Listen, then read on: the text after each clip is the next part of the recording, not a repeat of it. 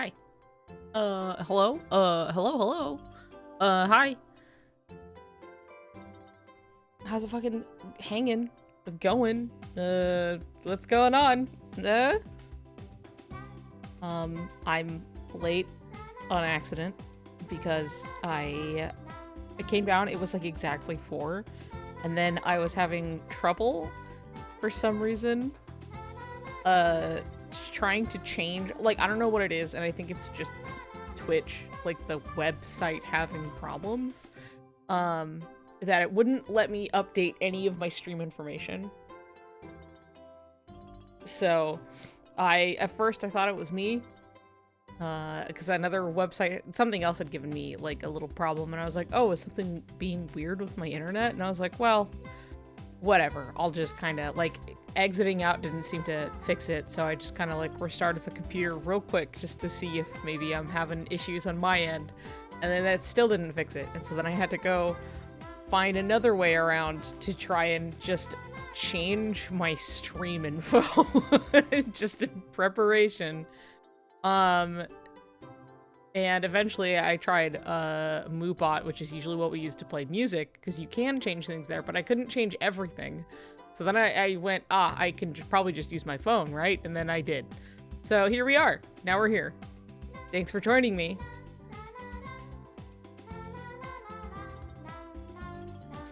I should start the game. Hold on.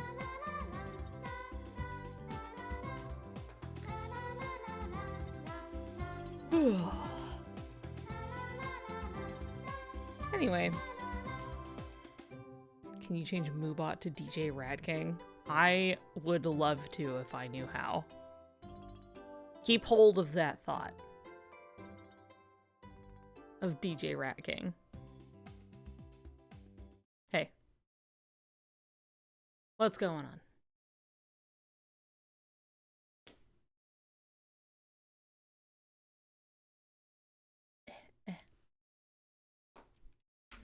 Anyway, we're playing more KH3 because why not? You know, stuffed pepper soup. That sounds awesome. That sounds delicious. We're going to have a big roast for dinner tonight. It is currently roasting.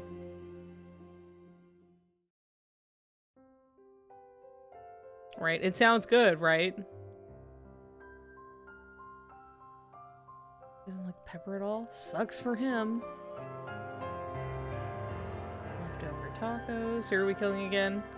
So, we're fighting Sayax, because last time we held a poll to see who we were gonna fight next, just to be prepared. And, Sayax won overwhelmingly, actually. Where usually we, tie, like every time. There's 2 fuckers that tie and I just have to choose, so.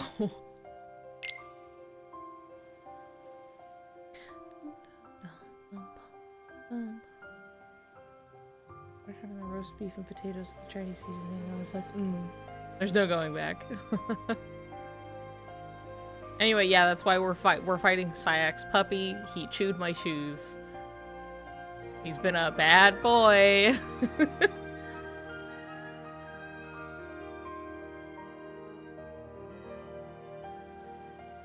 Just the most white boy thing ever about him. Okay, I have a small aside. So, yesterday... Here, I'm gonna try this down just a little bit. Just a smidge. So yesterday, I tried out a new place that I've been waiting to open up called Curry Pizza House. In, like, all cap, Curry Pizza House. And I was like, well, fuck yeah, Curry Pizza House. Let's see what you're all about. And, found out that it was open, finally. Was looking at the menu, everything's looking great, and it's a lot of, like, it's just like, oh, cool, like, Indian, like, I guess fusion, if you want to call it, but it's mostly like, okay, cool, we have, like, chicken tikka masala, but, like, it's pizza kind of thing. Like, we have these flavors and other things, but it's on pizza, and I was like, okay, let's go. So we go yesterday, and the thing is, it was all pretty good. The only thing is, like, I was surprised for as much as they're like, it's spicy. There's spice, you know, because it's just very heavy with spices. And not even like, ooh, spicy hot, which, though it can't be, obviously. But, like, it was just like, oh, don't worry, it's spiced. And we were like, let's fucking go. And then we get it. And then it was so, like, not spiced in a way that, like, everything was made really well. And, like, it still tasted good, but it was so, like, where's all the flavor supposed to be? And I had to sit there and wonder, and I'm like, is it because we're super white and we came in and they toned it down for us? Because I hope that, like, I don't blame you, but, like, please. Please, I can handle it, I promise.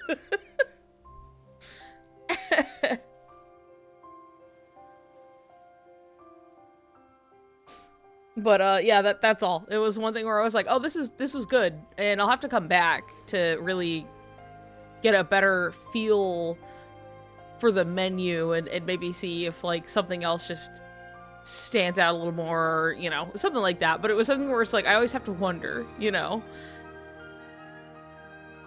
I don't care if I cry, give me spice.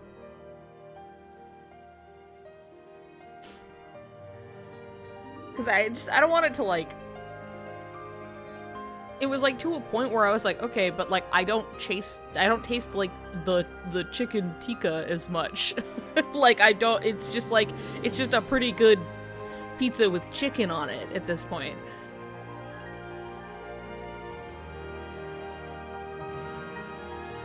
Also, yeah, bento burger is really fucking good, but I've sung its praises many a time on stream. His heart and his mind are made up. Believe in Sora.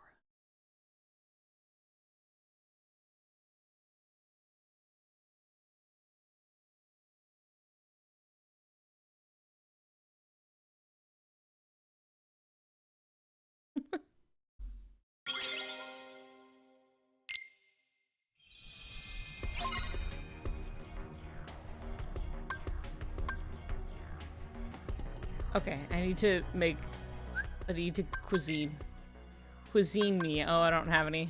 Oh shit, okay. That's fine, it's still better.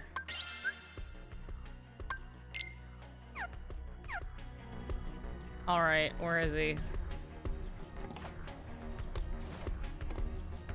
Cool. I think I still... Okay, never mind, I had to change it. And do I have my Koopa coin? I do. Wait. Just because I have my food on. I'm just gonna save really quick so I don't forget.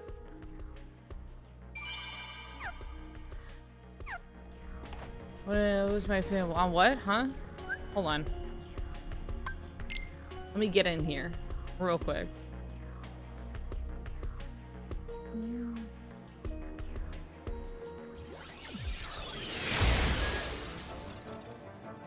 The moon exhilarates me. The moon Wow, alright. The moon exhilarates me. The moon shines down! Let me see. Oh, I see. That's fine.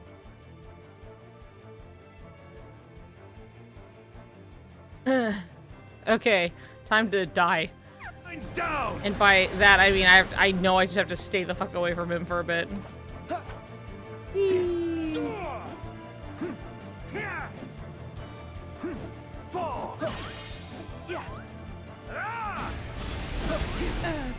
Okay, can't block that. Get away. Heal. No escape. Oh, okay. Okay, well, I can't block that. Okay, yeah, I really can't block that. I'm just stunned. I really can't block that one, guys.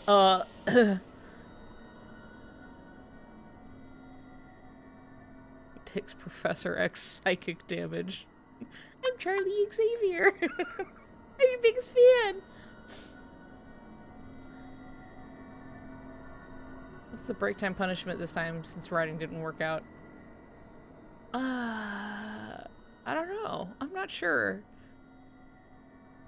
Maybe after an hour I just have to stop and I have to talk for a bit.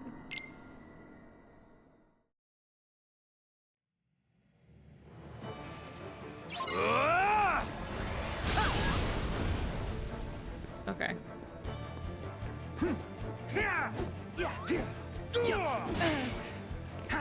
Get away! Okay, well, Oop.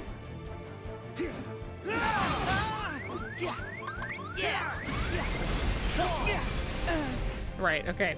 Yeah, cannot block any of that. New escape! Get away! Fall!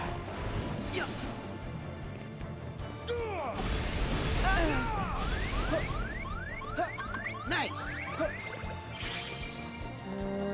Okay. Ah, okay. Back at you. Can I?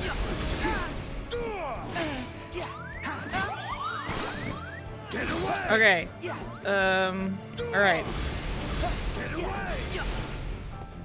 New escape!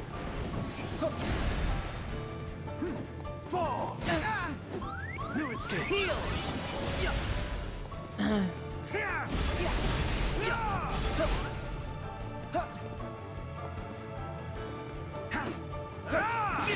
I didn't actually need to dodge. I call on the moon's pale light. Are you? Okay. All right. So now you're berserk. Never mind. That's fine. Before, because he like immediately started, so I was like, okay, so the meter's like going down, so your berserk is running out, and it's like, no, no, I misunderstood.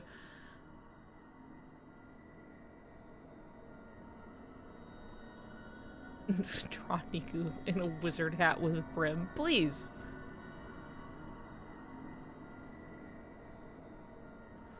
I'm gonna draw a single tiny Edwin for each lost. Oh, yeah. My contractually obligated Edwin. The moon shines down!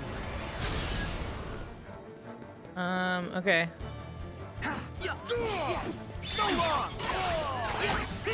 Got it. New escape! Back off. Okay. New escape! Get away! Okay. New escape! New escape! Okay. My bad. Nice. Fuck. Because, like, I noticed there were a few times where, like, he would do something, and then he was just left standing there, so I was like, okay, I can get in there then. Gay Kingdom Hearts wizard, and also Sans. Sans, the wizard. Alright. You're through. Yeah. Back off. Fuck, fuck. No, no!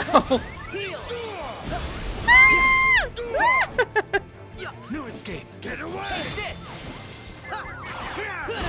Oh, okay. No! Get away! No, that's when I want. Please! New escape!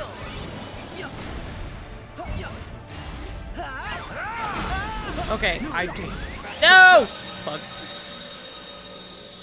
No blocking, only dodging. I know, the organization's manager. He really is just like the middle manager. The moon shines down! Okay. Oops. Fuck. New escape! Get away! Heal. No, no. No! No!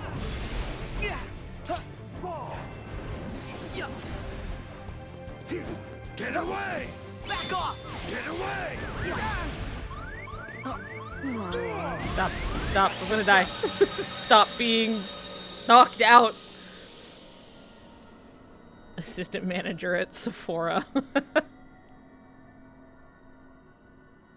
Yeah, making the organization's manager full of repressed rage feels suitable in retrospect. Uh-huh. Equip stun protection gear because he can stun your ass. As you've learned. This is true. Oh. Mm-hmm.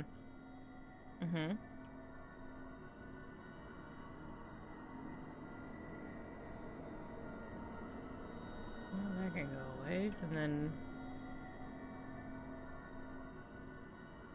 Nope. Well, let this happen now.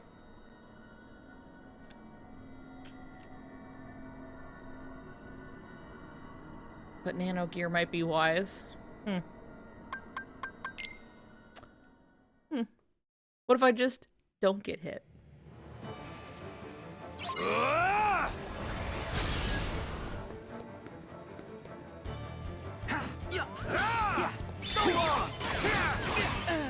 Excuse me.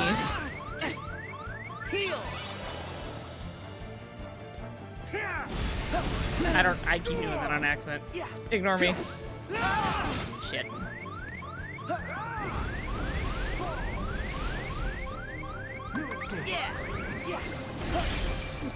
New escape! Get away! Take this! New escape! Nope, nope. Get away! Nice! Yeah, after that, he's really, like, stunned for a moment, so... Over here! You're through! There we go. New escape!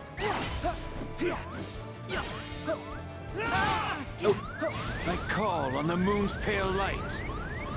Okay, boy. Alright.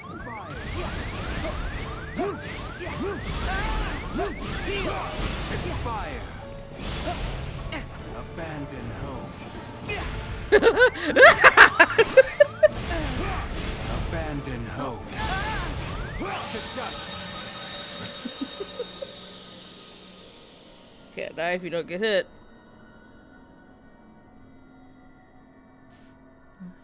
Yes, audience of therapy. I had to communicate clearly with this boyfriend, ex-husband, ex-husband, ex/husband.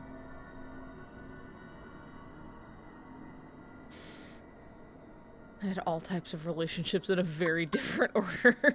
It's true. Whoop. The moon shines down! Alright.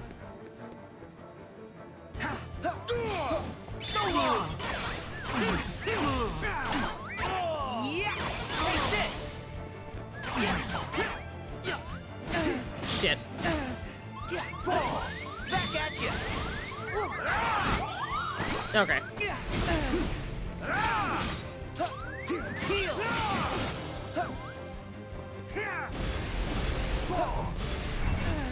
Damn it. Get away! Nope. Fall back to dust. Back to dust. You can only get the stun protection master medal through the flash tracer course in San Fran. I think I have it. Hold on. Let me see.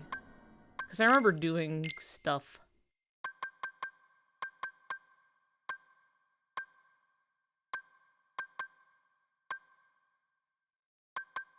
Where would that be? It's not going to be here. It's going to be in accessories, right? Blizzard Siphon. Oh, Master Fire. Blizzard Arrow. No.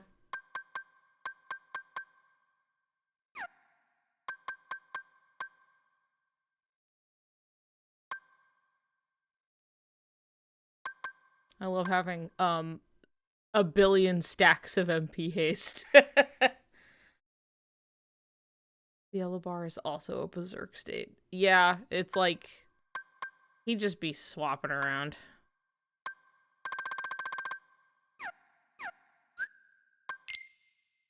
We're learning. We're going in. I'm learning. It's fine.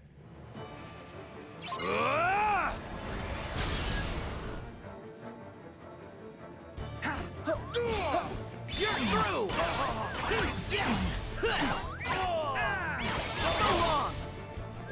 No escape.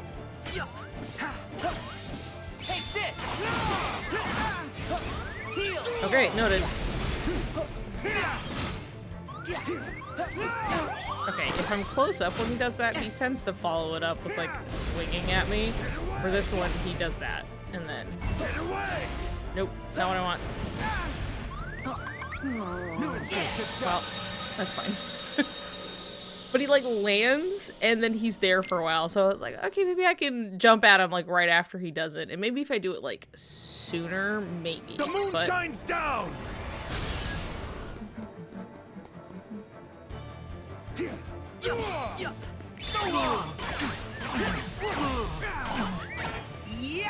Back off! No escape. Fall. Heal! Who's shooting at us? Oh, hello, hi, welcome. No escape. Right. No.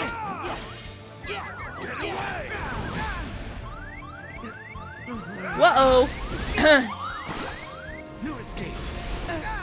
Hi, hello, welcome. I'm fighting. I'm doing the data battles on crit. You're through! You. I call on the moon's pale light. This fight is over. It may be. It probably is. All right. Hey, how's it going? Welcome, welcome to me dying. I'm gonna be dying a lot. It's just a lot of learning, you know. Kingdom Hearts always in the background of data fights? No. It's like specific for Syax, so that's how it is. And what are you gonna do? Not die? That's silly. That said, this is not like my first rodeo by any means, but you know. Die or you die, dude. You die or you die.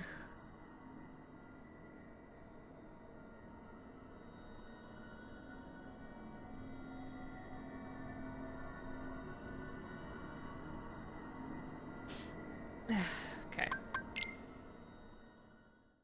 Werewolf, a berserker. He needs the power of the moon. So long!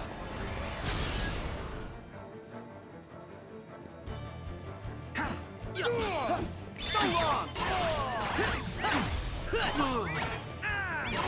this! If I just let him... Shit. Get away! Damn. Heal! Get away! Okay. And then he... No escape. Nice! Oops. My bad. My bad. No, my bad. Yeah! See, that one he waited forever afterwards. Yeah!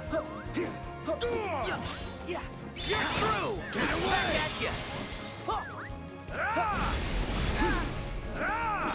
I call Oh my god. on the moon's Okay, pale well, light. let me, real quick, Fight is over. pop a push. Break. Oh my god, okay. Okay. Oh my god. It's over. Break. Oh boy. Oh my god. Can I live one? Oh. I just wouldn't, he wouldn't fucking use his potion. I blame that one on Sora, not me, because I definitely pressed X like 3 fucking times. Shame that Roxas can't be here to single-handedly, yeah. Too bad we don't have Roxas or Peter Pan to just take care of him. The moon shines down. Okay. Yeah. So long. Yeah. So long.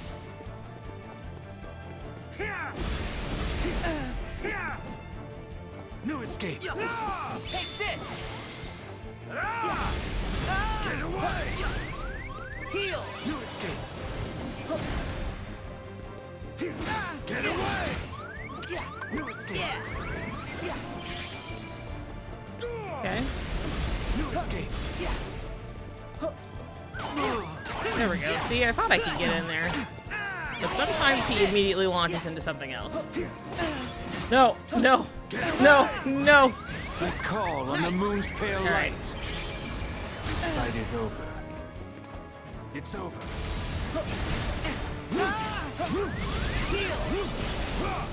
Abandon hope. Oh my It's fucking over. god. It's over. Okay, and then, right, and then he... Abandon hope. Holy shit. Break. Nice. No. Expire.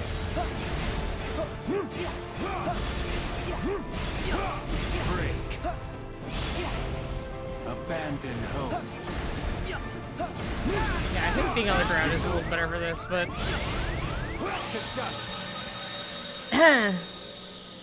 Peter Pan not being here is really devastating. Yeah, Syax's, like, undoing seems to keep being just wily little guys. You know what I mean? Whether it's Roxas or Peter Pan.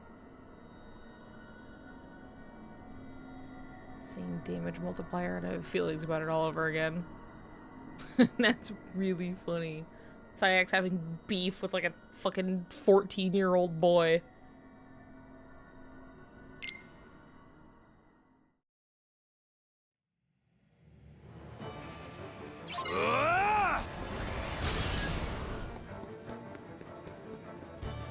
You're through. Yeah. It's over. New escape.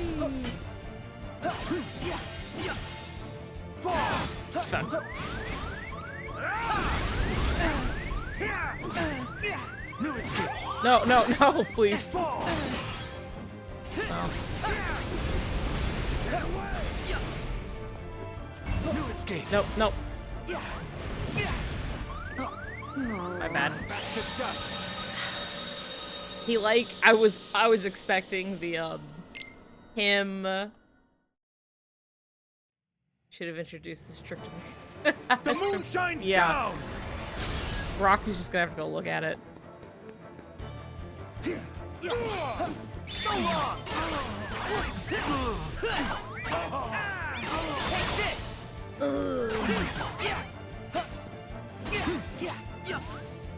Get away. Back at you.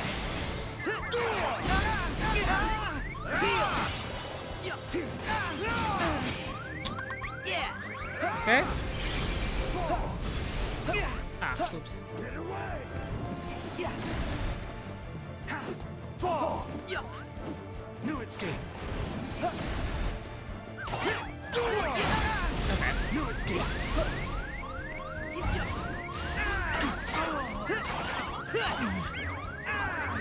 Okay. I call on the moon's Fine. pale light. Nice. This fight is over. Prince of the Pale Moonlight. Abandon And hope. then he, okay, yeah. Abandon hope. Abandon hope. Break. Expire. Okay, okay.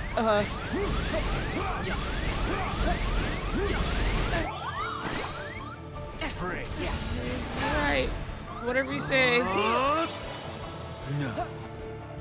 Abandon hope. Are you done yet? Come on, man. Expire. Damn it. I should have done it after I dodged the first one. I might have had enough time before that second wave came in. Do you have to hit him when he recharges that meter? I don't think, because usually when he's this fight is a lot, and it scares me so much that there are people who do no hit runs. It's okay, no hit runs are really, honest to God, it's just a lot of practice. That's all it really is. Like, anything is just a pattern at the end of the day, right? And you practice it enough and you can do no hit runs. So all it really goes to show is that, like, people practiced the shit out of it. Coming into this, and I don't know which way, like, I don't know, like, can I block this? Do I have to dodge this? Can I attack them after this? Is this an opening? If I block this and I counter, can I actually reach them? Which some moves I cannot, right? And then sometimes it's like, there's an opening, but he's really far away. Like, do I have the time to get there and do something, or do I have to keep close? I think staying on the ground is the better bet of this. I remember in casual play, you know, it's so easy to just fly away from things. I could always just bring out Ariel too. Oh shit. No! Ariel, my very best friend, while he's berserking, just to see if I can, like, live past it. Just see what fucking happens. You know what I mean? I think that would be very funny. So we're gonna find out. Assuming, of course, I have magic at the time. It's over.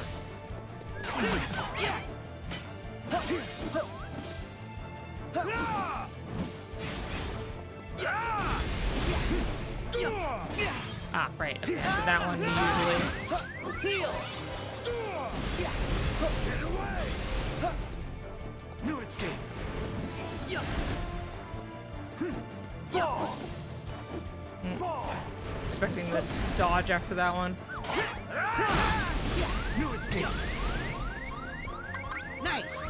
Okay, see, and then that one he's open. So long. I call on the moon's pale light. See, I can't fucking Fight do is anything. He's over. like that. Break. And then he.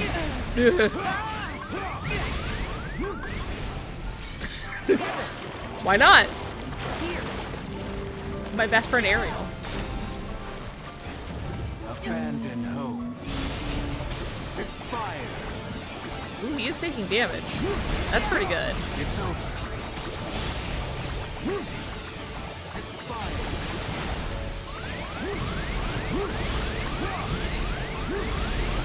It's not like, wow, is it making this fight a breeze or anything, but it is doing something versus nothing.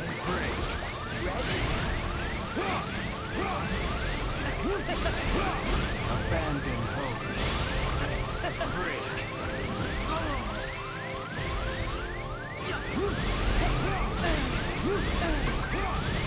Can I please? Okay, that's fine. It's over. Okay, this I can just stay up here for. Are you? Ooh boy. Please. God damn it. His berserk meter had run out too. A finny fun time. And we love a finny fun time. Okay, well that lasted through like most of it. Oh, I love them. Me too. I love the summons so much. And I can't wait to see more. Because there's no way that they wouldn't, right? But I'm so curious as to, like, who, like, what would they pull from? Because obviously, like, a lot of these summons are kind of like, I just don't think they would do the exact same again, even if I love Ariel. I'd be so curious as to, like, who they would pull, right? And if it were particularly, like, what if we got a Jack summon? Wouldn't that be fun? I mean, we already have Stitch here, so I feel like we wouldn't maybe get a repeat if they wanted to try new things. Not that I'd be against any repeats. But there are so many that, like, aren't summons that could be, that I would be really curious about. Yeah, would love to have Tron. That would be so cool. I would... It's not against the rules. Ooh, Elsa would be... That'd be really cool. Not against the rules to have a summon for a character you've never met. It just always feels odd when it is. Chicken Little was a bit of an outlier simply because it was like a promotional thing. Wreck-It Ralph is like obviously indicative of future use in a way that's like, okay, we got Wreck-It Ralph and then we're like, we're probably gonna see more of this soon, and then we did. And then we got Wreck-It Ralph in Cucks. I don't know about Pooh. One of the unspoken rules in KH's Winnie the Pooh's world never interacts with combat. Okay, yeah, I was about to bring up, there is a Bambi summon, and it's not about combat. Bambi just heals you or gives you magic, you know, and just prances around and is so sweet. So, like, I would expect if there were ever to be a Pooh summon, it would be something like that. It wouldn't be anything to do with combat. It would be silly and fun and maybe healing or something, or it just gets everybody stuck in honey, you know. Something like that. Like, you can do something with that. Because also consider, like, we have 2 different Winnie the Pooh Keyblades, so, like, that's not off of the table or anything.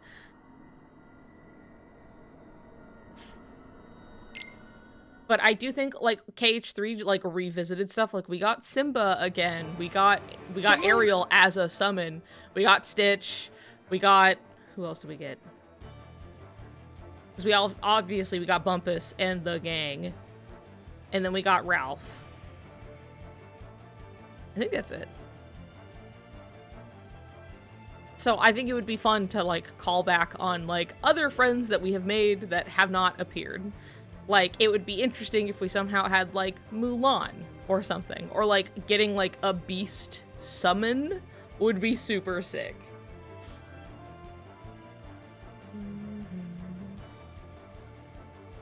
What if we summoned Monstro?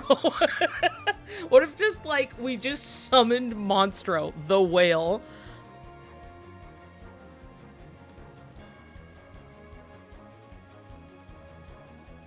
Shines down! Okay, hold on. You're through! Baymax would be So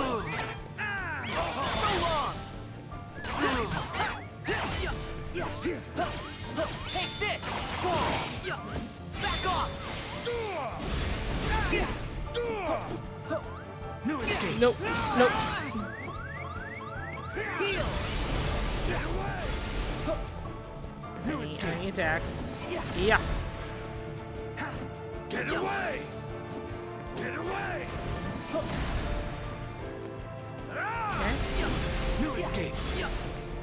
And then he's open. I call on the moon's pale light. This fight is over. I don't have any fucking magic. Shit.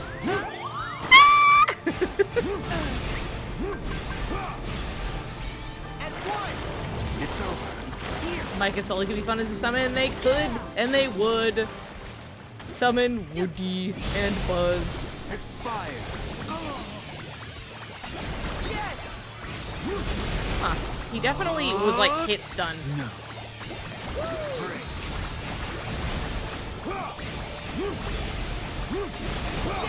Abandon hope. Abandon hope. Okay, we can hit him out of the abandoned hope thing where he throws all of his keyblades. Keyblades. He throws all of his shit. Very interesting. Ow, ow, ow, ow. Ooh,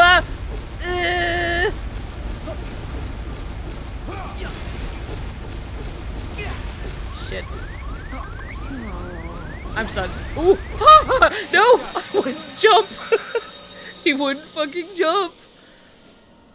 Maybe even ones for movies we haven't gotten yet. Kind of like Bambi's and Chicken Little. So that's what I was saying, where it's just like, it's not off the table for characters we haven't met yet, but I do like the idea of like exploring like characters we have met. Who could we see? Like, what if like we got a Quasimodo summon? You know what I mean? Like, it could be anybody. And it's like, there are so many things that like we just haven't explored with characters we've already met. That would be like really interesting. Hercules summon, I would cry. That would be so sweet. Because it's like, we got Ariel as a summon, you know, like we got to revisit Simba Neku summon. That'd be pretty cute. That'd be fun. Will we finally get to like summon, what was it? Was it Ifrit or was it Bahamut? That was like, there was a listed, like, summon in KH3 that was going to be like, oh, it's a Final Fantasy summon, which would have been a really cool idea, and then it got scrapped. And so I think that would be really interesting if we got to bring that back in some way, even if we just got, like, one. Summoning Auron. That'd be really cool. But that's because I like Auron, so... Was it Bahamut? I think so. That was my first inclination, but I was like, what if it was Ifrit? Ifrit! But there's just so many, there's so many options, you know? Any person we've had in our party is totally viable, but even then, people who haven't been in our party are totally viable.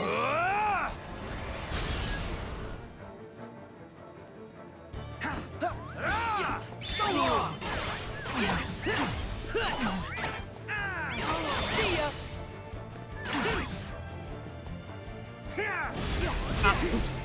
I, like, still expected him to do his little swingy. Stop. Get away! Ah. Okay.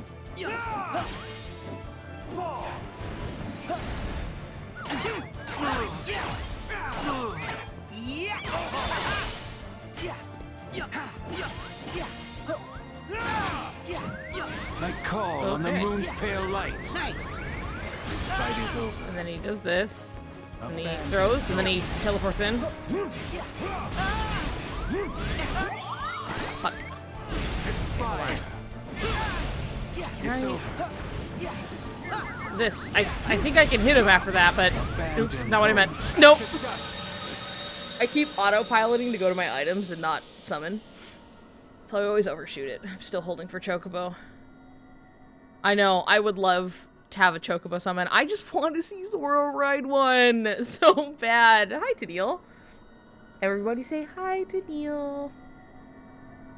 If Zoro has a little Chocobo charm, there's a chance. It's true. We're in a whole different world now. Yeah, I just started him, and then I'm kind of just, you know, just eating shit a little bit. Figuring it out. We're feeling the fight out. Trying to figure out when I can attack and when I can't, etc., etc. But we're currently discussing, because it came up with new summons, because I love the summons, and summoning Ariel, our best friend. And just discussing, like, wow, you know, so much is on the table, but, like, I think it's fun to think about, like, characters we have met being a summon, where in the same vein that we have gotten Ariel as a summon, and we have gotten Simba as a summon, Llama Cusco. I just want to meet Cusco, though. Can we just do that part first? Like, I'd be so sad if, like, I wouldn't be sad, like, I would still be excited that if we got, like, a Cusco summon, but, like, I would love to just do anything in Emperor's New Groove.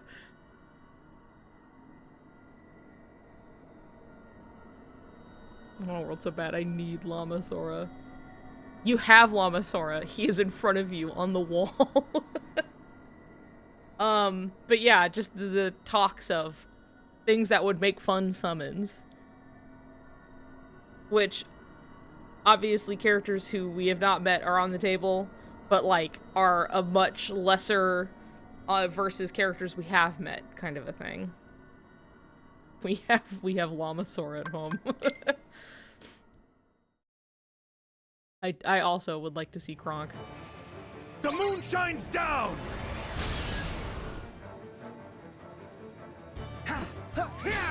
You're through! So long! Fall! Take this! No escape. Fall! Okay. No escape. Oh, no. Here we go! I didn't know if he was gonna just be open. No escape.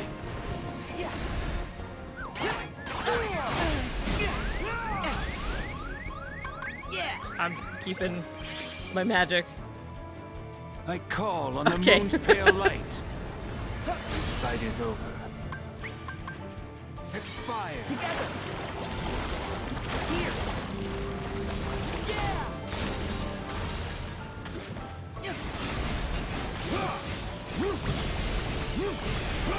Expire. Abandon hope. Abandon hope.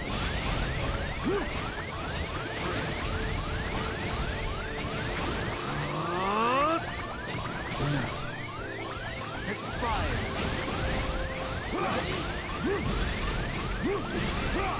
Break. Abandon hope. I'm gonna come out of this thing and I'm gonna eat shit. Yeah, there it is.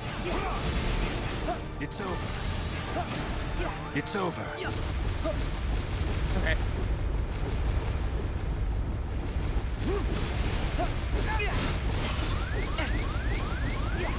No.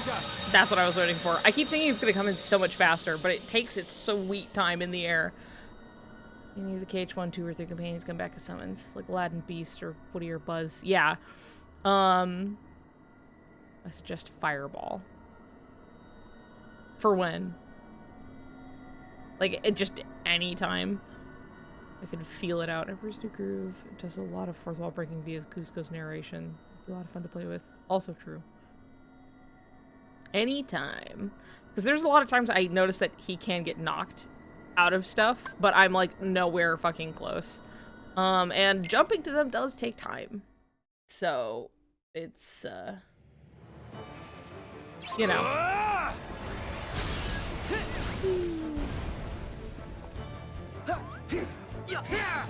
So long! Yeah! Back off!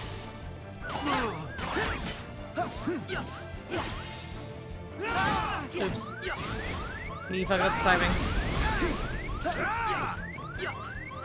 Fuck. Get away!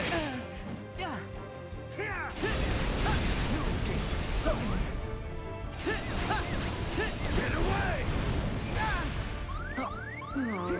Fall! Back to dust! I'll figure it out. I did knock him out of, I'm pretty sure when he was doing the big triple blast, the triple baka that he does. The moon shines down! All right. You're through! It's over! No escape.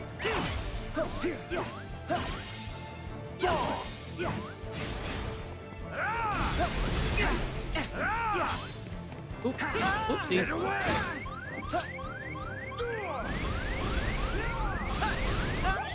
Damn it. I just, that was me missing. Fall! No escape. Nope. A lot of it is, a lot of it is just me testing to be like, can I hit him after this?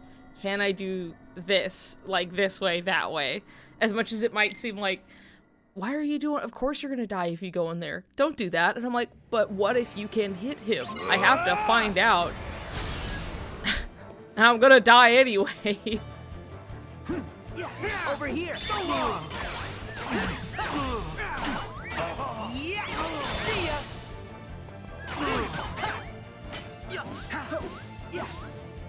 Get away! Oops. And then... Nope. Okay.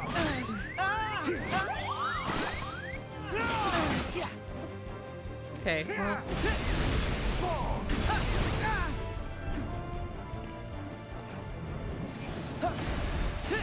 No escape! Fall!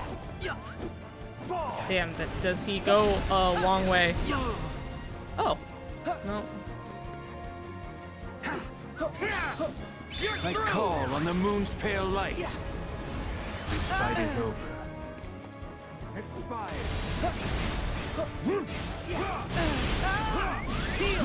Expired. It's over. Back to dust. I'm really curious what the party composition is going to be like in KH3. I'm guessing Donald Goofy for the Disney World, but what about in Quadratum? No idea.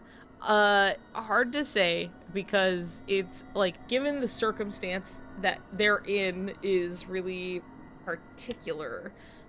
There's nothing saying that they can't shake up the formula a little bit of what there is. Like, Donald and Goofy are definitely going to be involved in some way. We saw them in the trailer, and Nomura said that was with purpose, so we knew that this is still very much a part of Kingdom Hearts, you know, not going away or anything. But I think that there's room for, like, you know, main party composition to be anything different. While still having them, like, show up later.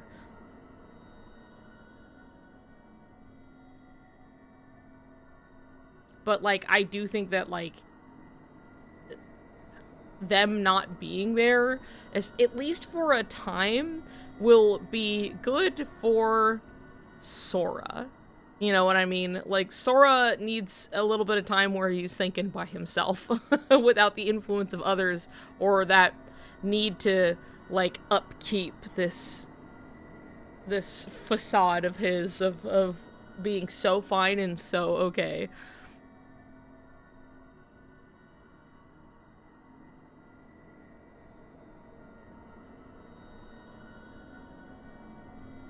So, who knows? Who knows if we're just gonna have Donald and Goofy. He needs that time to think alone so bad. The moon shines down!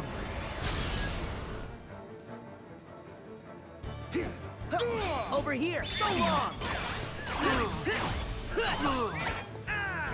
It's over. I'll just let you...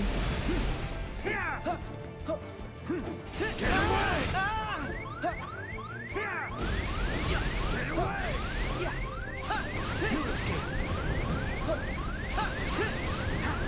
Fall! I forget that he goes really far with that. You escape! There's that's one I can hit him, but... You're through. I call on the moon's pale light. This fight is over. It's over.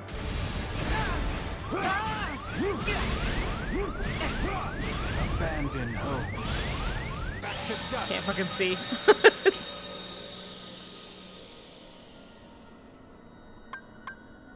Thinking alone without having to save the universe for like a day. I don't think he's gonna get too much rest.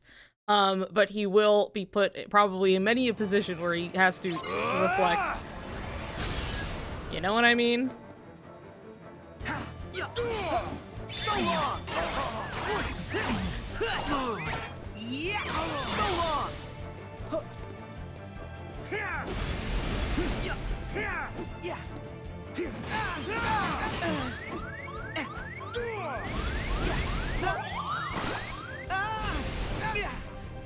No escape. No escape. Fall! God damn it. No escape. Heal. Get away!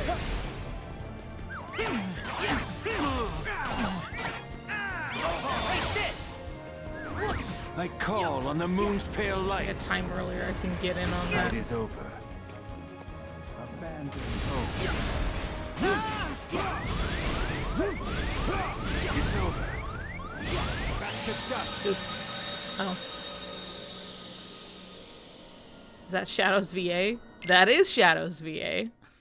It's the same man. The moon shines down! You're through! So excited for Strelitzia. I am also so excited for Strelitzia. Also, yes, Shadow the Hedgehog. Fuck.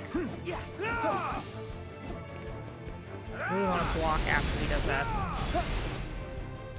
Fall! He... Get away! Fall! Oh,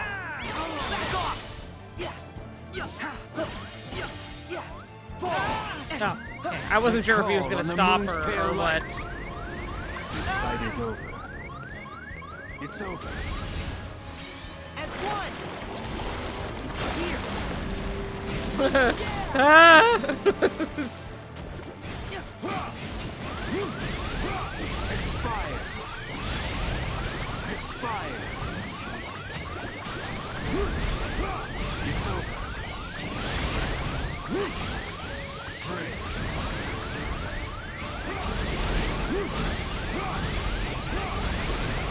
Abandon hope. Ready? Expire.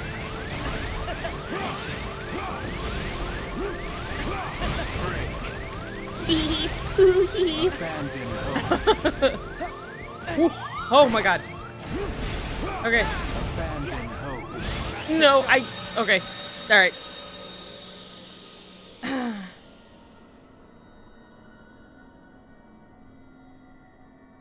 I mean, that doesn't have to be the answer that I use there, but there's a lot going on, and it's a lot to have to learn suddenly that I have to...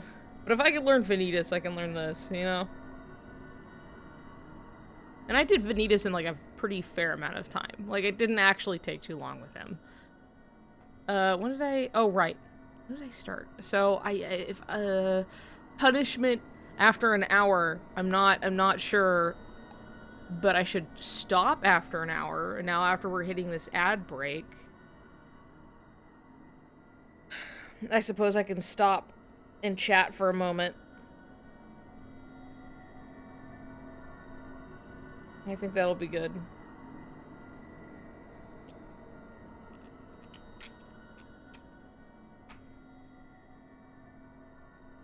But I don't actually know what time it was when I started. Fuck you and fuck your summons. Pop out and he kills me anyway.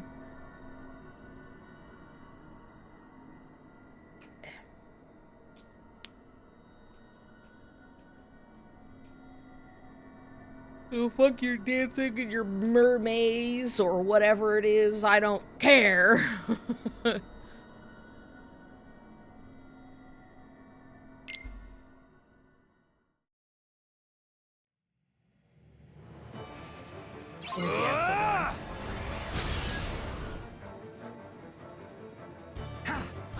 Over here. So long.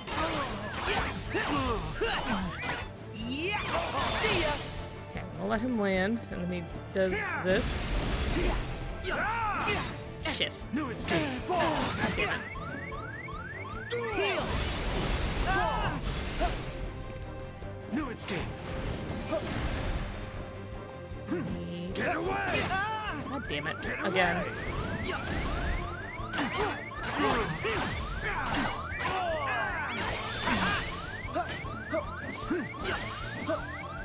Get away! I call on the moon's pale light. This fight is over. Break. Break.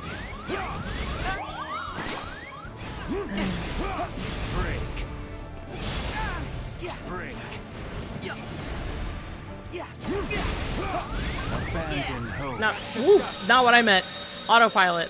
I was like, you know I am gonna summon Ariel, and then I just did the typical tap tap boop.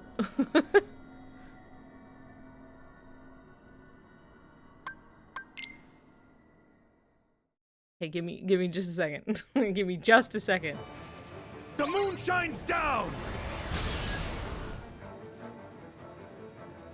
You're through! Yeah! See ya! Okay. I keep meaning to block that.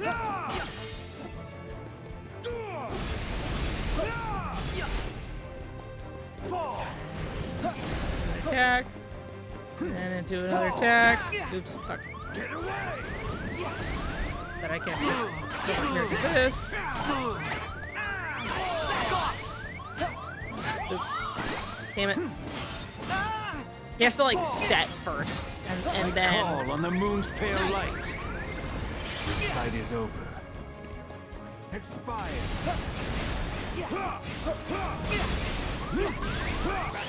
I did that. God damn it. This time too, I was like links, and then I still like double tapped up. Muscle memory. One hell of a drug, you know?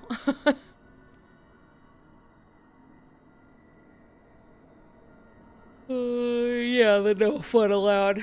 He's like, and that little half squat that he's doing from like that Sonic comic.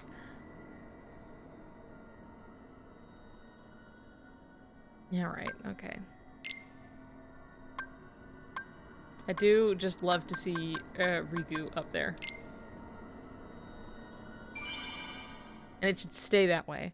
Okay, I guess I'm going to take my break. Okay, I'm taking my punishment break.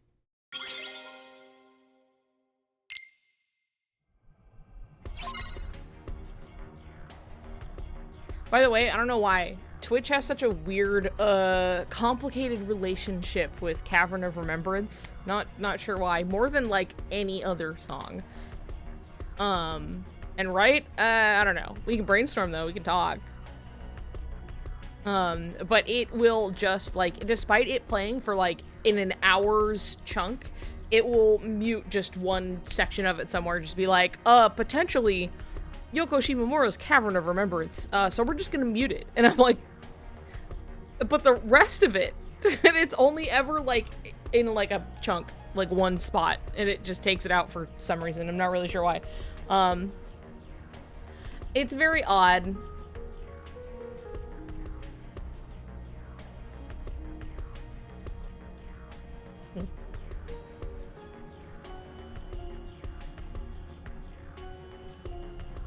Boy, Twitch sure is having some problems on its, like, website. Like, everything had crashed over there. I couldn't even see, like, anything. I couldn't see chat. I couldn't see, like... It'll tell me, like, since last ad, so I'll get, like, an idea of, like, oh, when an ad is coming up. Because it always happens at, like, an hour or so. And there was nothing. It was just a black screen. Very strange today. Having some issues, I guess. Twitch is handled by Syax. Yeah. And he hates gamers, so, like... KH4 and the KH3 secret ending all fucking day. Have you now? I'm thinking about that shit, like, every day of my life.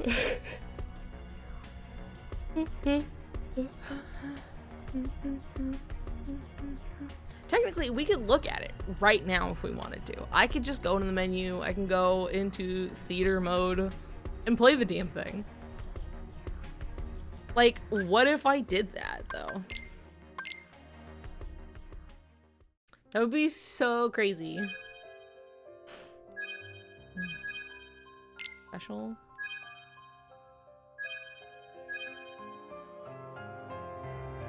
Memory archive? Oh, is this the, Right. Yeah.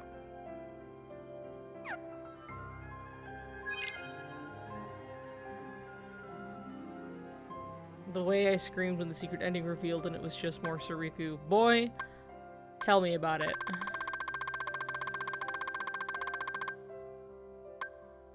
Episode Riku. I think there's gonna be more where that came from.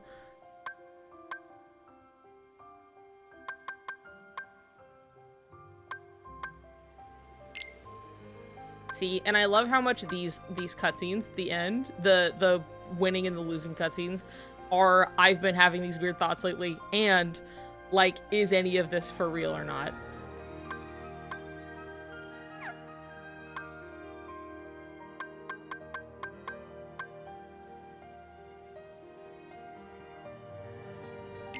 Anyway, Yozora. Boy, I remember the day that this was released, and just the reveal of going like, okay, secret movie, like it finally got patched into the game, and going in and it was just titled Yozora, and having no fucking clue what that was going to mean. Like, consider living in a world for a moment where we did not know Yozora was a real guy that we could do anything with.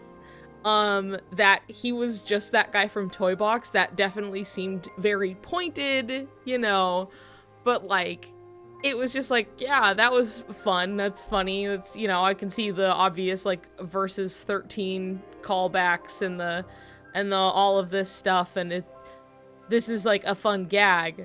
That'd be cool if we did something with that or whatever. And then it was just like titled Yozora, and to be like, oh my god, it's actually something. Just wild to sit there and see that for the first time.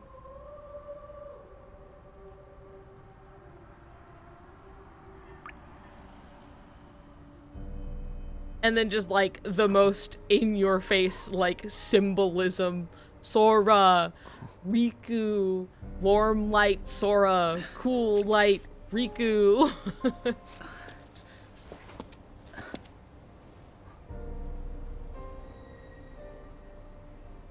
Riku puddle. Wet fingies.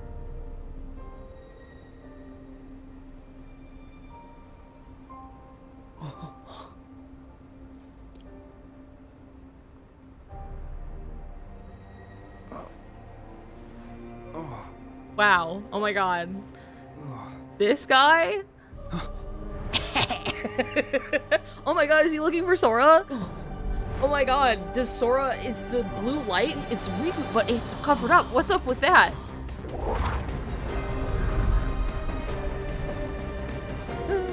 Wait, one of my favorite birds.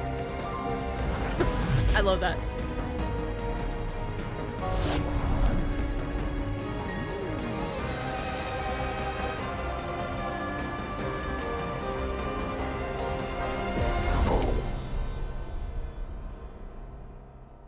The secret movies were exciting and intriguing, but this one hits in such a way. It's true.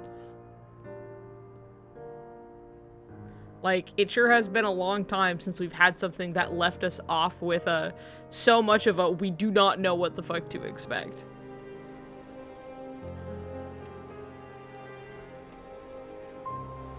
This never gets any less hype watching you react. Well, because it's sick as hell and it's never stopped. Anyone else notice how similar this music is to KH3's? Yes, absolutely. I know. Oh. Oh my god.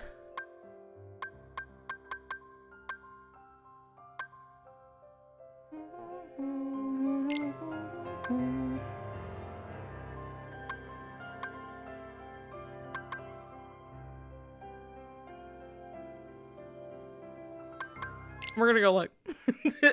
I love this cutscene. And I love the music.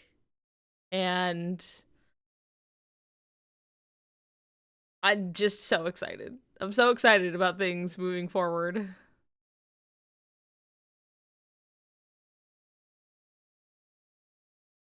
Yet another side. Another story. You could say that. Look at him! Oh my god.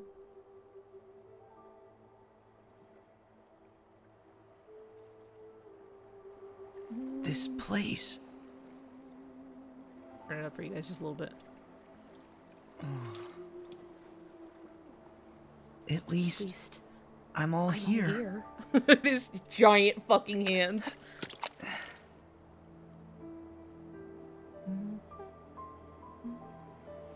Hey! Is anyone out there?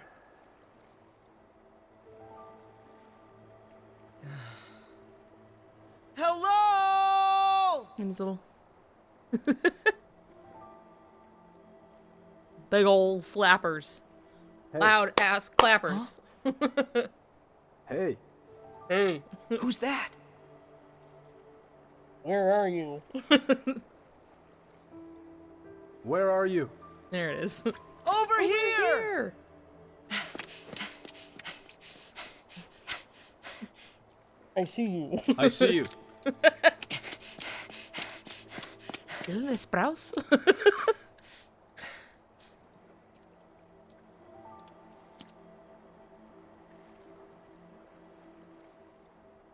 Hey, aren't you? You know me? Dobby. Yeah, you're Yozora, right? Right? How do you know that? Who are you? I'm Sora. And actually, there's something I have to ask you. Sora? You're Sora? Huh?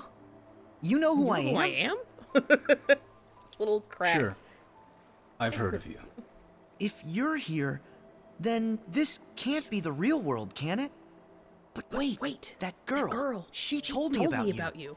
Maybe you are real after all. Are you done? You done? No, this isn't the real world, and I am here. But this isn't what I really look like. Put my hand How'd up. you recognize me as Yozora? Huh? Huh? Why are you using Sora's name? Because I am Sora. If you are who you say, and it was fate that brought us here, then my path is clear. What?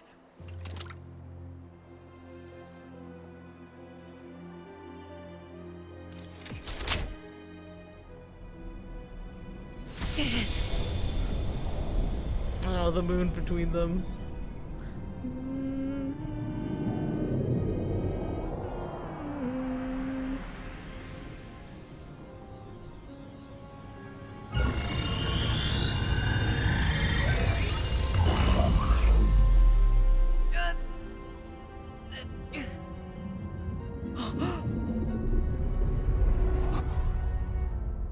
Hey, wait! I accidentally wandered into this place. Is that the first time you noticed the went through fist some clench? trials. Wow. Then, Not wow you, just I like was told to crazy. save It's almost Sora. like he's really like Riku. Huh? Then what's with the The weapon? weapon. Time to end this. Dun, dun, dun, dun, dun. Dun, dun, dun, dun, dun, dun, dun, dun, dun. Why is he attacking him? I've been having these weird thoughts lately. Like, is any of this for real or not?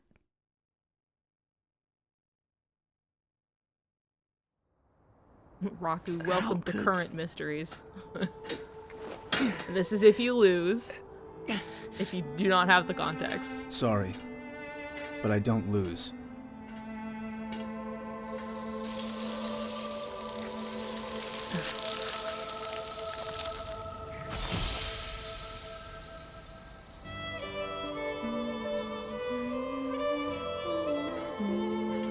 Honey. Little gentle touch of his knee to the I will save you. will save you.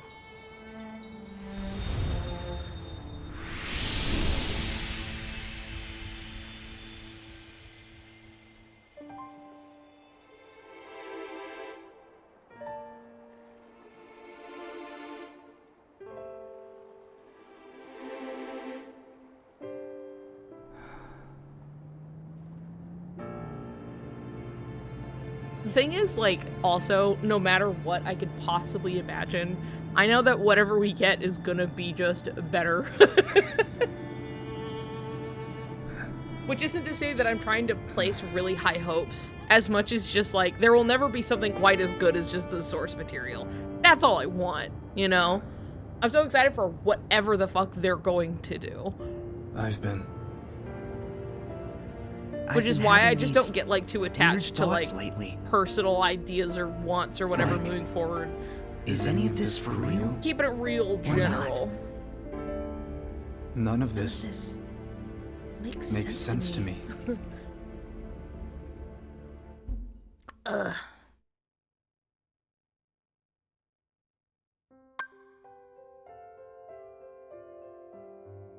I know, you sure do see the pores on his face.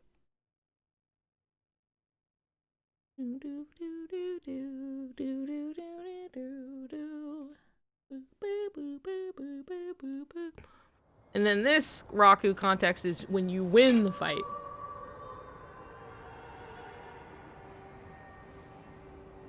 I guess that my powers aren't needed yet. What do you mean? Never mind. The soft smile he gives him fucking kills me. Like, why? It's so fond.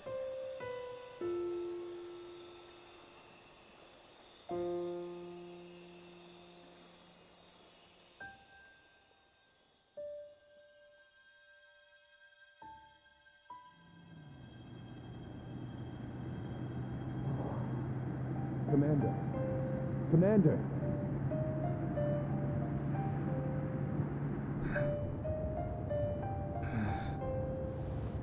Impressive, is it not?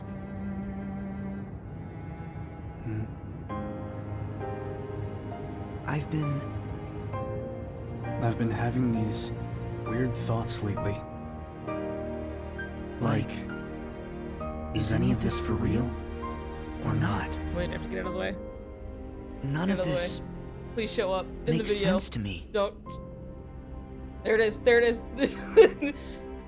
Dylan Esprouse? It'll never not be funny.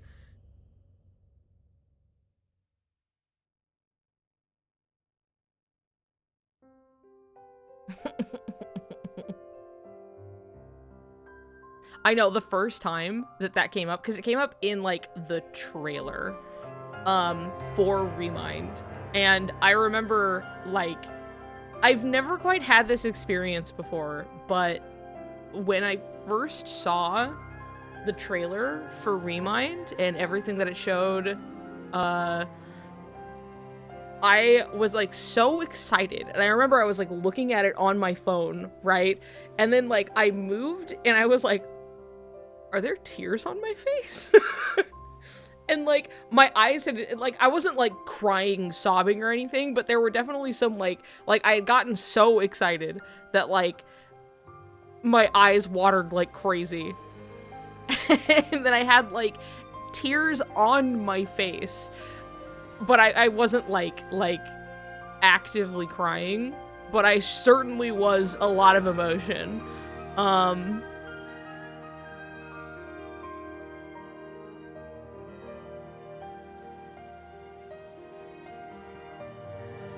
Didn't know that. You didn't know what? Not another KH fan. I'm like reading your name for the first time. Now, why is Yozora a fusion? Just excited to learn what this all means. I know. I'm just so excited to like have this fucking mystery unfold in front of me. You know? I can't wait. I am stoked out of my gourd about it. And now we already just have, like, Riku already left. He left to Quadratum, and now we're just, like, fucking waiting to see anything from that. We have the one trailer. And even then, it's old news. It's old news because it was in Unreal 4 and they're already working in Unreal 5. And Nomura was like, it looks a lot better, by the way. Like this, he's like, you probably won't see any other footage in the old engine. Like anything moving forward is going to be in Unreal Engine 5. Yeah, it was in the Remind trailer. Yeah, it was. And it was shown over, like, Yozora and Sora meeting in that nighttime final world. And then it, like, you know, it shows them, like, walking and stuff, and you're like, who the fuck is that? And then it's, like, the light as it kind of comes up and you, like, see Yozora, and they, like, have that line playing. And it was just, like... The fact that they're bringing it back, like, consider, dear chat, and I lovingly stroke your face. Ooh, ooh, boo, boo, boo. Consider them bringing back the KH2 lines. Ah! What the fuck? Sorry, one of my stands, like, just came apart. Suddenly. Oh. It's because Riku's so blue, that's why. See? It's like... Consider that there is blue there that you would otherwise be seeing if I didn't have my green screen on. My green-blue screen. Anyway.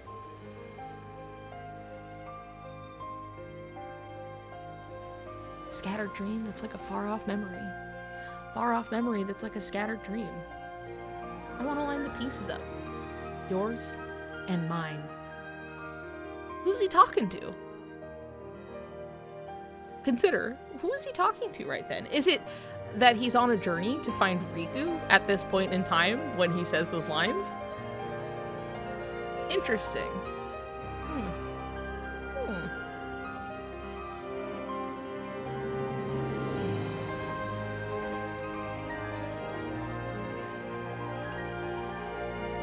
If Riku finally cries, it'll be Jover. It'll be so Jover.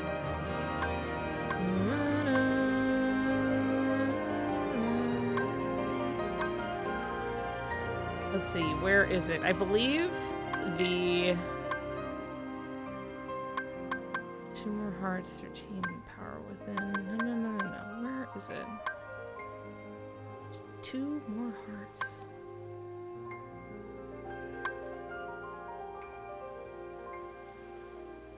Actually, I don't think that's it.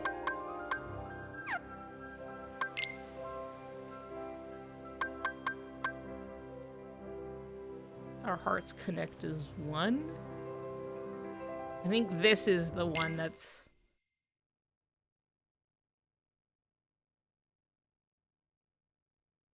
That's jumping to Riku's heart, I'm pretty sure. Literally the only people that would make sense is nominate or stay with me now. Riku. Bye, Raku. Spoiler time. You've seen worse spoilers than... like, everything. I'm going backwards from that point. This is. Can I jump forward? Next scene. Get me in there.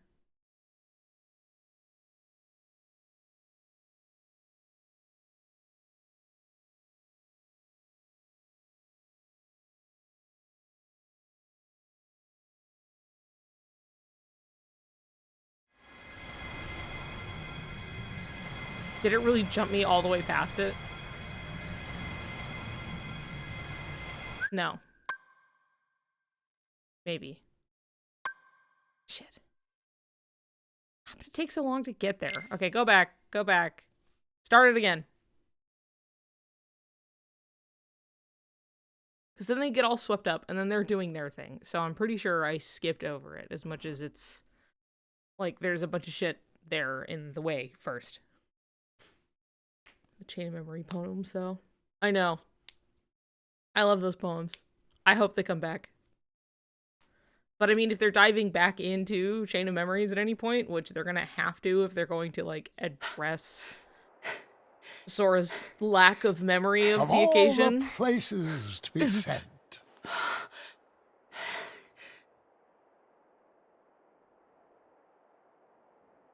Master Xehanort! Behold this town. Once a Voice seat actor. of power for all Keyblade wielders. Christopher It is Lloyd. the nexus I got it. I had to from think. which You all saw me. I had to worlds think for a spring. second. I really had to like flip through the cards. I told you, I'm not doing it on purpose. But I got there. It's still a vast improvement. Like, I knew it was gonna come up too, and I like couldn't even like think of it ahead of time before you asked. Here Like, I was like, and my oh, it's other probably gonna sons happen. Can be one. United in Scala Kylum. Serious, I can't fucking skip past any of this. I want to see one part.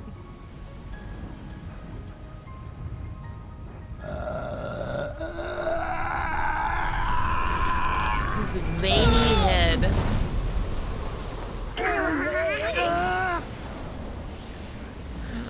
Please, I just want to see the one scene.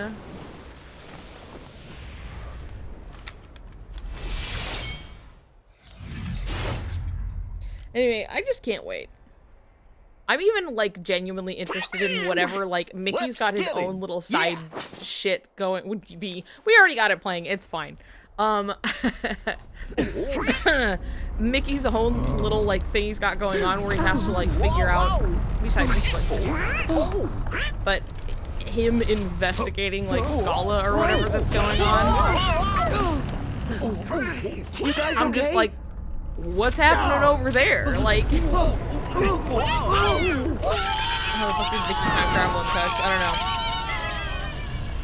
I still wonder how that's gonna be. Okay, here we are. We made it, by the way. This is the same scene. I managed to come back. But now what? At this rate, I'll run out of time to get Kyrie back. Just two more. Two more fragments. Wait. What if I can trace the hearts of two more guardians? But how? How? Everyone always told me to just follow my heart. But follow my heart. Where's his Hearts heart are going all to connected. lead him? Trace the connection. That's it. Easy.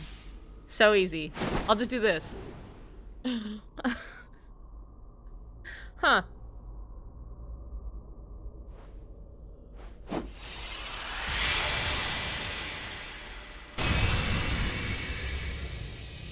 It's the peace that comes. Look at him, and then he just.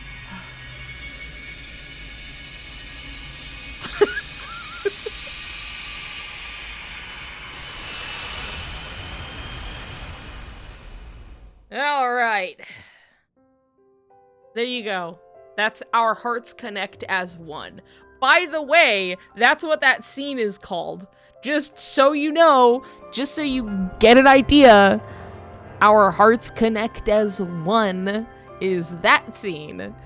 Ends there. Because I was like, if this continues, does it go to, and then like, it's all of them fighting, and is this in the same scene? No. Him jumping to Riku, that cutscene is called Our Hearts Connect as One. Isn't that so funny? That's not even like a group effort thing. That's just him and Riku. So effortless, didn't even need to make a portal or pathway or anything. Nope, he just jumped right to him.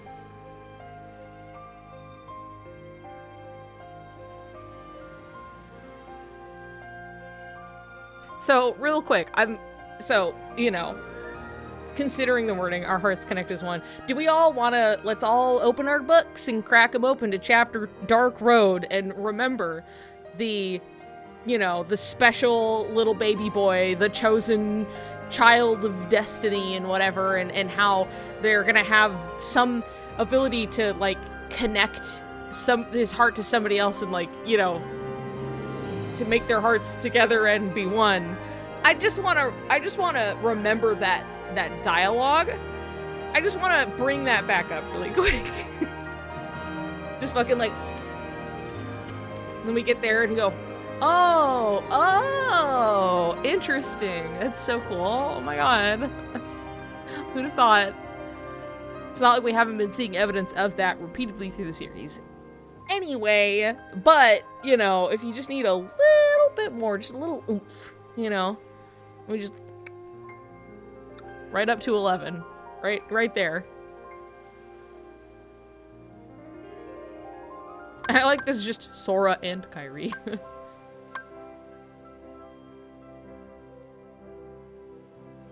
Wow, look how it was them this whole time. Like, see, imagine had you titled, like, the scene where you bring her back, where everybody's light comes together and they literally have an attack called One Heart, yada, yada, yada, and having that, you know, our hearts connect as one. This is connecting hearts. Is this when... What is this? I need some context. Hold on, let me find. Let me find out. Let me look. Let me find...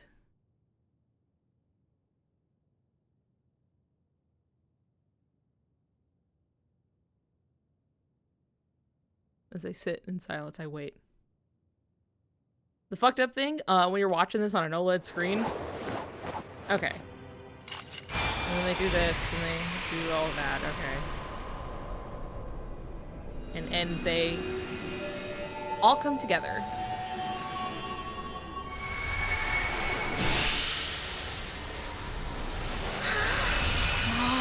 And Riku's right in the middle. With, like, all the star cluster and stuff. And they pop out, like, dream drop distance. Like, exactly. And then Riku, and he's special, and he's right there in the middle with all the fucking stars, and look at him! Look at him! Okay. Okay, get me out. So that makes sense. That makes sense that you would call it connecting hearts, right? But, like, it's literally just, like, this one is just... It's just Sora jumping to Riku. Our hearts connect as one? As one? It's not even the fucking Mickey scene and like, you know, and he's... What's the line? Whatever with the light and like, whatever, I can hear him say connected when he like, pew, you know, but I can't remember the whole fucking sentence. We're all in this together. Once we know we're all stars and we see...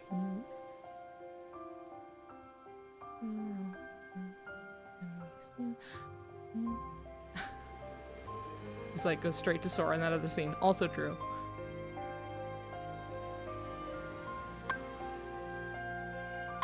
Because this one is Sora and Kairi. So this one, right, would be bringing her back.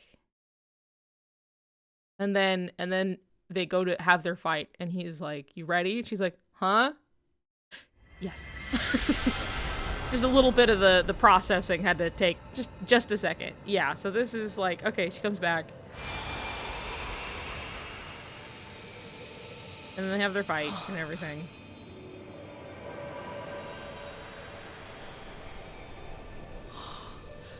Kairi!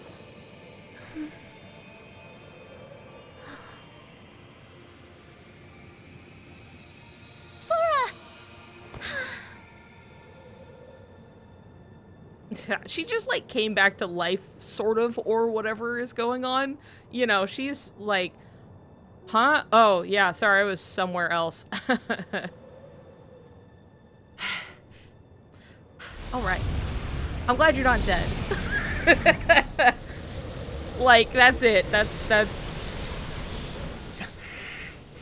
about what we get.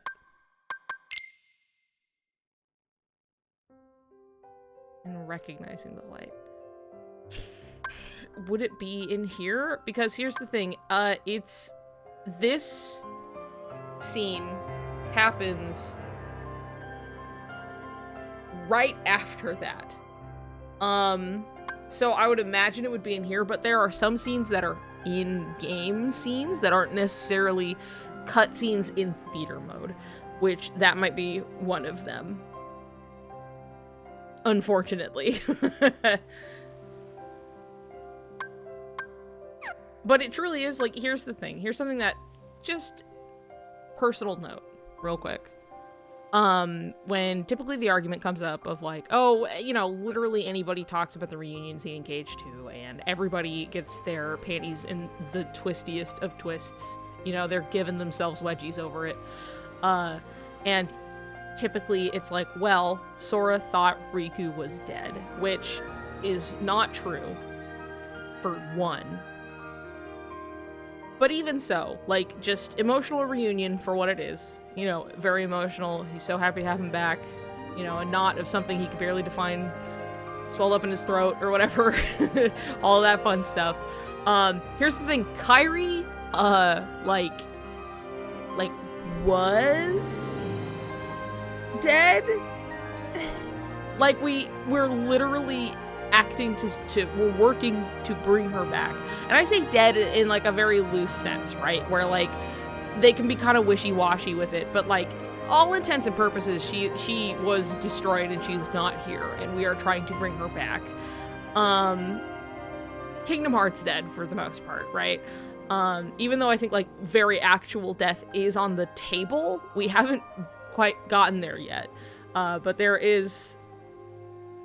Have you thought about comparing the KH2 reunion with the KH3 Kairi reunion? Here's the thing. Even if Sora thought Riku was dead and had that kind of reaction, sure. Kairi was very, literally, actually 100% dead, and all of this is in an effort to bring her back. And that's what we got, was like, they do have a nice hug, you know? And then he's like, That's it. That's all they get. They get to have a nice fight. In the novel, when they're doing their big special attack, when they're doing One Heart, there's kind of nothing there except for Sora thinking that Kairi's hand is kind of sweaty. And I'm not joking. I'm not even, like, exaggerating. That is quite literally what happens. And that's it. Like, you could have put anything. If you want it to be romantic, you could do literally anything else, but they never do those things because I don't think they're trying to actually have it be romantic. Like, you could still, like, read it as such. I'm not gonna say people can't, or they couldn't see somebody doing some special thing, just have fun even shipping something. I'm just saying, like, as far as intent goes, they have pretty purposefully seemingly swerved and avoided every turn and, like, closed every door that they could have taken to not do it for whatever reason. But if they're supposed to be in love, you'd think Sora would have a stronger reaction, throwing out comparing KH2 Kairi reunion, bringing in the KH2 Riku reunion, KH3 Kairi reunion. I think it's nice that he, like, hugs her properly this time. Yeah, I think so too. I think it's that. I mean, he is absolutely, like, 100% relieved that she's okay, and, like, he genuinely wants to save her. She is a dear friend. Like, he's going to do this because he doesn't want to wait.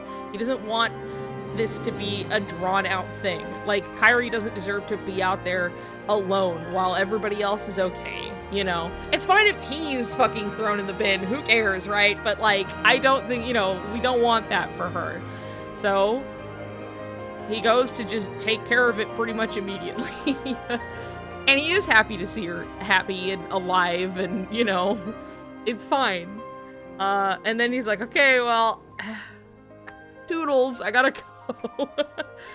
But anyway, as far as just, like, reactions go, like, he had a more emotional reaction to reuniting with Naminé than he has ever had with Kairi, in fact. It's like, you can see the difference and how, like, excited he is. And then, even then, within the novels, there's a very direct comparison between how he's, like, reuniting with Naminé and when he reunites with Riku, and it's, like, the same wording. But, and then they get to spend time together before he goes, and then, you know, and then he goes. But it's just something where it's like, I don't know. There was every opportunity. You know what I mean? There was absolutely every single chance to do something, and they didn't. I love Sokai platonically, the way their relationship struggles despite how much they care. Yeah, I mean, I think that there's something to be had there. I think there's also just value in the story of, like, you know, maybe Kairi has, you know, not maybe, like, Kairi definitely has feelings for Sora. And that just not working out, but, like, still very much caring about this person who's important to you. There is value in that. I am interested in a story like that. And that just being explored as something where in every other case, this would be taken for granted as, okay, boy and girl kiss and get together. And like, what if that just doesn't happen? What if it's just like, hey, you know, like, like, regardless of where that goes. You know what I mean? Like, here's the thing. I remember that tweet, but it's the whole, like, the complaint of, like, why can't guys just be friends these days? Well, it's like, well, I'm always saying that about guys and girls in media, except here's the thing. My problem actually happens. Why can't a guy and a girl just be friends? Ever. Can I have that, like, once, please? Just one fucking time? That'd be so cool. Why can't guys and girls just be friends nowadays? Jeez, sheesh. But I think that would be very interesting if they did.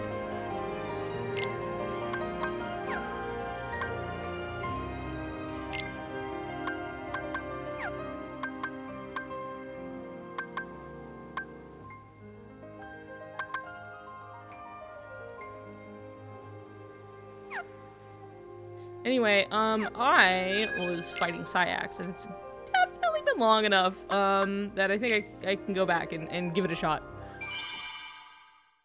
His heart and his mind are made up. I believe in Sora.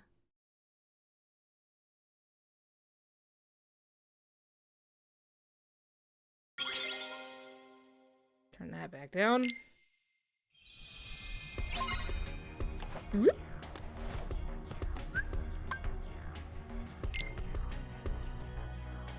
Coming here to die. Coming right back.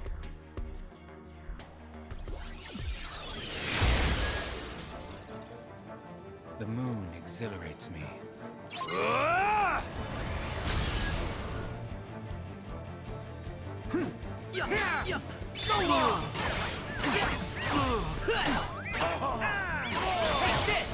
Okay.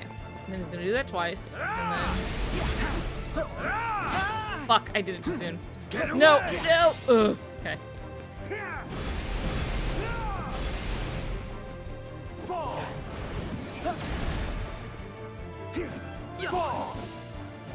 No escape.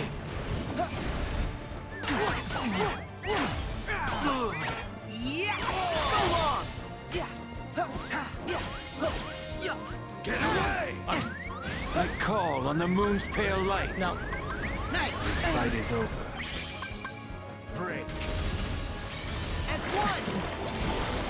Oh my god, hi! It's been so long since we've seen you. Meow. Fire. Break. Oops. Fucking it up. There we go.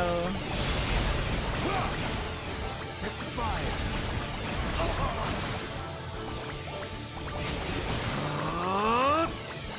No. Break. Hi, Henry.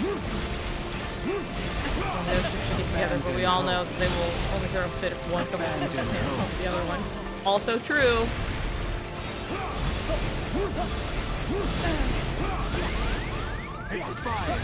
Yeah.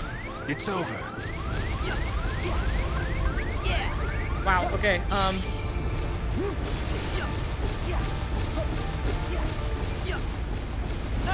Oh, that came from, yeah.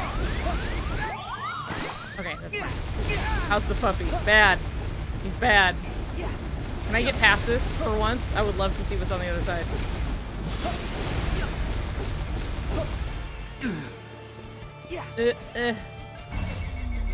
Hold on, stay there, stay there. Here we go. Stay right there.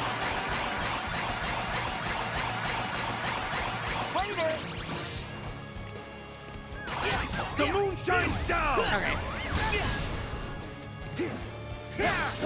You're through! See ya!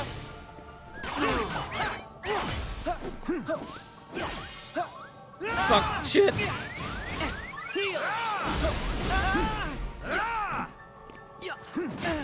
No.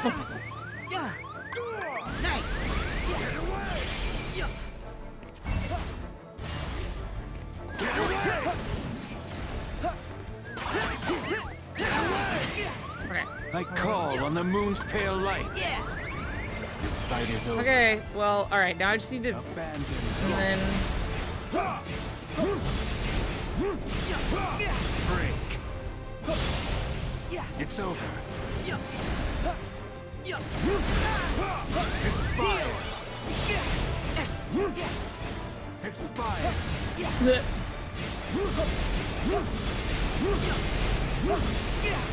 Abandon hope.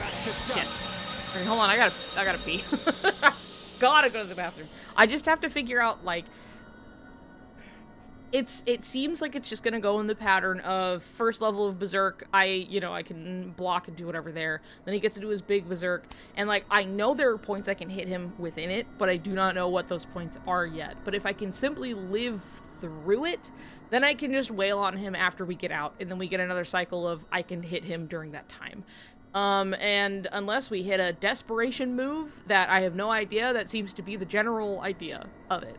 Which, it's also very likely that there's a big desperation move at some point, because there usually is, but, I'm going to be right back. I have to go to the bathroom, okay? Okay. I'm back.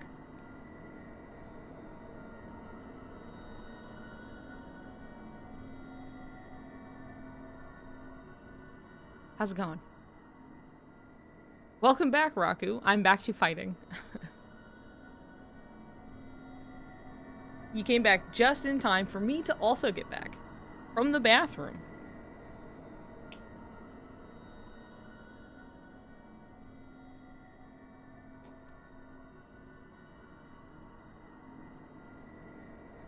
Why? Because of how big it is, it's that I'm not holding out for a kiss, but I think if you have eyes, you will know. Well, okay, the only reason that I even would think that it could happen is genuinely just because it's Nomura behind the wheel. That, like, he's one of the few people I feel like that, like, he has a vision and he will make it happen one way or another. Obviously, there are always things that can get in the way, you know, but that's not to say that there wouldn't be, like, that isn't to say that there could not be, like, explicit, like, oh, like, it is romantic, oh, you know, they want to get together, whatever the fuck, you know, like, there are other ways to show it other than, like, a kiss, right? But, like, I just feel like it's just not his style, you know what I mean? To, like, be like, oh, well, you know, maybe we can get it in there. He was like, I won't make more Kingdom Hearts if I don't get Toy Story. Won't happen. Make it happen. And then they did. And they were, like, forced to make it happen. And so it's, like, it's genuinely, like, if it is something he wants and something that he is genuinely building the whole story towards in some way, shape, or form, that, like, I believe in him to get it done. Oh, there comes the ads. Of course, right when I get back.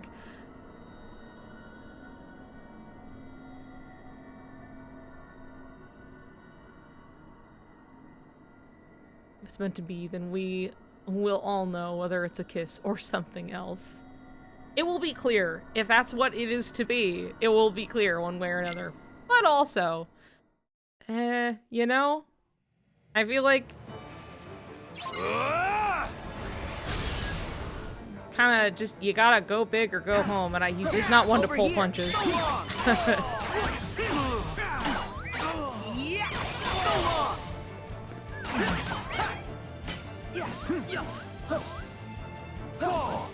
Back off!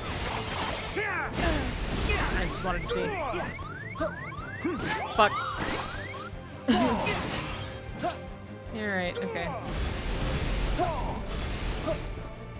No escape.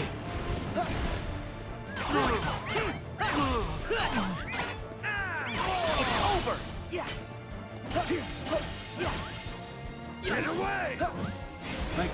on the moon's pale light. This fight is over.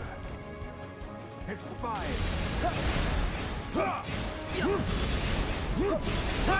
It's over. Abandon hope. Break. Okay. Alright. Drama King No More is gonna make it a moment. All over the news. My distant family would probably know I have really been enjoying Kingdom Hearts lately, which would be really funny. Romantic, but I don't normally need a ship to be romantic, but this is romance. See, I feel like it's something that, like, too, that it's like, sure, you could be ace arrow, you could be straight, you can be straight gay, you can be whatever, you can be anything. It doesn't matter. Like, it shouldn't necessarily have to affect how one perceives a story, though. You know, even if it's like, oh, like, I think, you know, people want to see themselves, obviously, and that's not to say that people can't put their own, like, readings onto a character, but, like, sometimes a story's just telling a story, and that story is, two boys want to kiss, and it's like, okay, well, it's just the story, you know? Just one of those things. And you can see it. So it's always so silly to me when someone like withholding the, hey, somebody being like cishet, like just not having the tools to like pick up on the very obvious signs of somebody being queer, you know, it's things that have been truly withheld from them. That's a different story, but like, it is silly to me when people use that as like an argument to be like, well, I don't like that because I'm straight. And it's just like, well, how do you think, like, gay people be playing the same things you do? And they're fine with playing some character that is straight. We have been the whole time, you know, like, not to say that we don't have criticisms here and there, but, like, it's something that's just so, like, it don't matter. Can you read a story? Can you watch a movie about a cat? You're not a cat. You're not a cat, but can you watch the cartoon cat and, like, feel something? Do you like, Wall-E? That's a robot. It's like, it doesn't fucking matter. You can experience a story from somebody else's perspective. Cage is made for the gays. Sorry, straights. I'm not a cat. Consider I am a cat. Well, then this story's for you. You can have Garfield, Rosie. That's fine.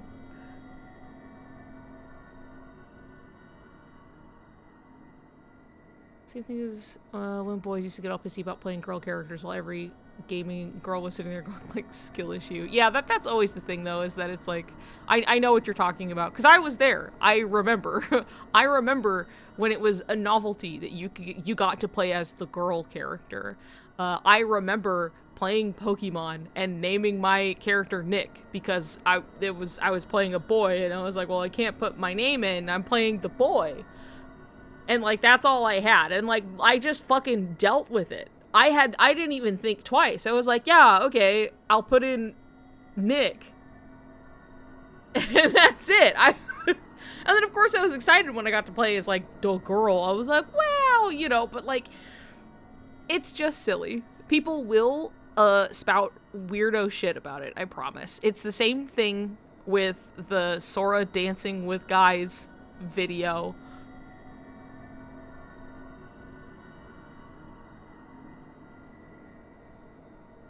Listen, I'm Italian too. Just Rosie is Garfield. Loves lasagna. Poorly written straight romances make me cringe. Hey, me too, but, like, you know. But the Sora dancing with men video, or it's like Sora dancing with girls, and it's just like, well, he dances with guys too, in the exact same way. Totally fine. Like, it's not ever really a thing. He just dances with everybody there. And then somebody just got so compelled to say that they're like, well, the Sora I play is straight. You know, as if, like, dancing with a man makes you gay. Which, you know what? Now it does. Have you ever held your friend's hand? who is also a boy, even for a second, you're gay now. That's how it works. That's the rules. You dance with a guy, you're gay. So, you know. Have you ever held sustained eye contact with another man for a little too long? You are gay. It's true. You're both gay, actually. Kind of a 2-for-1 special, but... Anyway, the idea of, like, well, the Sora I play is straight. The Sora you play is Sora. He is a character. He is not you. He's not a self-insert as much as we can relate to him, right? He is still his own character with his own journey and his own growth and his own arcs and all of this other stuff. Like, we don't get to determine that.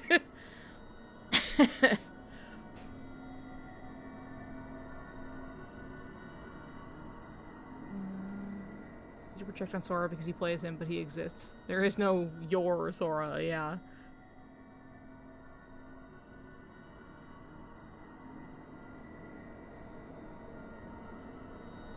Huh? There's food if you want. Yeah. Hey, did you know that if you dance with another man, if you're a man who dances with another man... You're a cheater, dude. You're a cheater. You're a cheater, oh dude. shit. You said dance with another man, dude? You're a fucking cheater, dude. If a man dances with another man that's not his husband, he's a cheater. Okay, well, because dancing is enough to cheat. Okay, I like how you leapt completely past the, like, okay, a husband... Well, yeah, because I saw it was coming, and I thought it was really, you know... Yeah, yeah. I'm a comedian. Thank you. You know what I mean? That was good. You tell by my shirt? Yeah. You know, that I'm like a funny guy? That you look like a hospital patient. Guys, you look like...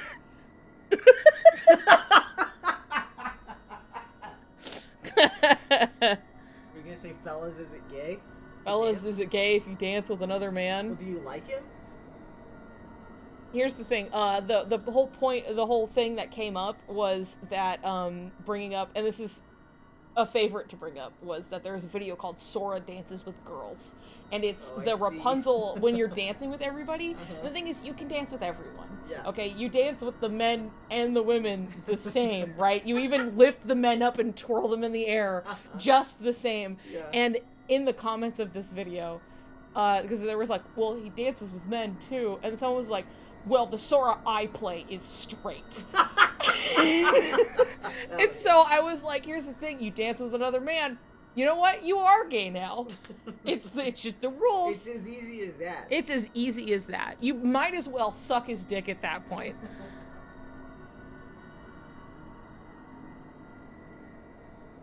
It's the same thing, you know.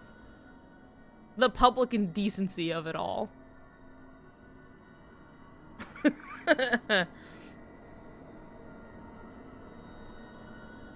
Crazy. Wild.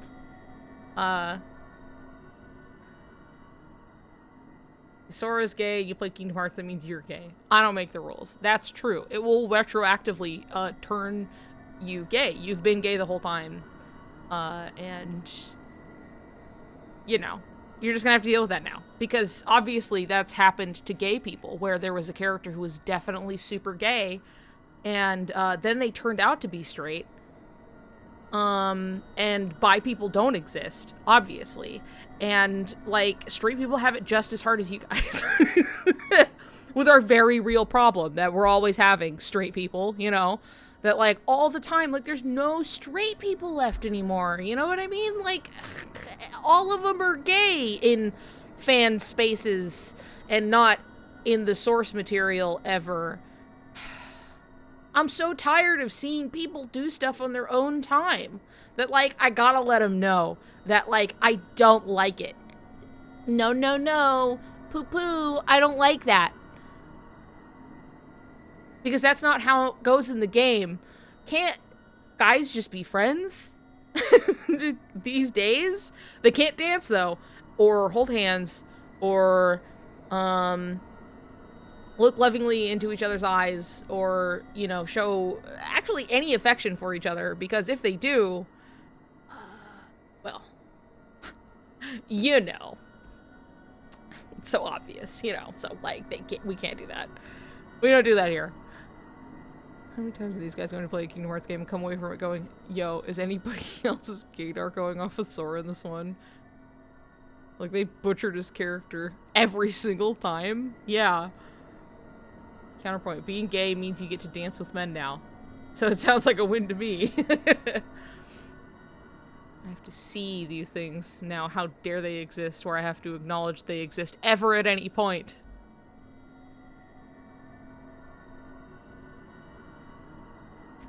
Post KH2 fandom with all the jokes about how gay Sora and Riku were. Wonder why that went away. Yeah, crazy. It's almost like my earliest exposures to Kingdom Hearts 2 and Kingdom Hearts in general, but 2 particularly, was the gay jokes about it. And that's like all I really knew about it for a long time outside of the osmosis from friends being into it. Seriously, gay jokes. Not in KH2, about KH2. Basically, when it came out, everybody was going hog fucking wild over, like, Sora and Riku being gay, haha, jokes. As well as Roxas and Axel, obviously, but, like, that was all just a huge thing. Yeah, and everybody, like, people who were, like, casual about it, obviously, were like, oh, haha, super gay, haha, because it's like a joke, but like, boy, Sora sure is on about Riku and not Kairi, because that reunion scene, am I right, fellas? You know, and then as things continued, it became a little less of a joke, and now people are way more upset about it on the face of it.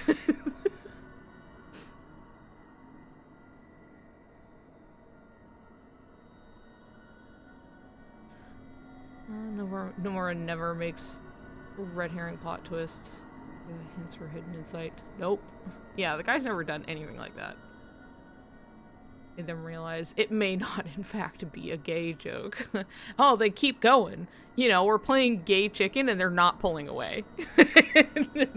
Everyone was like, oh,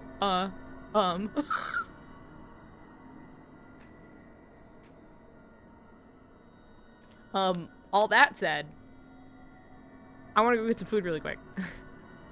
Having a great time talking about stuff and not even doing shit fighting Sayax, though. I guess I'm kind of figuring it out. But, like, there is a little bit of some yummy beef upstairs. Some kind of roast, fun, good stuff that I would like to eat really quick. Doing so good, though. Any round now, for sure. It'll take like a little bit, but you know.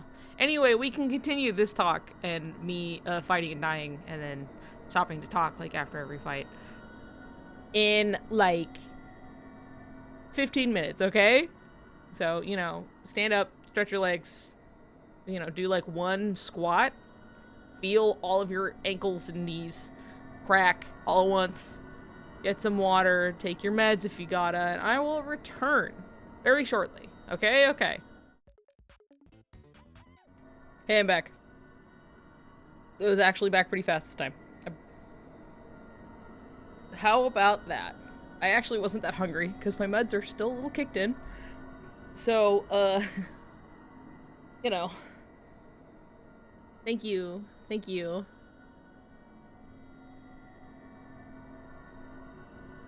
I have to fix my hair. I gotta get the right asymmetrical fluffiness a little bit. I've had it be a little flippier and dippier, but usually if I go to sleep with my hair wet, then it goes crazy. Thank you, thank you.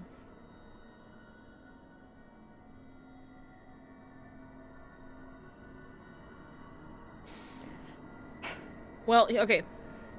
Crazy proposition. Tennelle, you're still here. Do you want to hang out on call while I fight and die? Because, like, I just wouldn't be against that or anything if you wanted to. It's just, like, I'm just throwing it out there. You know, because we were really, really on about talking about things in chat, and it's always a fun time if you so desired.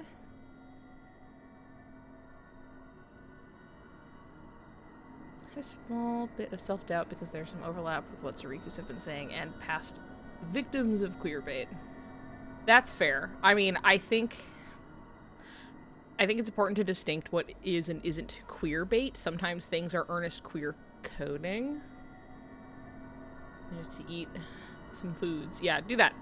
And don't feel pressured to if you don't want, but I'm just tossing it out there. But also on the subject of queer bait versus queer coding. John Locke is, woo, what a time. That's probably one of the more explicit things of like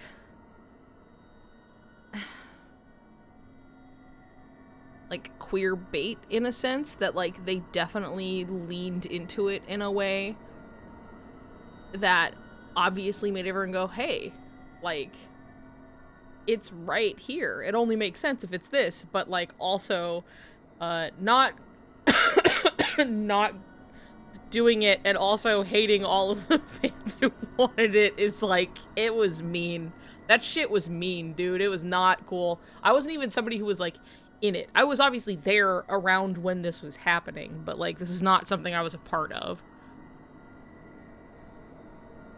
Do not cite Ultimagic to me, which I was there when it was written.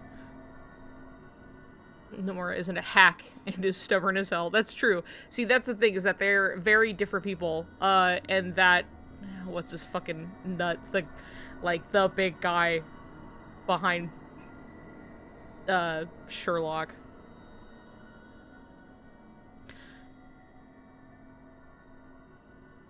One of the worst ways creators can treat their fans. I agree. And Nomura has provenly been chill several times, even on the subject of people having just like a gay ship. And he's like, oh cool, okay. I mean, that's not what I was intending, but like, you know, and leaving it at that. And it's like, wow, you're off to a great start already.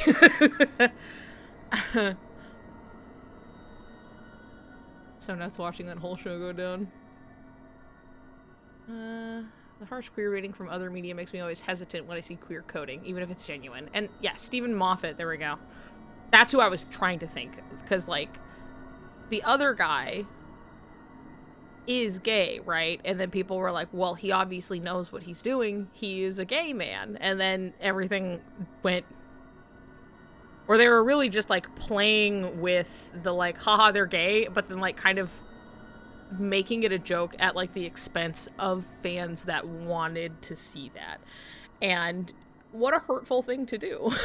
That's such a mean thing. The thing is, that and this are very different situations. So not excuse me.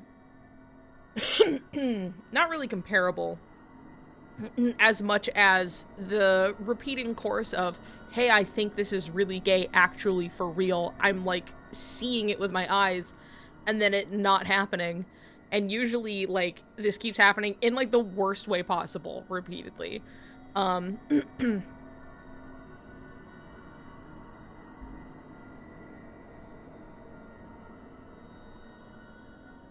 Plus, if Soriku isn't his intent, I feel like he would have addressed that by now, just like with Akiroku. I also agree. I think that's definitely something that, like, there's no way it hasn't been brought up before. And Nomura has definitely gone out of his way to clarify on, like, weirdo shit.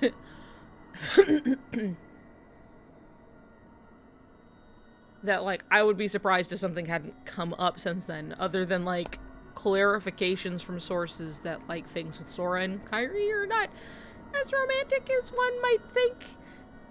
So, like, difference is that we aren't being teased. I'm going a whole rant about that when I jump on. Sounds good. Put that one in the pocket, because this is something I've definitely talked about before. It's about, like, the earnest application of the story. Like, it just within the story, it's not just, like, some fun little bonus, or, like, ooh, sometimes, you know, we get these extended gazes or anything, and that's not even to, like, knock that happening in a show or series. Like, people should be able to play with and read into or do whatever they want with any media, right? Not a knock. The point here for me is that there's a difference in, like, scale, for one. We have 20 years for this to have been fucked up at any point. and it has not. As well as it is just like earnest character journey, like these two characters like revolving around each other kind of a thing. That like I think the worst thing that you can fear is that like nothing happens with anybody. That's about it, which that isn't necessarily something to fear. Obviously I think most people's worry is it swerving into being straight and then just being like everything you thought was there isn't, which doesn't make it go away, to be clear. But that's how most people feel, like it would just kind of burn them and be like, it is as stupid as maybe you thought it was, etc., etc. But I think at this point, it has very provably swerved around. Like, it has swerved, yes, by swerving the het expectations. Because there's genuinely no reason these things could not have wrapped up, happened, been more clear, literally anything between, like, Sora and Kairi. At this point, there's no reason. There's nothing standing in their way. There's nothing standing in the way of a boy and a girl in a game associated with fucking Disney keeping them from being romantic together in any sense of the word. And every time they have an opportunity to do so, they pretty pointedly don't do that. Like, every time. There is not a single time. Like, they're not together. They're not... They haven't talked anything about their feelings. I think... And that's not to deny that there's something there, as much as, like, Kairi definitely has feelings. I think that much has been made clear. And I think on Sora's side is you know, he thought he was supposed to, but, like, he doesn't know what it's supposed to feel like, and he doesn't understand what love is because it doesn't match up with his experiences. Which is a very queer thing to experience. And that's kind of where he's left moving forward, which only makes sense to further explore that of, you know, what is love? What is my relationship to Riku? Oh my god, it's me and Riku in this whole other form of reality. Etc., etc. They would have spooched at the end of KH1 if that was the intent. I know it. They easily could have, and I'll never forget looking up the ending of KH1 before I knew much about Kingdom Hearts. You know, my friend had showed me stuff, and then I was like, oh, we'll do, like, the boy and the girl get together, and I watched, like, the end cutscene, because I had already been shown part of the end anyway, just to start, so nothing crazy there. But then seeing that they're like, oh, you know, like, they're kind of holding their hands and stuff, and then, like, get separated, and I was like, oh, they didn't even kiss? Huh. And that's where I remember finding that kind of confusing. And it's...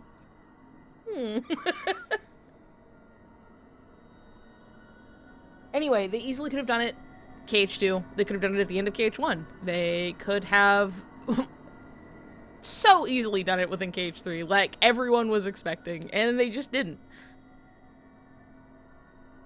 And you have to wonder why at some point. You know what I mean?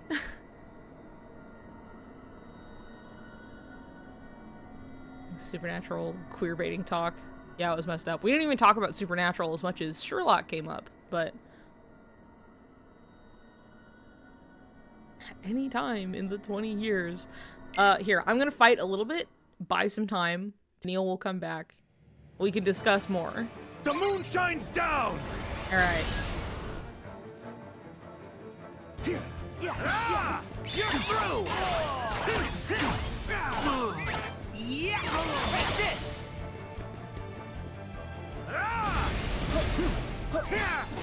Shit. Get away! No escape! Fall! Ah, right. Heal! Oops.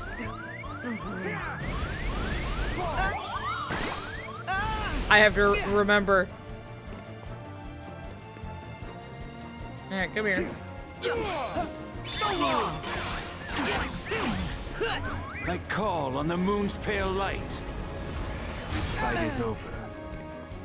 It's over.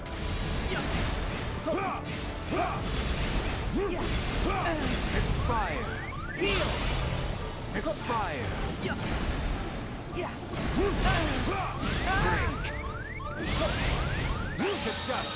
Alright, that's fine.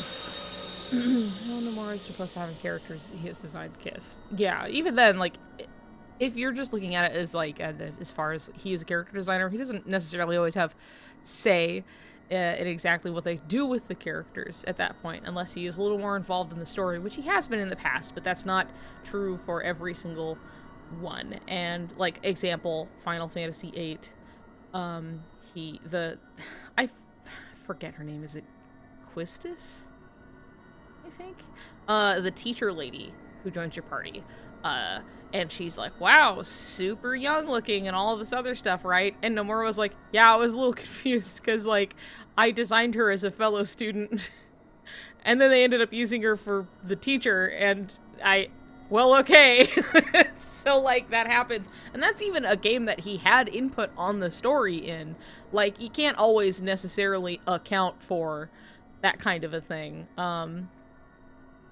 You know, that happened. That did happen, yes.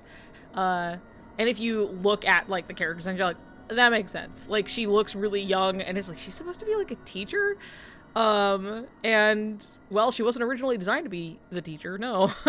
But, anyway. I feel like if they wanted Sora and Kairi to be together, they would have already done it. Because I feel like it would make Sora and Kairi being separated again more emotional. I also agree. I think that it's pretty reasonable to assume that if they were going to do anything, they would have already done it. They would have done it in 3, bare minimum. You know, if people are like, boy, they keep teasing us. And so, like, most people kind of reasonably, I think, expected them to do something in KH3 about it. And then they didn't. And, I think that's a sign enough for me, anyway, that, like, they just kept going. They just sailed right on by, and then they closed up, like, the one thing that they had together at this point, which was the cave drawing. And then they just kind of had them do their little thing, and then now it's done. So they didn't really leave any open doors for them to, you know, no loose threads for them to follow up on. In regards to their relationship, Sora saves her, and then he disappears. And then we just get things that's like, you know, it's okay, like, we're together even if we're apart. Isn't that right? It's just like, okay, alright. Nomura's character design and game design behind the scenes is always fascinating. Also true. Where could you even go from there? Yeah, I don't know. That's why, like, the fact that there was a Paupu sharing and not sharing iteration of that scene, I think is very interesting, which also says to me that it doesn't matter if they did or they didn't, because everything around it was going to be the same. You know what I mean? If it didn't matter if they did, if, like, or did not, I don't think it's supposed to be the big endgame relationship changer that it was, that, like, people think it is, I guess. Because apparently, doesn't matter if they did or didn't.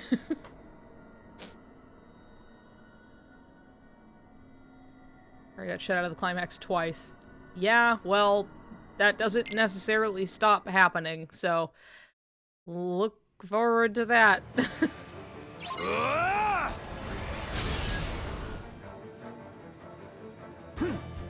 Over here! You're through! It's over! Alright, this time I'll remember. So long! We're scooting right along. Yeah! Take this! Fall! Get away! Oops, oops. No escape. Okay, alright. Wasn't sure where that was at. I call That's on fine. the moon's pale light. This fight is over. Expired.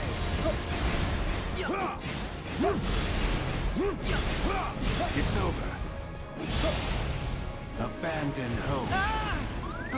To dust. Went to KH3 shipping. So high. Let's see. Sorry, I gotta look back up.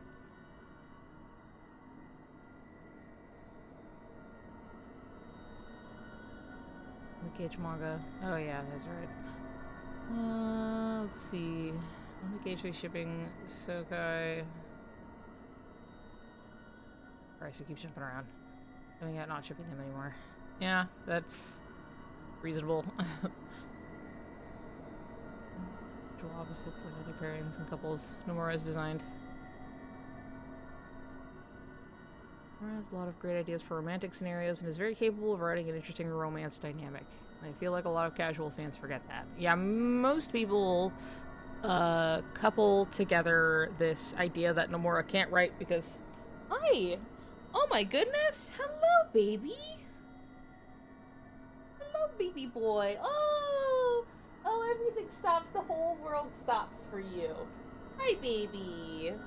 Oh! Hello, angel!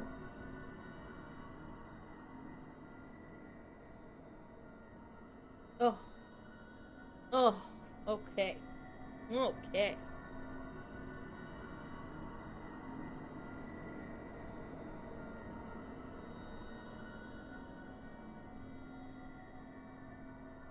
Baby cat time. Either Nomura can't write or you just don't understand the cultural difference. Yes. People tend to couple in with the Kingdom Hearts is confusing and it's poorly written and it's bad. Thus, Nomura can't write, he is a hack, and so he can't write romance. This is obviously supposed to be romance, but he can't write. So.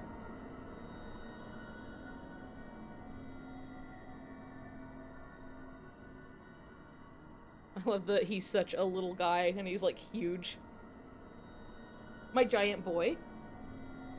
Are you my big giant boy? Who gives me muscle imbalances?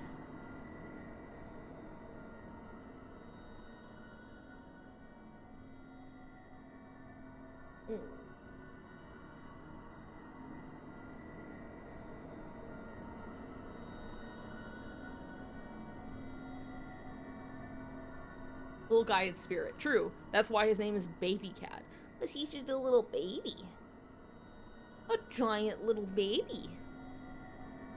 Here, I'll sit over here for just a second. You can see him. A baby.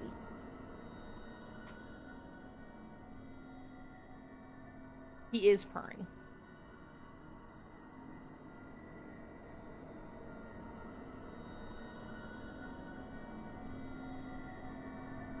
What's up? Hmm?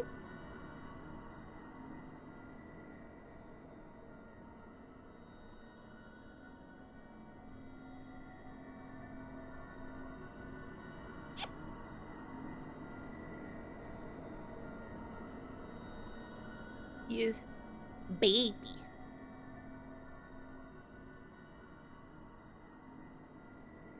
You got some eye boogies, just a little bit. Really fucking like looking.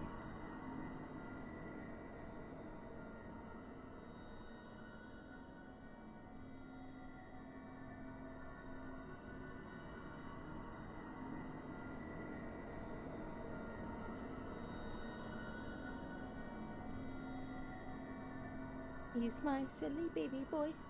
My little baby boy.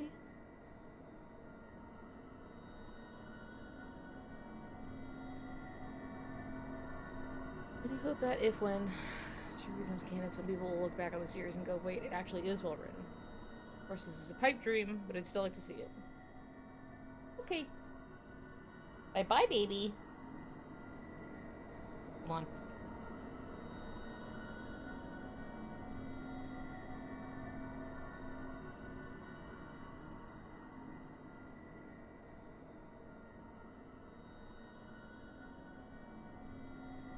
He is shedding.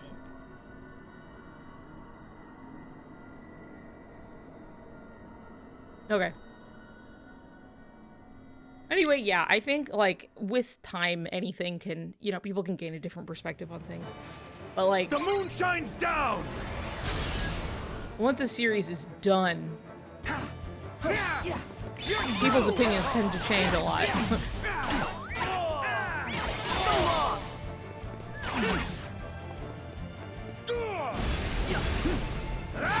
Shit.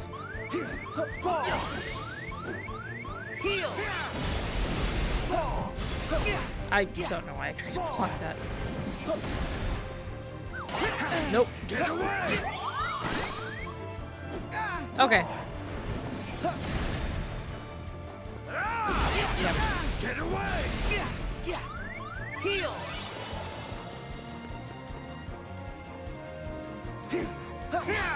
So long! I call on the moon's pale light. Birds of the pale moonlight. Shit. Abandon hope. It's over. Back to dust.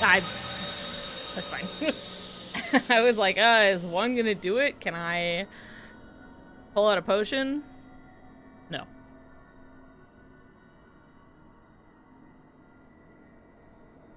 Okay. Let's get this show on the road.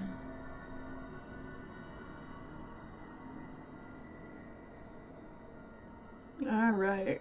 Can you There we hear go. me? I can hear you, and I believe they can hear you. Awesome.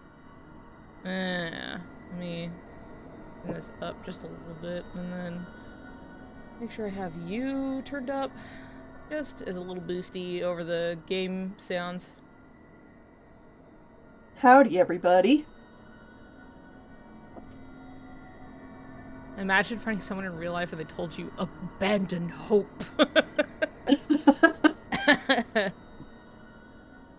Okay, so I've been listening to this whole conversation. Yes. While I've been, like, frantically shoving bagel bites in my face. Yeah, shit you're, like, eating, you're like, fuck, I got so many things to say. I know, right? Anyway, whatever you've been holding on to, feel free. Unleash. Well, you know me. First I have to talk about the food I ate. So, like, I've had the best supper of bagel bites, and then my roommate also made this amazing cookie cake that we ate with ice cream. And so it is, like, not a good supper, not a healthy supper, but I'm living. Especially because earlier today, I had, like, a throbbing headache. Oh, okay, yeah. And this helped? Yeah. Yeah. Sometimes, you know, sometimes that's look sometimes I get like I start the day with a headache. Like the last time I was like, this is God, I don't want to deal with this. And then my partner was just like, do you want some food? Do you want some Wendy's? And I was like, yeah. And I had some Wendy's and it went away. Yep. Just ate some dog shit food and then I went and I was back to normal. So, you know, my sometimes other it's how it roommate, works. her migraine food is mashed potatoes. Huh. Is it like mashed potatoes, help, or is it just the one thing that she can eat while... I mean, it's also like, it's a comfort food, and it seems to help, so it's like a double whammy. Right. Okay, anyway. Yes. Romance tropes. Romance tropes. I want to talk about romance tropes. I want to talk about ship baiting. Okay. I want to talk about Nomura being a quote-unquote bad writer. Yes, absolutely. Oh, hold on. The ad is gonna... Well, no, it's like 5 minutes. I'm gonna snooze it. Okay. Something went wrong. I can't snooze it. I forgot. The website does not want to work. So we have 5 minutes until an ad break, and then we have to take a moment. Or, no, I guess it is snoozed. We have 10 minutes until an ad break. Get going. Okay. So, first, romance tropes. Yeah. Our, like, general Western media is so fucking terrible at romance tropes. We're used to shit I'm putting this here romance. just so you can see. Fantastic. Yeah. Oh, like, you double snoozed. Anyway. we're used to getting like bottom of the barrel. This barely makes any sense. Yeah, dog shit. Romance. Like looked at each other once. Yeah. But even then, for a like the low bar that we're used to, like if Sora and Kairi were like actually going to be a couple, and that was the direction the series would going, dog shit could not even begin to describe how badly it's being written then. Yeah, Because- I would agree. Because there's so many opportunities, and you kind of had this conversation while I was eating, is there's been so many opportunities to write in the romance naturally, and there's definitely been a few moments that I think work really well for saying like, Sora and Kairi's a really cute couple, and I guess they might get together. And that's the little things like, you know, Sora imagining Kairi and him dancing in Halloween Town. KH1 in particular has a lot of these little kind of moments. It's the one that focuses on their relationship the most. One between the two of them. And then Kingdom Hearts 3 putting a heavier focus on Kairi, even like the first time playing it and watching the end kind of roll out. Yeah. One, it was really jarring for me because it felt like Kairi wasn't really a bit player at all until like the very end, and then it was like suddenly it's all about Kairi. And as time has gone on, like I see it as, okay, so this is actually about how Sora and Kairi have been super distanced from each other and them coming back together to reforge the Spawn. Yeah. Which is really nice, but when you're watching it for the first time, it's like, oh my god, are they really Is this really, like, this is what they're doing? This is it? Right, they're going for it? Yeah. And so you're just like waiting for it to be terrible like this whole time, and you saved yourself from that. Yeah, because I watched it all spoiler free. Yeah, well, I did and I didn't at the same time. Like, I was looking because I just wanted to be able to brace myself, and then even under the impression of, like, what we had gotten, I remember, like, feeling sunk for, like, a day, and then I was like, now hold on. But that was a thing, though, where it was just, like, once because I had also gotten the game early, and then I played through it, and then I was, like, seeing the storm on the horizon within, like, the next several days when people started getting their hands on this, and I was like, this is not gonna go well. Like, a lot of people are going into this totally blind, like, you know, most would expect, and this is gonna hit wrong for so many people. Right. Oh boy. But anyway. So anyway, like, you're watching the end of KH3 play out, and if this was following any kind of conventional romance trope, the hero saving the girl would have been the moment for, like, a declaration of love, a kiss, before he departs, a kiss goodbye, like... Yeah, even if it was, like, on the cheek, right? Like, literally anything. That would have been the time to do it. There is, like, no reason not to. In fact, it literally does not make sense not to do it unless that's not what you're going for. Yeah. We hit the ad break. It finally happened. Okay. So I can hold on to my thoughts. Yeah, you can hold on to the thoughts from... I guess I'll try again really quick. Do it. I believe in you. Thank you. Thank you. Learn these patterns. Love to recognize a pattern. Ape-type behavior. Yeah. Alright, come on. Over here.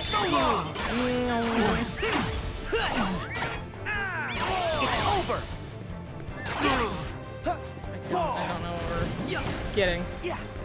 And then... Shit. New escape. I call on the moon's pale okay. light. Well, it's a lot faster, The fight so... is over. It's over.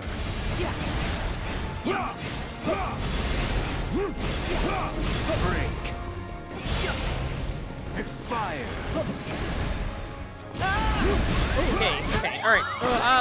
It's over. Break. Back to Fuck. I had the thought too late that I was like, well, what if I brought out Ariel right now? Damn it. And I barely bought us any time. But I will look at Canary's, let's see. It was so rough just sitting on the edge of the seat, just waiting for it, and it was tough to see it for what it was. There's a few other things in KH3 also felt rushed during that final quarter, so it all just felt a little bad. Which is also, yes, true, for sure. And I'm trying to save it just a little bit for when people get back. Yeah. But it was definitely, even just seeing it, like, out of context, like, that's how most people, you know, saw it and felt when they were seeing the leaks. And boy, was it turbulent before the game even hit the shelves. Woo! Yeah. But... And I was off the internet at that point, because I didn't want any spoilers, so... Yeah. No, that was the smart thing to do. I was, like, deep in. Though I still opted to, you know, I didn't want to see any of the cutscenes for the actual, like, bulk of the game. I genuinely was just, like, I just want to know if the one thing I don't want to happen happens. And then I can try and deal with that kind of a thing. Forgetting I was given a subscription. Oh yeah, you can hear and see me right now. I used to watch the scene when I got to it because I just assumed bad romance. But then I went back and watched it and was like, that's it? Like, I always remember Kippen showing up in my DMs and was like, I just saw the Palpu scene. Is that it? I was like, I know. It's kind of sad, right? And Kippen was like, yeah, actually. Like, that's like, it's like, they get to do their little thing. And, you know, good for them, but, like, it's kind of like a melancholy scene, and genuinely, if this were, like, my big thing, like, this was my ship, I'd be really let down. And I was like, I know! But this is what everyone was in a tizzy over. And, boy howdy. Sora's such an exuberant character. Like, he's so expressive and so, like, gung-ho for anything that, like, it should just be a really big red flag for that ship that he's so passive about it. Yeah, he's so, like, hesitant. Which isn't to say that you can't use, like, hesitance in general. Even for someone, like, you do have romantic feelings for, like, you know, it's like you can be bashful or, like, nervous or anything like that. But it was so, like, subdued, unenthused, a little confused, you know, a little, like, you know, it's like, oh, that's, right. Boy, if I had that reaction when, like, approaching my crush about something, I would want to crawl into a hole. So, well, and I would say that, you know, all right, ad break is over. We're free. Okay, we can cool. talk about anything. We're talking about Sora and Kairi. Yeah, as we sort of continued to do, but, like, you know, we were, like, trying to take it slow. Trying to hold back a bit. Yeah, just a little bit. I would say, oh, well, maybe this is just the way Sora is characterized when he feels awkward and when he's around someone he loves. Like we could say that, but we know what he looks like when he thinks he's in love with Naminé. Yeah, it's a pretty stark difference. Right. heart in his So mind to anyway, bring I up. think, Anyway. what was I talking about before? Oh, romance tropes. Why So- does it say ad break again? Sorry if anybody's getting a second round of ads. I don't know why it's happening. Oh, I'm just getting ads Again. now, actually. Super strange. I think our snoozing like fucked with it, and now it's just like kind of wacky. So, Oh. what can you do? Anyway, continue on. We tried our best. Oh, I caught my ad just now. Why is it like that? I don't know. Twitch has been weird all day today. Like, just trying to do anything through the website. And it was giving me nothing but errors, like, over and over again. I had it crash on me more than once just during stream, where I had to, like, refresh the page just to access anything. And, I couldn't snooze, but then I think the snooze went through, but then Canary also snoozed the ads, and then... Huh. And then they happened really disjointed, but still really long, because the last one was definitely, like the 5 minutes that it's supposed to be. But... I don't know. It's busted. It's broken. Now it's done. Okay. On my phone, don't have an ad blocker. If you're using the app, yeah, you don't have an ad blocker. If you are using, like, say you are using Firefox on your phone, you can install an ad blocker. Just so you know, it works the same on your phone. Very handy, highly recommended. Not that they can hear me say that, but, like, or can, I don't know. Just know that you can do that on your phone. Yeah. Anyway, please continue. I've got better backing music now as we're doing this. So romance tropes. Romance tropes suck ass most of the time. Yeah. Or at least they're executed poorly. Not that the tropes themselves are always bad. Just that we always get bad executions. Tropes are great. That way Tropes you can use them, twist them, all that kind of stuff. The thing with... Subvert them, you know, whatever you want. Yeah, the thing with Sora and Kairi is that it's not following, like, any kind of conventional romance trope. There's... And trying to fit it into any kind of box, just like... I don't know, because, like, they're not a will they, won't they relationship. There's no, like, question of will they get together or not, because that's not something that's been built into their interactions or into, like, conversations about the relationship. Like, that's just not... That's not a part of the story. And this is kind of where I also want to talk about ship teasing. And you could just call it, like, queerbait, but I'm going to talk about, like, ship teasing, whether it's no matter what kind of couple it is. And there's a really big difference between something being naturally woven into the story and, like, these characters are obviously going to get together because, duh, just look at it. And then ship teasing, where it's basically these little moments that may contradict what characters have done or said in the past. And, like, it's just this moment that could be cut out of the final product and you would not know it was missing. Right. And if you're not familiar with writing or how a story, like, comes together, it can be easy to confuse these two. But one of the best examples of this I can think of is the 3rd season of Avatar: The Last Airbender. Right. Because at that point the creators were very aware that the fandom was into shipping. And so all throughout season 3, you see moments of ship teasing. And the one that always sticks in my head is the one at the end of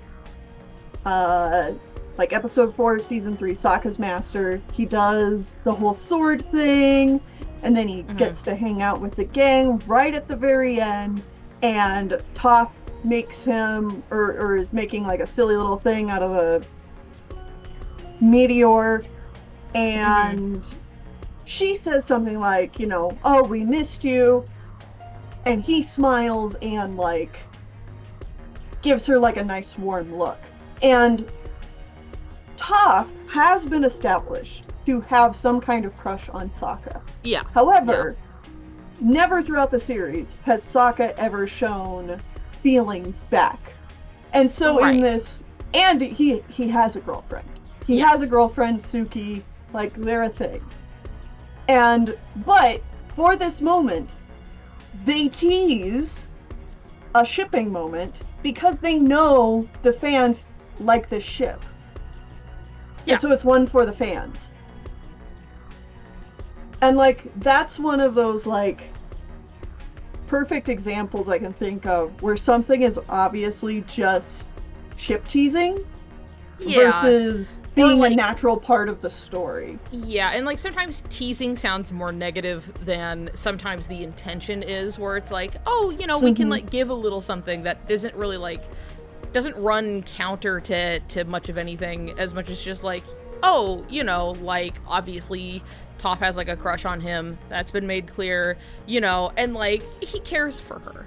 And, like, they can, like, have a little moment that they know people who do ship them can, like, have this nice little moment, and you can, like, extrapolate and explore or put it into your AMV, you know, you do whatever the fuck you want with it. So it's, like, as much as, like, teasing sounds like it's, like, neener, it's never gonna happen, but, like, ooh, dangling it in front of your face kind of a thing, where it's, like, otherwise, though, it's just, like, you can knowingly, like, give something to people without, like, necessarily having to commit to it as a thing, and it not being necessarily negative. But anyway, yeah, no, I don't know, I just wanted to, not that I thought that you were saying that it's a negative thing, just, like, for people who may find that as a negative thing, it's like, well, no, it's just kind of like, you know, it's like, it's just, like, acknowledging and, like, tossing a little treat to the Sokka Toph shippers, you know what I mean? Just being like, yeah, we can give them a little something, here you go, and then it's, that's all it has to be. But, and why I don't think Kingdom Hearts falls into the realm of ship teasing is because you don't get these kinds of moments with the character. Yeah. There's not, like, superfluous scenes that if you cut them out, like, it would not take anything away from the game. Take all the moments of Sora and Riku together. If you cut those out, any one of them, you would lose a core part of what the game is. Yeah, it, like, definitely, it, like, genuinely, like,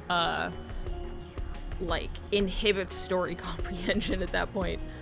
Also, Canary's comment of Sora is very emotionally intelligent, and I feel like people only forget that because he shoves his own feelings aside. He's not ignorant to what the Paupu fruit implies, which I also think is an important distinction, because he very obviously knows what this implies and reacts accordingly, but then, you know, Kairi kind of walks it back a little bit, and then it's like, oh, okay, alright, it's fine under this, like, context here, and that's okay. But, like, otherwise, like, he really is, like, he's not stupid, but, like, anyway, sorry, I just wanted to address on that specifically. Yeah, it's just, you know, comparing Sora's reaction to any other character of, like, it's just different. It's different, and it's awkward when it does not have to be. Because there, like I said, it's not following any kind of trope of, like, will they, won't they.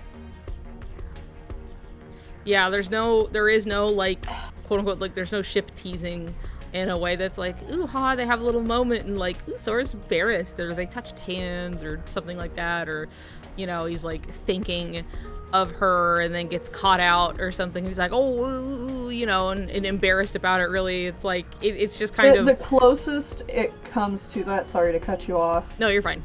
The closest we come to that is Chirithy being like, oh, I thought you guys wanted some time alone. Yeah, and Sora's like... And then they're both just kind of like... like, Sora looking, like, because Kairi's like, oh, hee, you know, and Sora's like, just a little bit like, sorry, you know,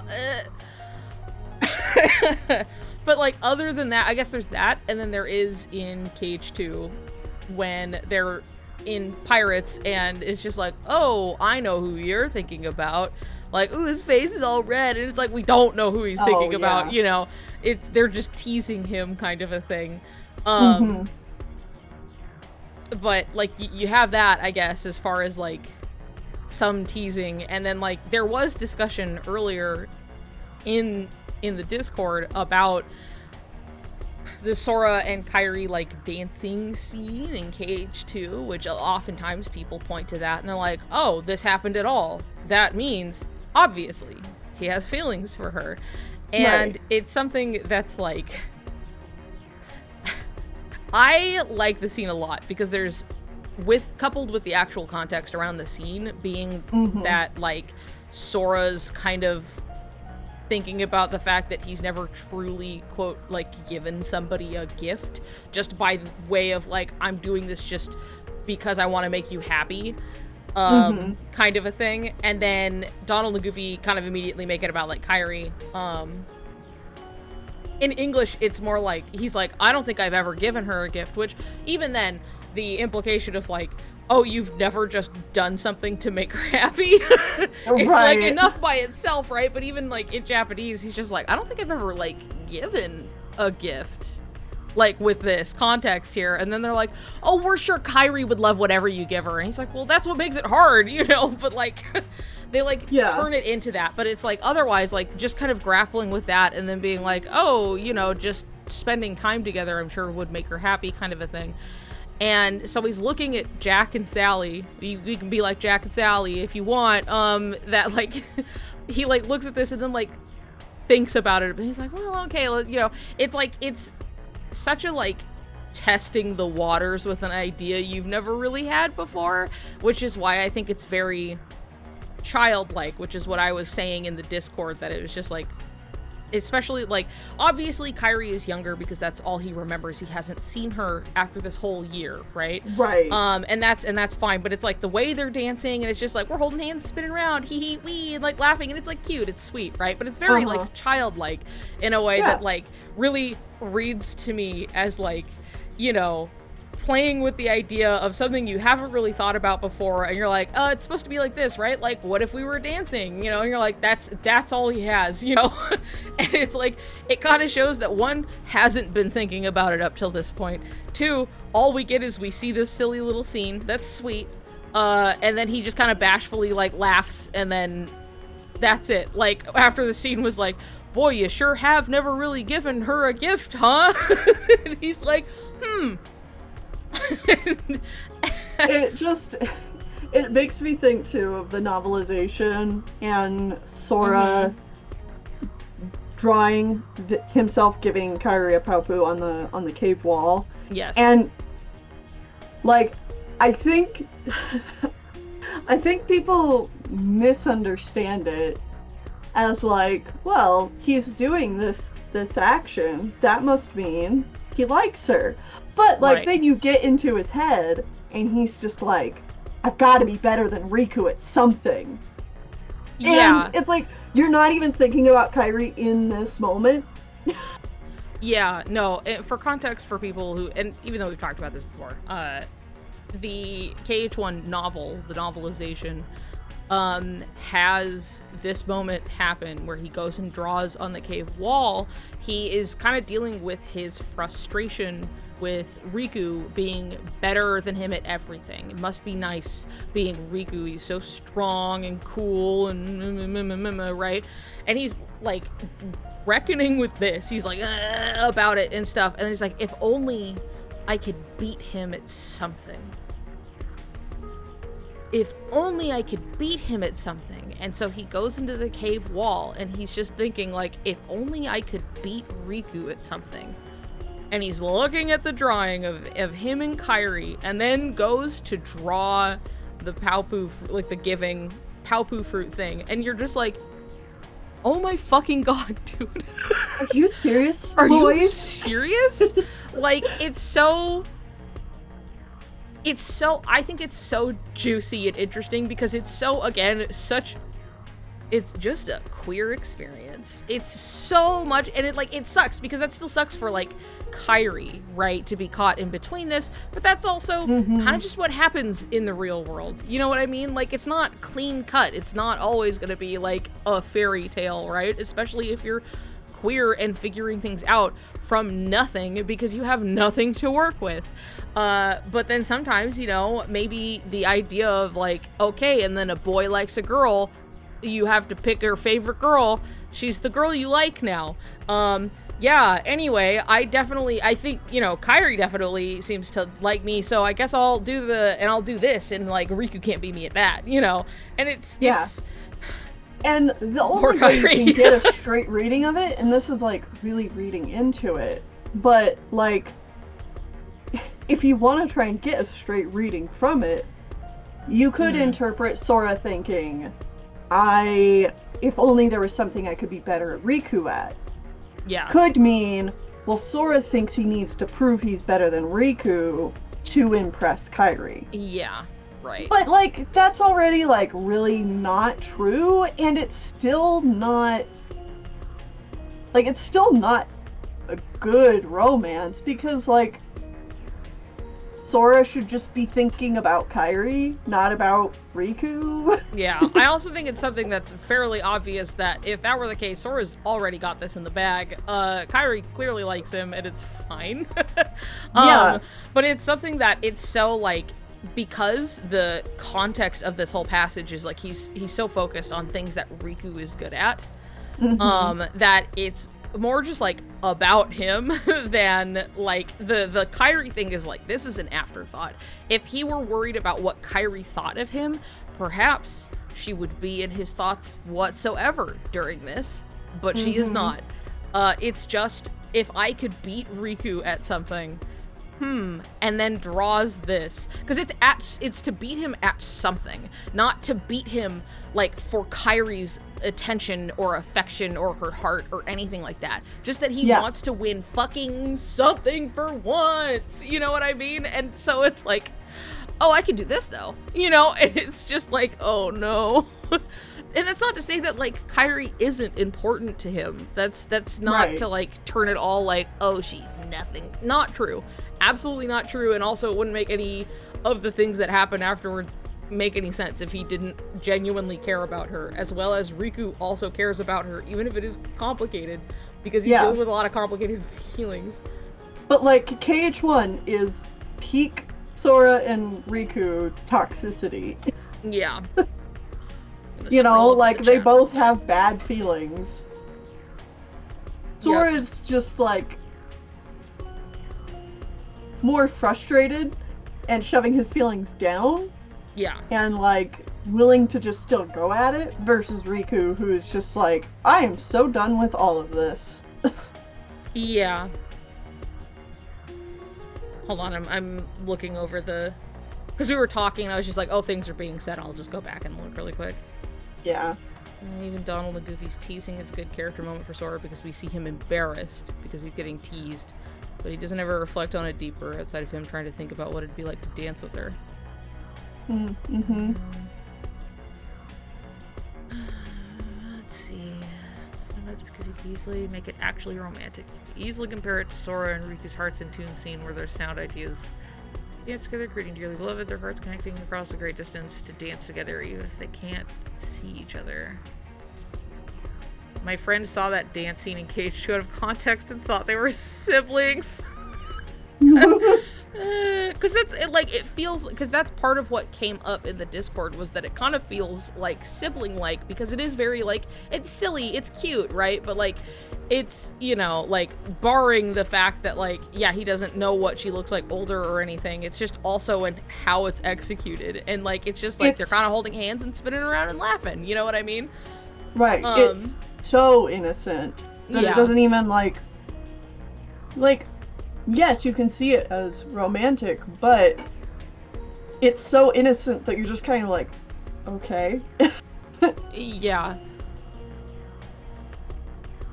It really is kind of like what people tend to think romance is, surface level, Sokai, versus what romance often actually is, deeply layered and deeply personal friendship, Soriku. That's a good comparison. Oh yeah, and then if we're gonna talk romance tropes in Soriku, like, you can check so many boxes. I know.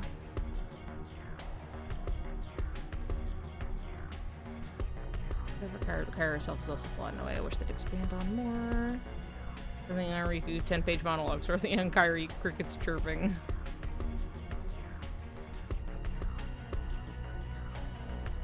Okay. Because I can't help but think about Coded again. Yes.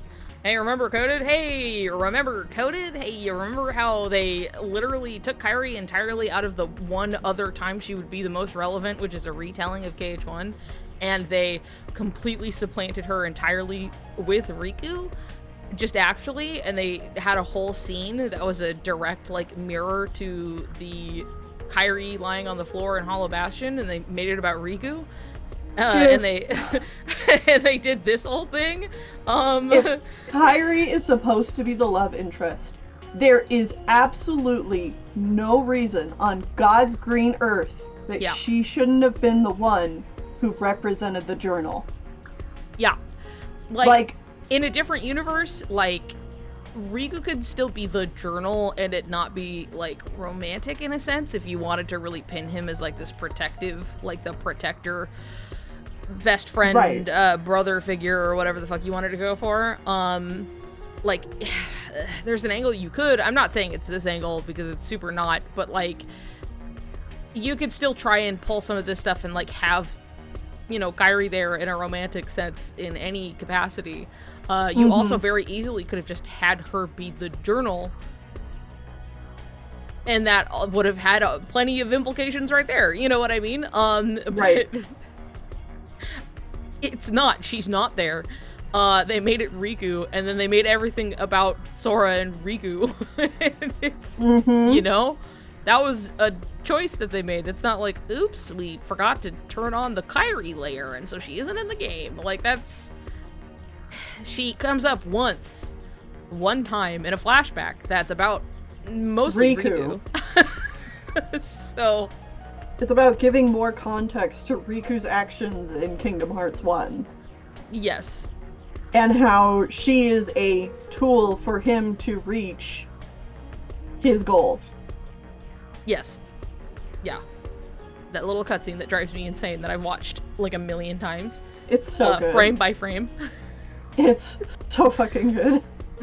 Yeah. It's a good one. I feel like we had a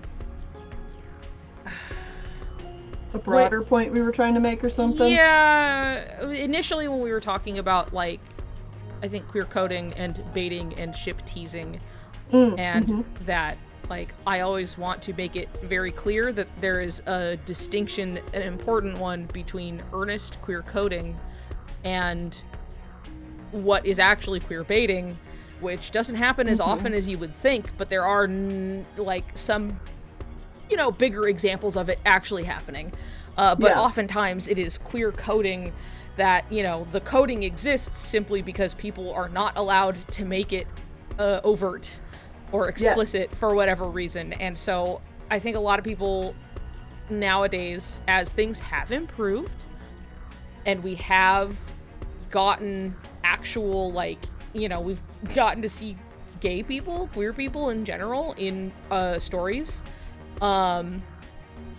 that people now kind of have a new standard, which is good and bad. And I think it's, I wouldn't say it's strictly bad. I just think that it is important to keep in mind that because we have gotten anything does not mean that every example now is somebody not trying hard enough or somebody just faking it. You know what I mean? Someone actually, like, just queer baiting when oftentimes there's still a lot of obstacles in the way.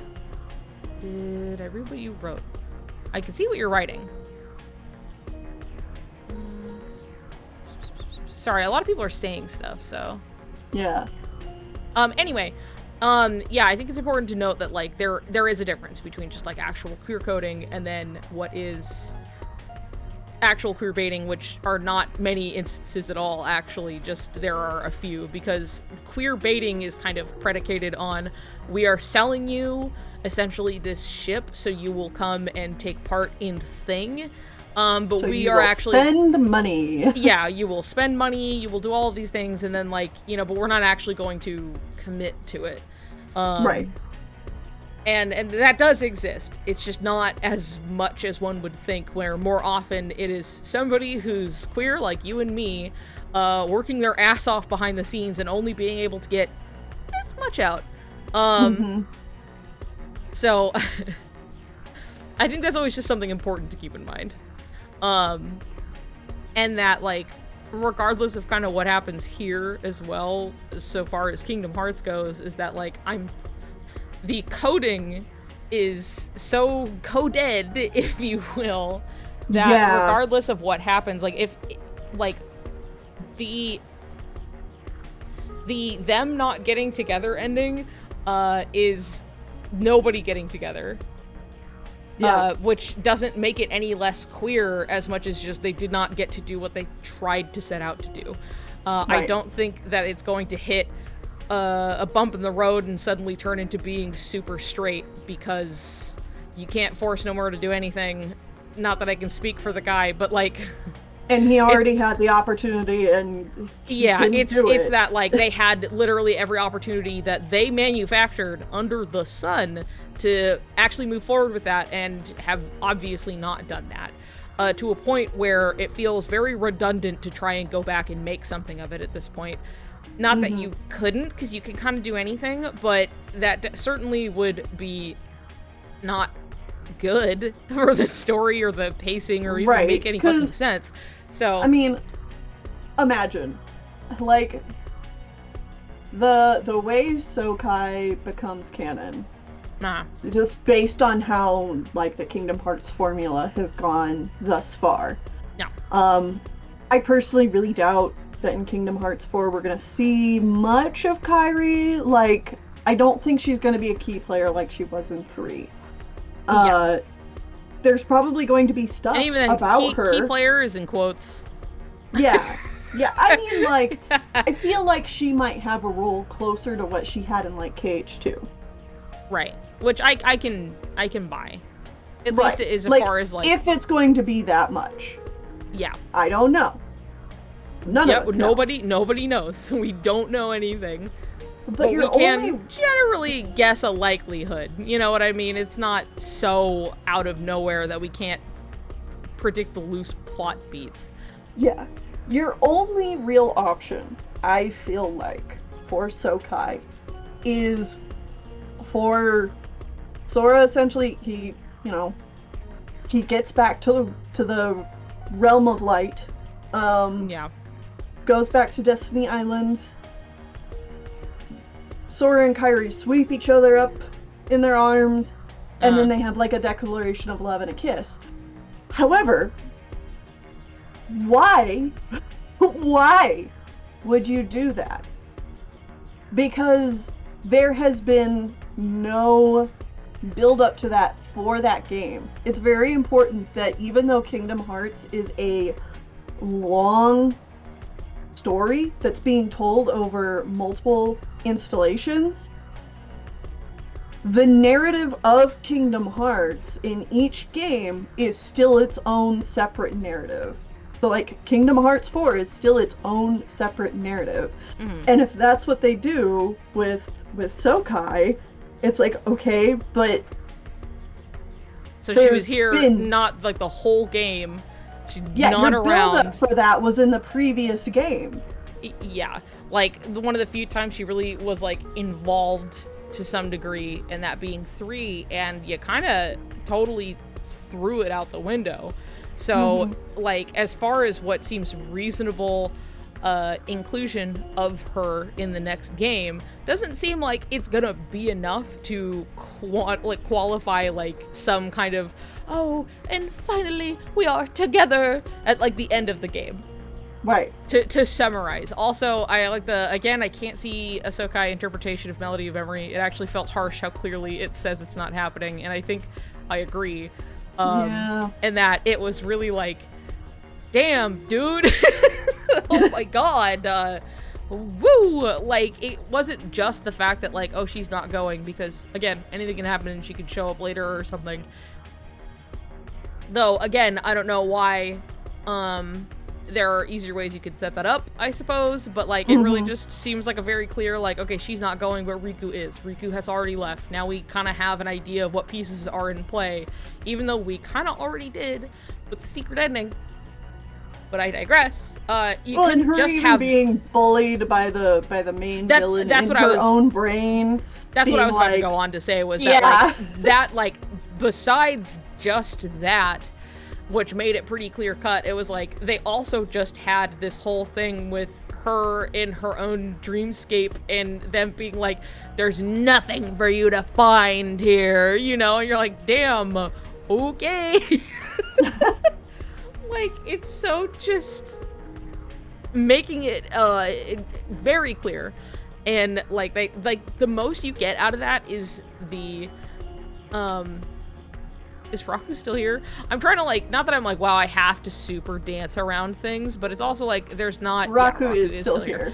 Okay. Yeah. Sorry, there's very little story in Melody of Memory. It pops up right at the end, so like it's hard to talk about it without just going into it's okay. It's fine. There's just know that there's a scene where there's like, where like Sora helps Kairi in some way that's still kind of unexplained, and the most you can have for a connection for them is that, I suppose, but it feels like it serves a completely different purpose. Because if you really wanted to, again, springboard off of that and being like, they have some special connection, everything else around it serves to say no. And they kind of shut down that whole angle pretty right away. So, like, testosterone, yeah, exactly. Or reverse estrogen. But then, you know, you also add in what we know about the production behind the scenes, and that's that Melody of Memory wasn't going to have a story at all. Like, no, it wasn't. It like, was just going to be like, this is completely just like, it's not filler. It's filling in the gaps of like what will be in between, like what would be in between Kingdom Hearts 3 and Kingdom Hearts 4. But like, initially, this was not considered like a crucial piece of the puzzle. Yeah, it was just gonna be like, we're celebrating the series, we're gonna recap some stuff.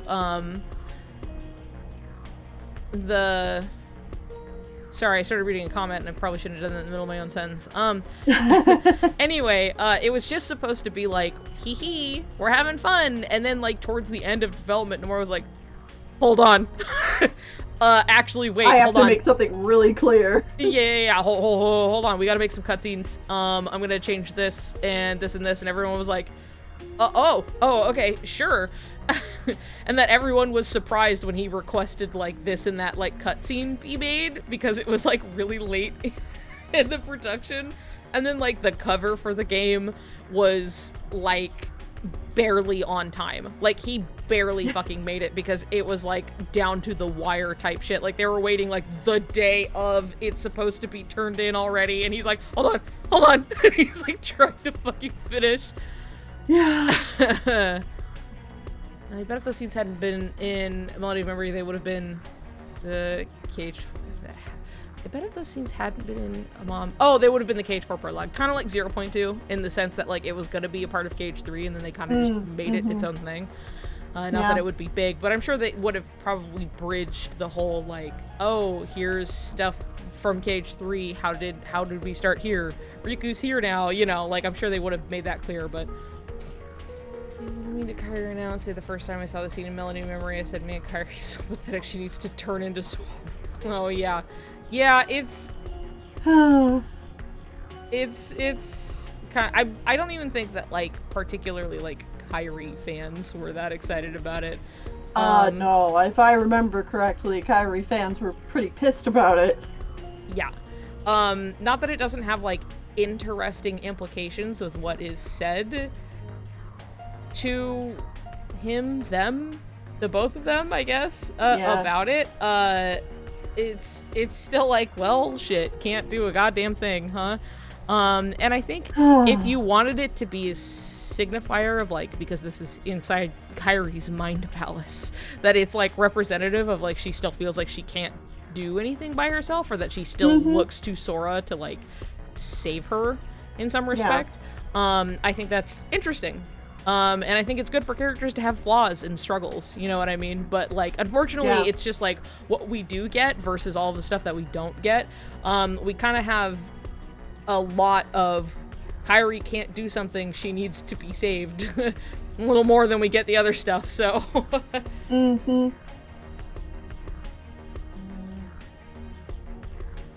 I think for a character and her internal struggle, I think it makes sense. It's something for her. If only it were somewhat balanced with any other part, that it wouldn't feel so egregiously like all the fucking time. Look Kairi at how she can't do anything. Exactly, yeah. Yeah. Well, and then of course, you know, people like us, we get flack for pointing out that that's what the game is saying. Yeah. And it's just like, no, I'm with you guys. It kind of sucks that this is what the game is saying, but, like, we all have to accept, like, this is what the game is saying. This is what the game is doing. That's not, you know, don't shoot the messenger. This is just what it is. Right. And that's not to say that, like, you can't have good otherwise, even if one thing could certainly have been done better. We can say. Absolutely. And her making the personal choice of, like, I want to train with Aqua, like, that's great. That's fantastic. Yeah, it is, like, the first time that we see her make a decision. So it's like, she wants to do this. She wants to train under Aqua. This is fantastic. Like, that's probably one of the best things she's gotten in literally 20 years. So, like... yeah. But that's a step in the right direction. And I still would love to see her maybe be friends with literally anybody, because it would give her room to be a person. But... other scenes in Mom. I'm gonna get at least a little bit more development. I gave it'll be in KH3 or not. Yeah, no idea when we'll see that, but oh boy. Oh, and then when it comes to Nomura writing romance. Yeah. Like, this is the same dude whose plans for, like, Versus 13 looks to be like an extremely sappy love story. For sure. I mean, he did also say that, like, he wanted it to be, like, not a traditional love story. Like, he didn't want it to just be, like, just some romance. Like, he wanted to really, like, dig into it and make it something. But continue. Yeah, and, you know, yes, he's worked on a lot of other Final Fantasy projects, but that doesn't necessarily mean he was the writer on them. But, like, things he has done, even Kingdom Hearts, if you look at the Disney couples, like, their romances are written just fine, and it's not like it's following a playbook from Disney, because a lot of times he's, like, making up content for these Disney characters. Like, a lot of the Beauty and the Beast stuff is using that dynamic, but, like, he is writing fanfic of Belle and the Beast, and he's doing a good job characterizing what their relationship is like.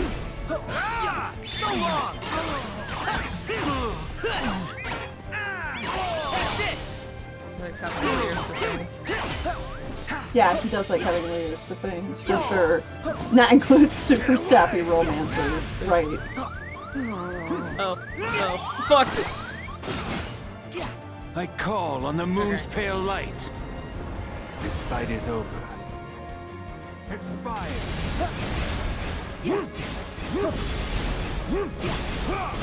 Abandon hope. Expire.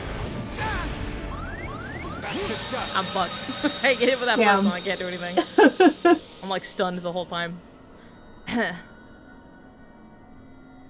Wonder if you no Peter Pan to save you in this game. I know, I can't fucking clown on him. Basically deleted him last time. Like, it wasn't even like, I'm not even just gonna fight him normal, I don't care. We're just gonna Peter Pan. It's fine. If it's in the game and I can do it, then it's legitimate all the same. Right.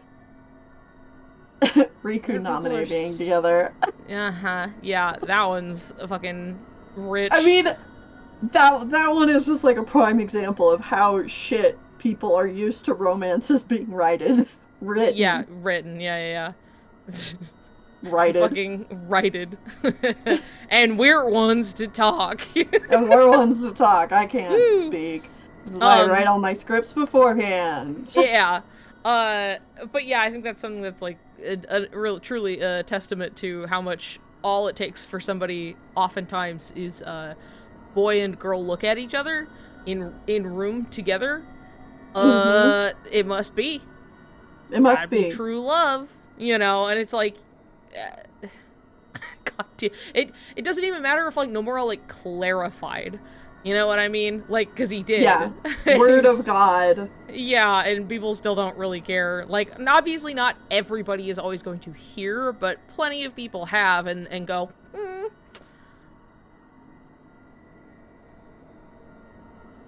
Two people of the same sex do it. It's reaching. God, he took that smile away. I do think those scenes look kind of worse after they got fucked with. Like, the lighting is strange. Riku looks more plasticky. It's a little odd. I'm so excited for how KH4 is gonna look. I know. I want to see a trailer so bad. I know. I want to see Riku. I know.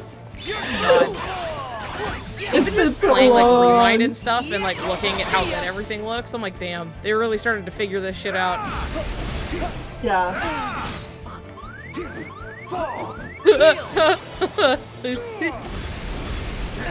Oops, fuck. I looked over. God damn. Yeah. Oh, okay. New escape. Okay, well, come on.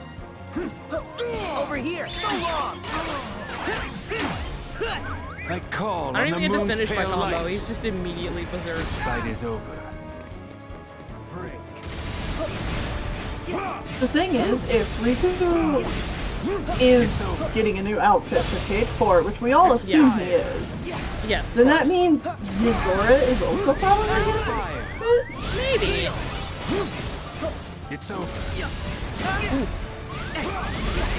Back to dust. I mean, I could see him still having the same outfit because it's very, like, of Quadratum. Obviously, it's a blending of their outfits, but, like, the stylizing of it. Like, if he got a new outfit, I wouldn't be upset, but I think a big part of it, too, is that, like, he is wearing an outfit that genuinely is a mix between the two of them. So if he did have a new outfit, the new one would probably have be to be a mix of their new outfits. Yeah, exactly. Can I tell the stream a funny story that my brother told me that I fucking just remembered I forgot to tell you? Okay, sure. Go for it. Okay. When he was like, so he's 14. We have an 18-year age gap, right? Wow. So I wasn't like around when he was like growing up, right? Just like, I just was like, I lived my own life, right? Yeah. And like, he like used to play a lot of Roblox. I think he still does, because I think people just of that age, like once you're on people Roblox, still be playing Roblox. once you're on Roblox, you're just not off Roblox. But he was saying when he was like 8 or 10 that, because okay, sorry, I'm so bad at telling stories, but like, I used to play Gaia Online when that was like a thing, when it was popular as a teen, and I told him, I was like, I stole like one of the rarest items in Gaia Online from a friend, and Canary was in the car and asked, "What'd you steal?" And I said, "Coco Cat." And Canary was like, "Oh my god, a Coco Cat!" And I was like, "Yeah, I just said, can I borrow it?" And then I never gave it back, right? So my brother was like, "Yeah, when I was like 8 or 9, or like around that age, younger, he was playing some Roblox games about fishing, and he had asked this person who was on his friends list, can I borrow your anglerfish? And then he just unfriended and blocked the guy instantly and took his fucking anglerfish. And then the guy, this kid had made a YouTube video calling my brother out that was like footage of like what had happened. And it was like at the end it's like this text over like an image that's like, "I want my anglerfish back." And he showed us 8 minutes long. It was He showed us the video, and I wish I had it because this shit is hilarious. Oh my fucking it's god. so fucking funny. I'm gonna find it for you so you can show it on stream. The Roblox It is drama. so fucking hilarious. Like he was like talking about how he used to just like scam people in Roblox. He'd be like, He's I'd like make 8 years old. He'd be like, I make friends with them, and then I get something, and then I block them. What a little shit. It was hilarious. But I That's just so remembered funny. that. I was like, I can't believe I forgot to tell you this, but this is the perfect timing. Canary told Seb to be like, comment on it and say I still have it, lol. Because he does still have the anglerfish. He said, I'm never getting rid of the anglerfish. And I still have the Coco cat, by the way. Can I borrow it? Steals it.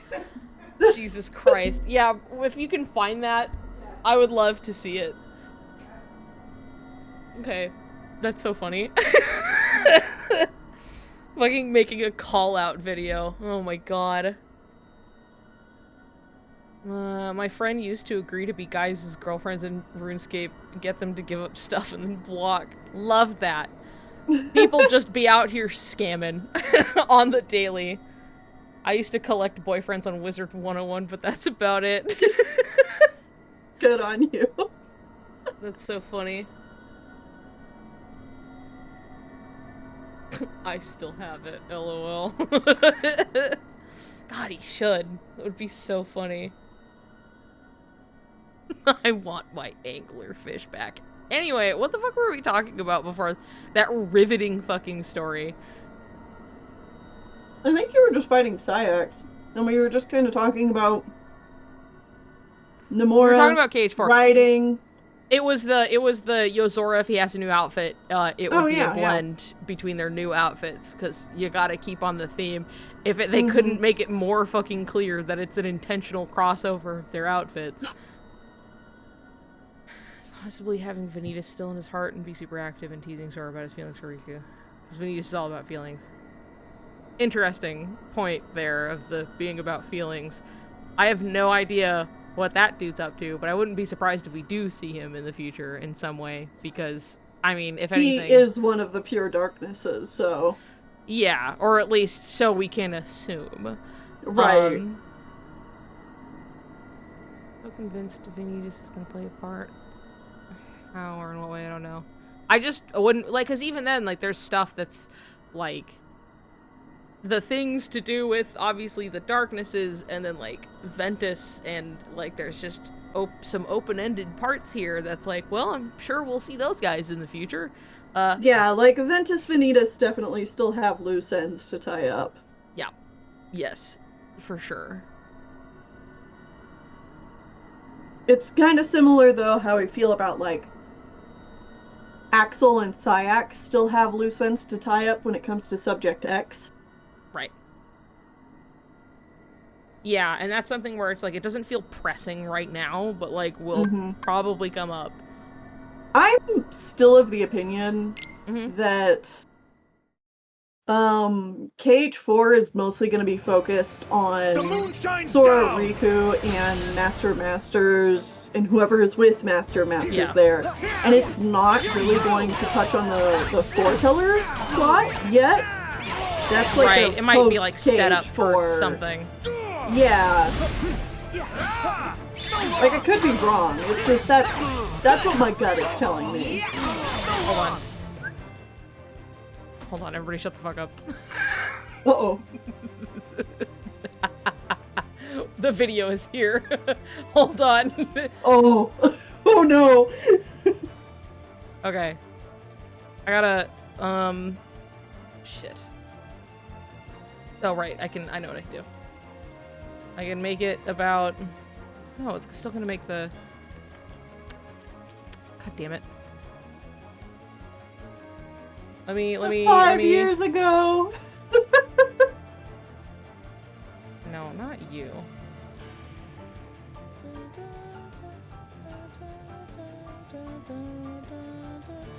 Come here, I have to mute Kingdom Hearts. Or no, wait, I should have... Keep it up there, and then... There we go! Alright, time to watch. I don't think it has voice, I'm not sure. Alright, we're gonna... yeah. Stole my anglerfish. Read description. 102 views. Hold on. I swear this is not fake. I'm not gonna scam. All this is proof. If you don't think this is enough, I'll wreck my Roblox friend list and he's not there anymore. I hope one of you or the dev give me one. My friend. Frowny. He scammed me. Who? My friend, frowny face. He stole my anglerfish.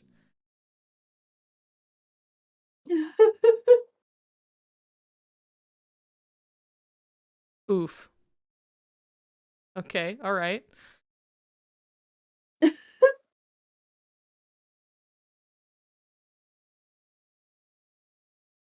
Alright, frowny face, okay. Let's see, we're going up in the chat.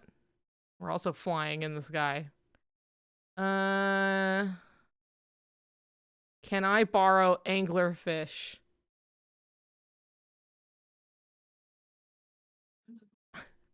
Really just fucking flying by. Wow, he scammed me.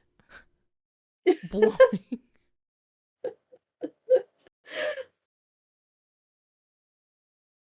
Oh, how long is this? I think, let's see. Raid canceled. Oh no.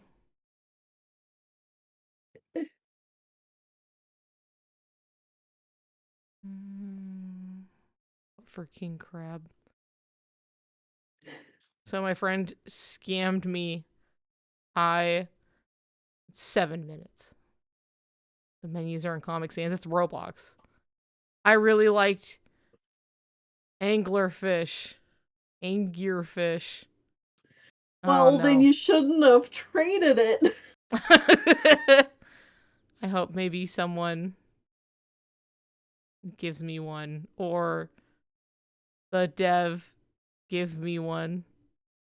Frowny face.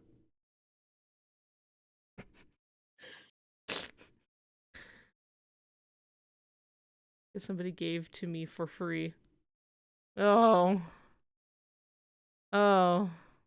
So sad. Let's see.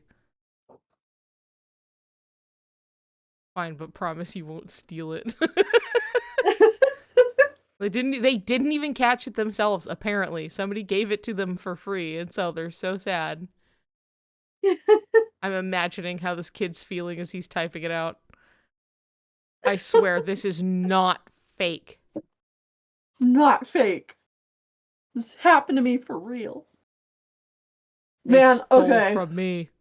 I want my angler back. Sorry. Yes. I was never on any of these kinds of websites as a kid. Like, well, no you Club lived Penguin. in the basement. You lived in the basement in, like, the fucking Amish outskirts, so, like... Yeah. I would not think so.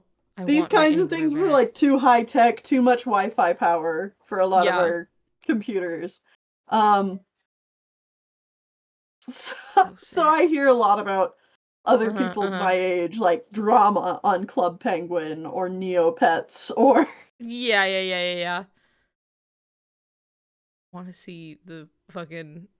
He scrolled up in the chat, and I need to see it.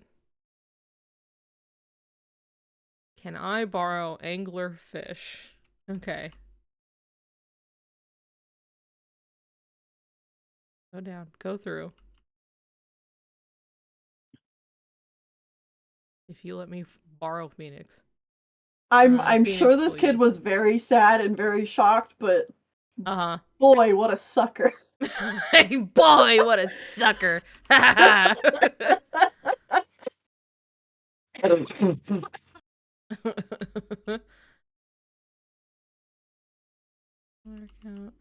Let's see, for max tournament, blah, blah, blah, blah, blah. Okay. Oh, the hermit, so... It will be bad trade. Let's see. Keep going. Keep going.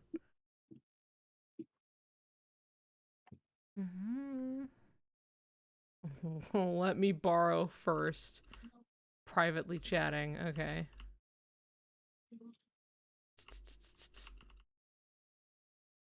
Fine, but promise you won't steal it. I do. I promise.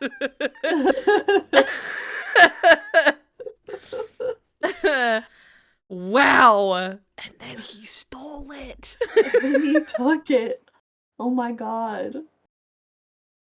I got my first account on any social platform at 13. Before then, I was playing minigames on Postopia and chewing on ice chunks in a red Solo cup. Like, I was on Neopets. That's about as much as I was involved on, That makes sense. Like, I I could see remember- you on Neopets. Yeah. And I played Gaia a little bit, but I didn't see what there was to do, and I didn't really care, so it bounced off of it almost immediately. Yeah. Oh yeah, I did play Toontown for like a whole 2 days or something like that. Nice. That's... I remember seeing commercials for Toontown, and I never ended up playing it. Yeah. Disney Create. Pixie Hollow is where it was at. See, I never had anything strong enough to play like games. Like I never could actually play any actual games. That's why I played like Neopets, because it was just on the web browser. I also played Dofus at one point, but that's just because it was like an MMO that was like low intensive like game. I played RuneScape for a bit, but I didn't quite click with it. But yeah, like our Wi-Fi was never good enough. Yeah. And like Dofus is like 2D grid based, like running around fun stuff. I still have a fondness for it, but I would not have been able to play Toontown. I would not have been able to play jack or shit, honestly. Right. So anyway, yeah, kids with their Roblox scamming for anglerfish 5 years ago. You know, it's crazy. It's crazy.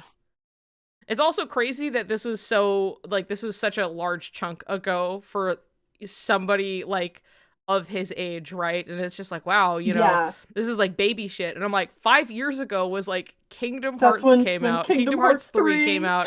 Yeah, and I'm just still fucking waiting. You know what I mean? 5 years, drop in the bucket. Like, there's a point when that just does not matter as much anymore. It's funny because as a kid, the wait between Kingdom Hearts games felt like forever. Yeah. But it was only like a year or two. Yeah. And now I'm an adult, and I'm like, oh, well, no, this is just like how it always is. It's been 5 fucking years. Yeah, it's been 5 fucking years. There we go. All right. That was great. That was a makes a call out video when you're like 9 years old.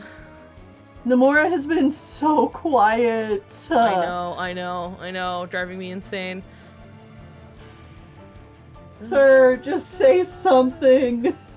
Now that 7 has been out for a considerable it's been a little bit. I know. That it's like we're starting to hit into make a call out video about Nomura then. Yeah. I want my Kingdom Hearts. Where is Missing Link? I swear this is real. He stole my Angier fish. My anger. Yeah. Fall. Yeah. Oh. Okay. Escape.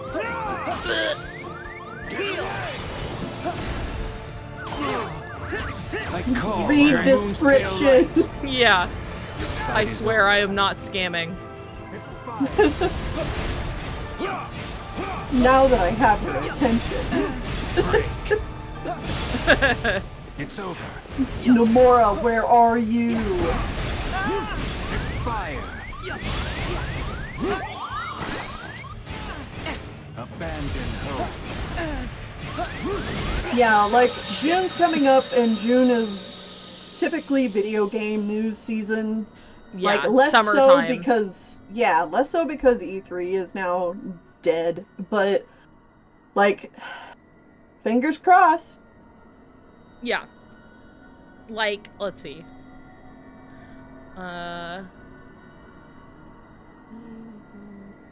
D23 in August, too. I really kind of hope D23 doesn't say anything about Kingdom Hearts. I'd rather hear it from Square. Because yeah, but I wouldn't be D23 surprised. kinda... Go ahead. Kinda jumped the boat Yeah. with KH3. Yes, very much so.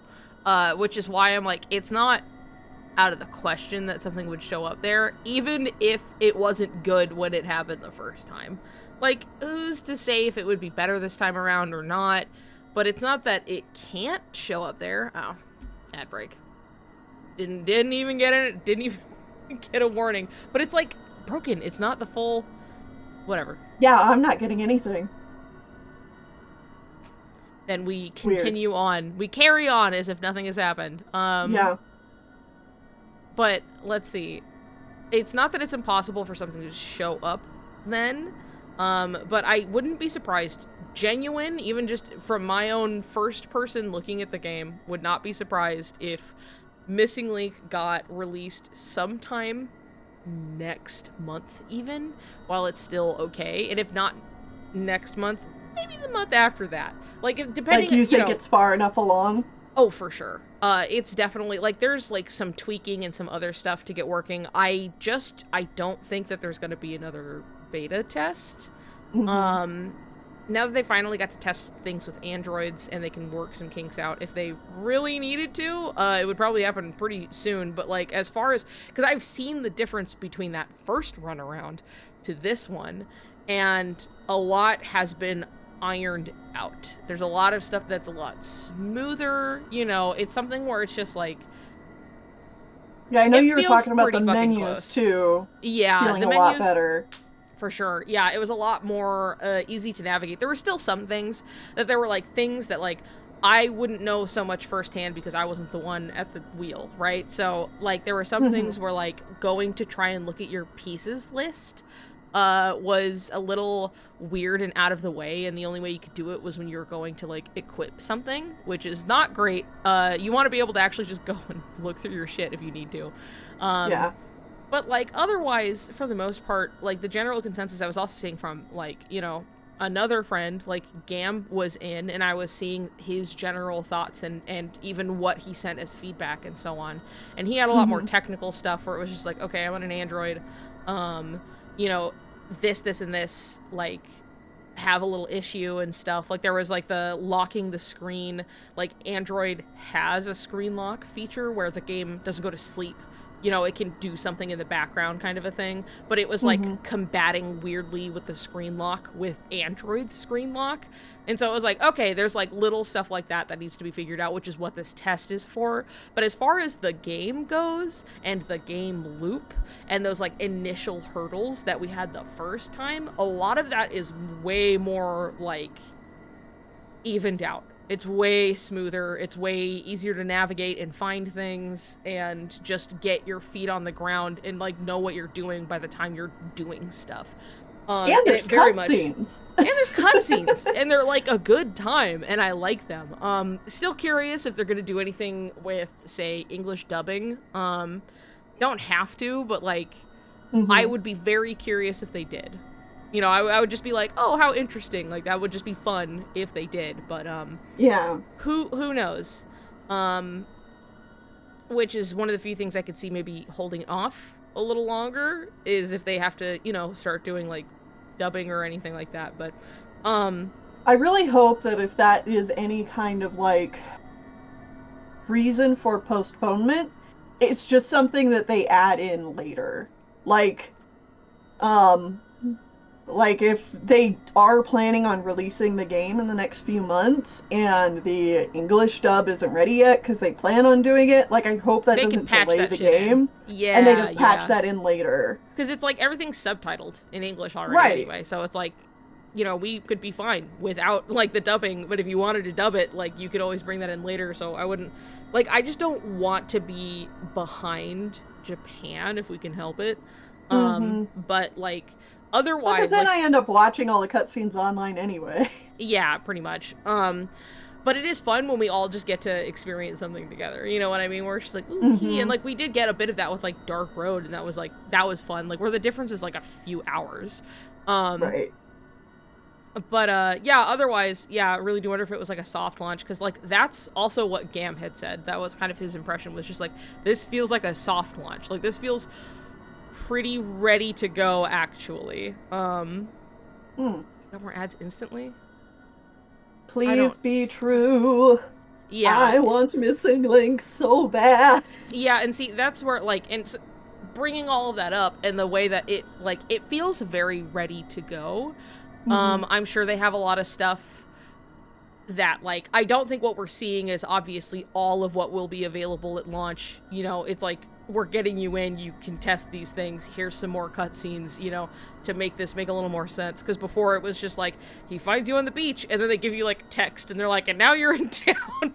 Yeah. So now it's just like, alright, here's what leads you here a little bit.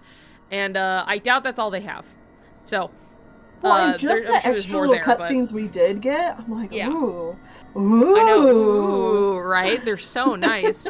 But given that it is so, as far as the impression that I have, as well as others, that it feels very close to release, if we were to get it soon, would not be surprised if we get news with say, for KH4, along with it. Because we're just hitting that, like, beat of, like, okay, Missing Link, it's happening, like, it's walking around whether, like, they were aiming for, you know, Final Fantasy VII Rebirth has come out, and there has been enough time to let it, like, breathe and people to play through the whole thing and, like, have their kind of follow-up, you know, media stuff with it. Whatever, the echoes of it after it's come out kind of a thing. And so it's really just like, this would be the time to either hear news of a future release, but at the same time we have Missing Link, like, hovering right there, almost ready to go. And I wouldn't be surprised if we got them both kind of at the same time. Yeah, please be true. Yeah. I hope that every single fucking day. Yeah, no, and I feel like it would be a smart way to, stir up, like, talk about KH4, where it's just like, you can simultaneously get people both excited about KH4, but in the meantime, you could play Missing Link, as well as people going, finally, Missing Link, and then like, oh shit, more Kingdom Hearts 4. Like, the people who are playing Missing Link are already waiting for Kingdom Hearts 4, I promise you, but like, it's something where it's just like, great, like, getting people's attention at the same time you have a new product to, like, play in the meantime would be a really smart move if they can swing it. So I feel like that's likely enough, you know, that like that would make sense. The timing would make sense with a release and everything that's passed now and yada yada yada. So that's my suspicion. And God, yes, I hope. Please. He's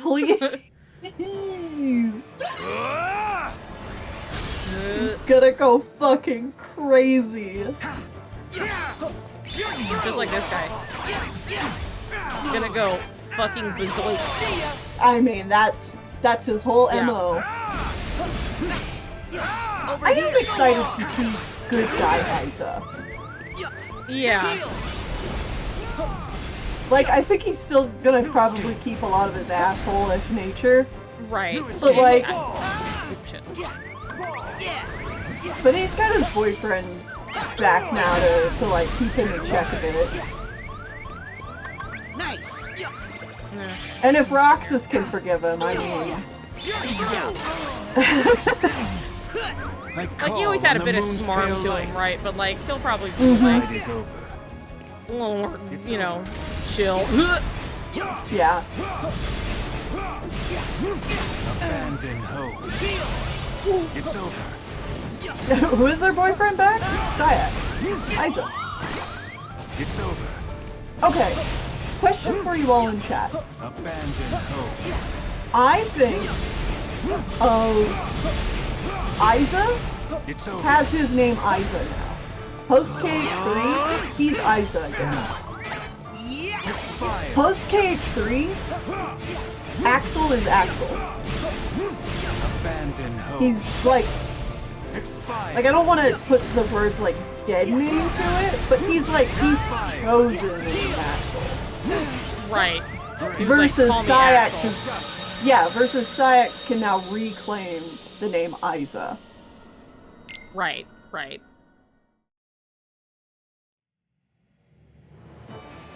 The moon shines I just down! wanted to know how everybody else feels about that. And like, yeah, I get if people are still like, it's still Syax to you, but like, I also feel like, character-wise, Yeah. he's Isa now. See, I don't know why I did that. That's... Oh my god. I'm like distracted. Because I think it's... Like, it is kind of like a subtle character arc Lee goes through with his name, but I think it's really interesting how, like, at the end of Kingdom Hearts 3, like, he's been trying out having the name Lee again, but, like, it's not until he gets Roxas and Shion back that he's like, no, because of our friendship, like, we're reclaiming the X. I mean, if anything, Zuko, but that's his name. That's his actual name. There's not really anything different there. Zuko is still Zuko. He didn't have a name change somewhere in between. Yeah, I mean he sort of did, but like it was, like a little different. It was a different situation. Because the X being in their name is like a big symbolic thing, right? Especially like for Syax, it was about the name Syax comes with his determination to stay the course on his goals of finding Subject X, no matter what. And doing whatever heinous thing he needs to do to make that happen. Even if it means trashing his friendship with Axel. Yeah. And for both of them, like, that's what the X in their names meant. And then, when Axel becomes friends with, like, Roxas and Shion, the name gets a new meaning, and it's about more of, like, their time together and their friendship. And so then when Axel comes back, and he wants to be a good guy, he's like, well, I'm gonna go by the name Lee, because Lee's my name. And then he's like, nobody's calling me Lee. Yeah. And not that that should matter, but also, when Roxas and Shion come back, he's like, no, it's Axel, because we can all take this thing that traumatized us, being in the organization, and getting the X put in our name. We can take that and reclaim that for ourselves. Which, if Kingdom Hearts is not queer, it would not have a storyline like this. This fight is over. Yeah.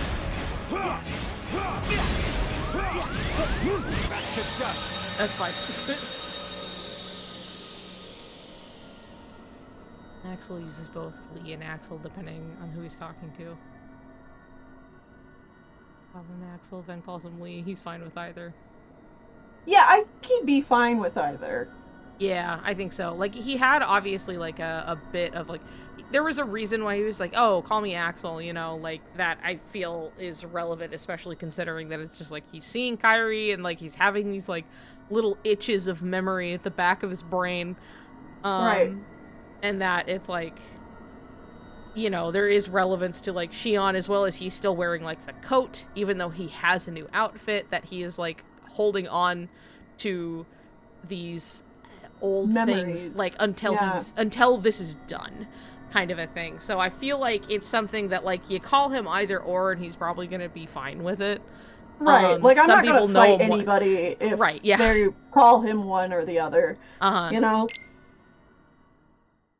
For sure. It's just like, in my head, Isa is now Isa, and Axel is Axel. Yeah. I understand.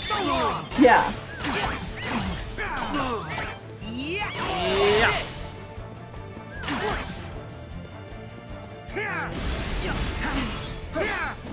Get through! Get away! Heal! Get away! Get away!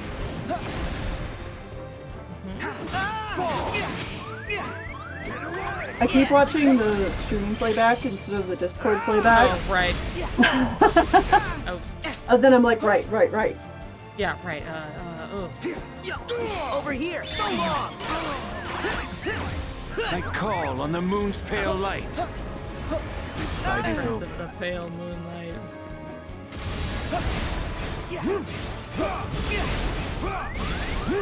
Expire. Heal! Break. It's over. Abandon hope. Yeah, exactly. Axel took the good things that Sama gave him and said, this is mine now, fuck you. And Aiza said, I don't want that in my life anymore, and both are valid. Yes! It's Which over. again, is like, just such a queer experience. Yeah. Abandon hope. Expire. It's over. Abandon hope.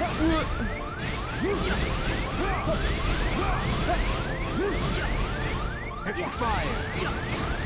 Break. God, I'm living. If a straight person was writing I'm dying. Kingdom Hearts, this name thing wouldn't even be a concept. It would not be something even touched on. Yeah, it's definitely a lot more nuanced of a look at it, and I think even trauma on the whole. Simply because I still think of, like, Riku's talk with Ansem. Yeah. And just the whole, like, you know, like, I'm gonna miss you. I hate you, and I'm going to miss you. Yeah, like, good riddance, but also I am gonna kind of miss you. And it's Yeah. complicated, you know, but it's so, like, complicated. oh, you mean, like, a very real response to, like a toxic, abuse, like, toxic kind of relationship where it's, like, it's something that's so very, like, it's bad. You know it's bad. It was bad for you. And this is something that can be true to any form of, like, a toxic relationship, whether it's, like, with a parent or a friend or, you know, like, a partner or anything like that. But it's something that it's just, like, it became something you got used to. It became something you knew how to navigate, even if you know it's not good for you kind of a thing. It's just, like, it's something predictable. Even in its unpredictability, like, you understand it, right? And now that part of your life is going to be completely gone, and there's a part of you that's going to miss the familiarity of it, or even maybe the good times you had with this person, even though in this case there's not really any because it's been adversarial since the very beginning, but, like, it's something that's, like, it's been such a part of your life for X amount of time that, like, it is a familiarity lost. And that's something that I feel like a lot of people don't always understand. And Right. I remember first seeing that and I was like, holy shit. Yeah, like, that's... Damn. That's just so... Oh, it's so tasty. And the fact, too, that, like, Mickey and Sora are also there, and neither one of them chastise Riku for, like, having this moment with them either. They're like... Yeah. The moon shines down! Yeah. And then also the way he looks to Sora for it is real good. Fuck, shit. Ow! My god!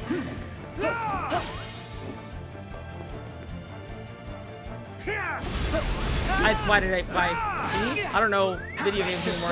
That's fine. I gotta start it all over. Depression, fight! mental Win! illness. That's Whitney. Thanks. Yeah. By the way, Whitney's replaying KH1. Oh, really? Yes. Yeah, I just had a hankering for it, so I decided to jump in and start playing, and I just finished up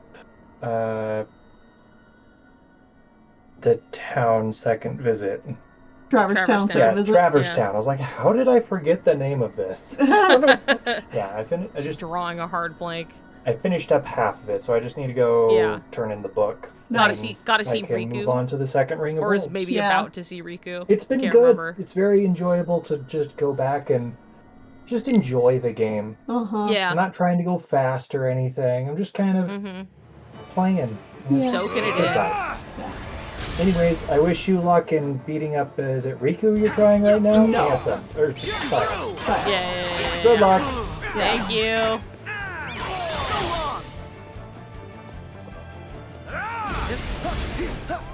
Over here. So long. No escape. Oh, come on. Sometimes it just doesn't happen.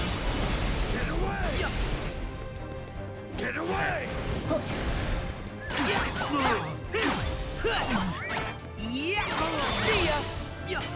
Yeah. See ya. I call on the moon's Well, I pale blocked light. it, but This fight is over. Break.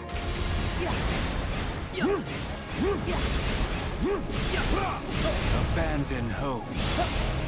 Expire. Break. shit. Ah, I tried to roll, but it just didn't Yeah. happen this time. Oh my god. Okay. Can I? Oh my god.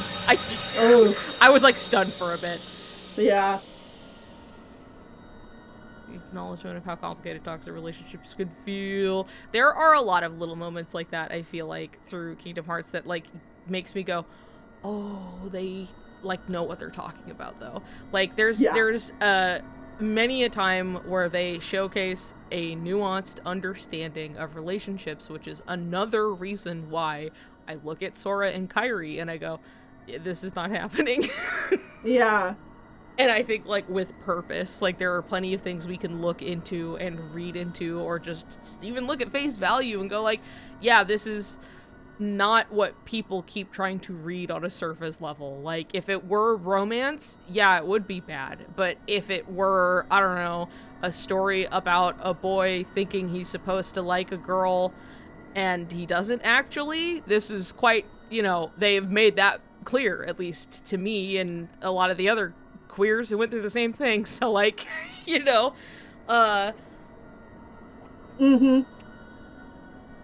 Yeah. I feel like they kind of know what they're talking about, is the Oh, thing. and this is something you guys brought up while I was...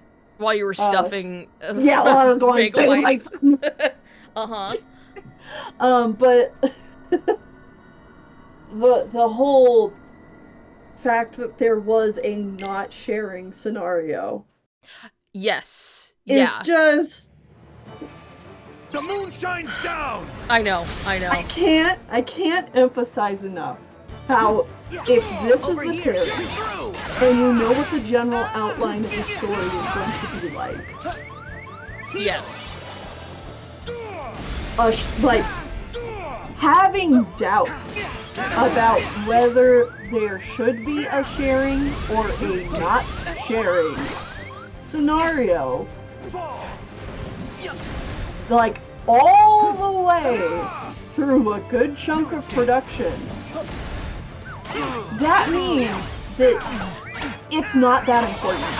Yeah, the fact that like both were recorded because he couldn't fucking decide Yeah. is indicative. Like, I remember my good pal Thurinia had put it this way. Also, hi Kaine. Not a lot of progress, honestly. I have just been fucking around in Syax's whole fight here and there while stopping to have long discussions in between. So, you know. Anyway, my pal Thurinia had framed it that way and was just like, yeah, considering that, like, apparently it was so late in decision that, like, whether they shared or they didn't share, I don't think that, like, it really matters then which one they went with if it was so up in the air, you know what I mean? And I was like, yeah, you're right. You're absolutely right, and that doesn't mean that it's not important at all, because obviously we're going to get one scene or the other. So it's important that a scene is there to establish where their connection is. But the fact that, like, it's not set in stone, that, like, it's like, all right, so this is the moment, you know? Yeah. Like, if it didn't matter whether they shared a Paupu or not, I just don't think that them sharing the Paupu as it is is some big relationship defining thing. Like, if they didn't talk about their feelings or express that they, you know, have feelings for each other or did literally anything, and they shared a Paupu, I don't think they were going to do any of that, whether they, like, I just... the Paupu itself, because that apparently did not matter either way, is not the one clear indication that regardless of how the scene went, this is romantic. Because apparently it didn't matter whether they did or they didn't. So they didn't really explain any feelings. They didn't really do anything with it. I mean, they did do something with it, but romantically speaking, they did not progress their relationship in any meaningful way. And then add on the fact that Sora's Japanese voice actor is like, I don't think it's romantic. I don't think, you know, it doesn't have to be. It doesn't have to be romantic. It doesn't have to be. You know, it's not really like, it's, you know, it's just like, why would he even say that? He would know if it was supposed to be romantic. And then, why would he even bother saying it? Yeah. Why? What's the point, right? Like, if it's supposed to be something that's so obvious, like, why even dissent from it? Like, why pull away from it in any capacity? When it could just be so simple, it's like, yeah, I thought it was sweet, you know, like, but it was just like, it was so like, well, you know, it doesn't have to be romantic or anything and stuff, and they're like, oh, well, it was heart pounding, and he's like, well, yeah, you know, but like, it's, but it doesn't mean it has to be romantic, and it's just like, why even emphasize that? Like, why are you even doubting it? Yeah, like, you could just have taken it at face value and been like, oh, it was really sweet to do this recording, and, you know, I think a lot of people will be looking forward to this part, you know? Yeah, basically. And, like, as well as, like, the conversation of, like, obviously they're together now, all of this stuff, even if it's kind of, you know, how it is, it's like, then why is there nothing still?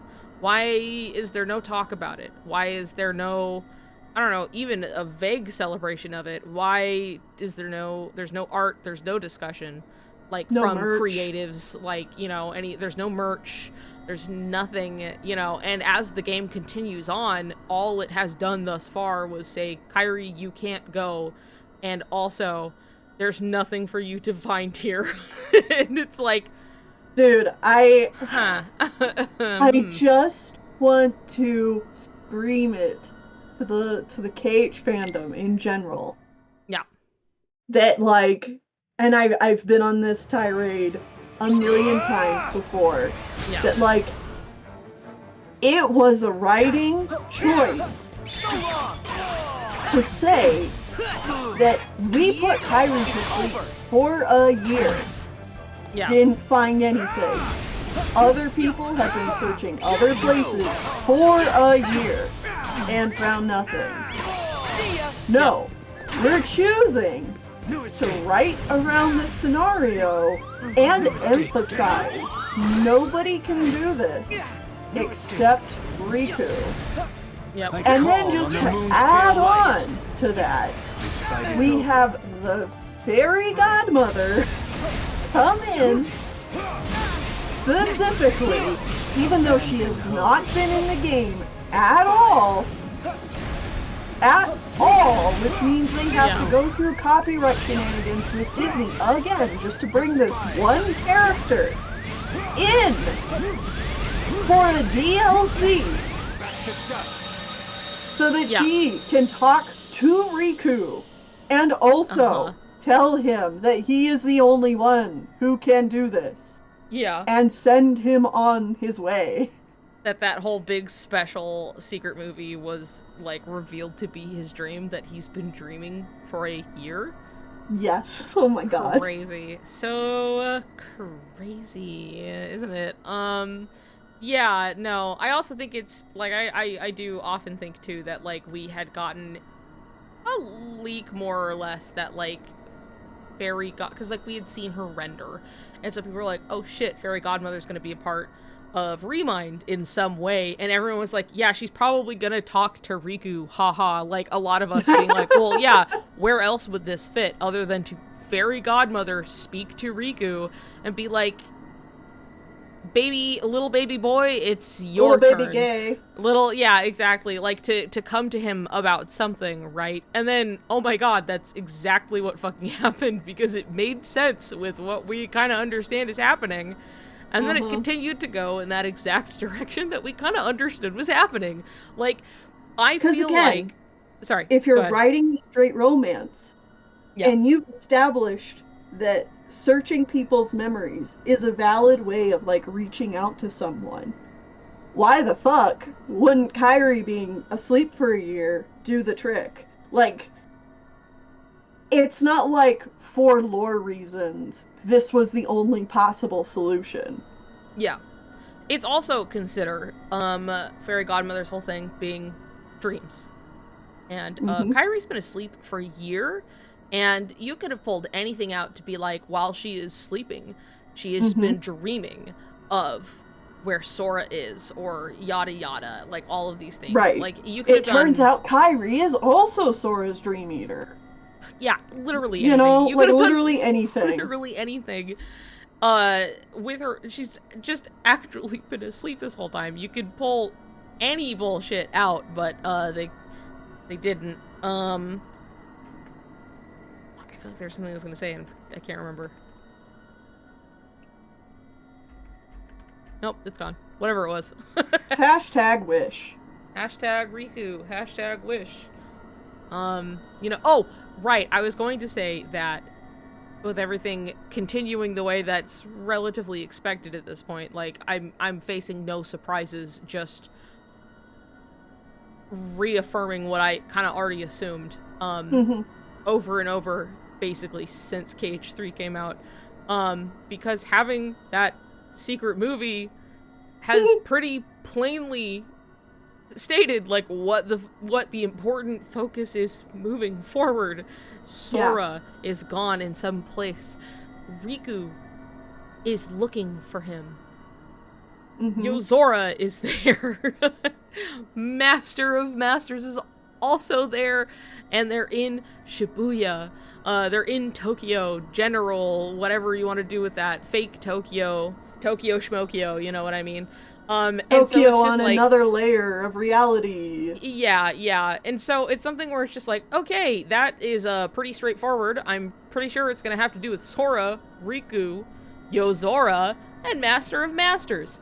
And then, you know, everything that's kind of happened since then has simply reinforced that. So here comes Melody of Memory, and I'm just confused when people are kind of constantly like, this is going to be Kairi's game, and Kairi's going to go to Quadratum and save Sora. And I'm like, are you guys forgetting, like, the movie Did y'all not watch the same secret movie we watched? Like, years ago now at this point? Did we fucking forget? Because it made it pretty clear who's going to be important. I'm not saying Kairi can't come along, but to such an extent, people would just either write Riku out or ignore his importance or whatever expectations for him moving forward, because he's done now, which, again, just simply ignoring shit that's already there.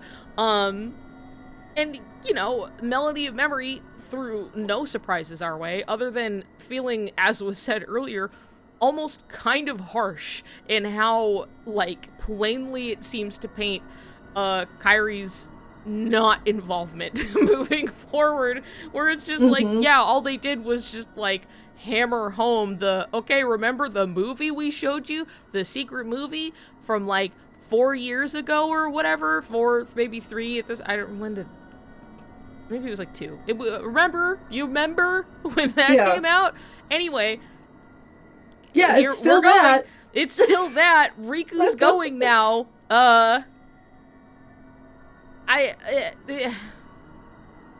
It's just strange. Like, it's something where it's like, okay, I looked at this thing and then I went, that makes sense.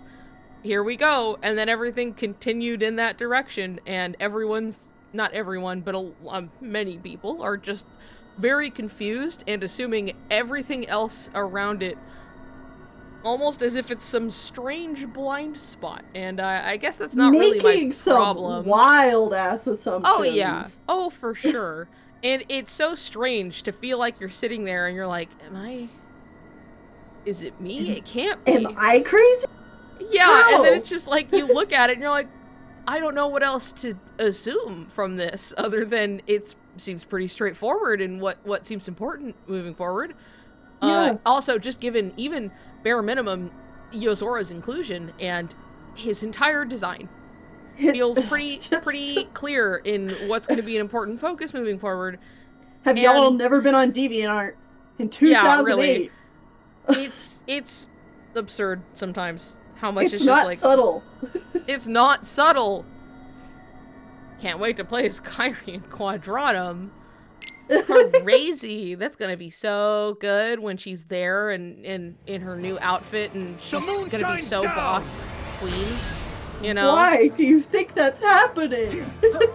Over here. Like, it'd be cool if it did. But why? Why do you think that's happening?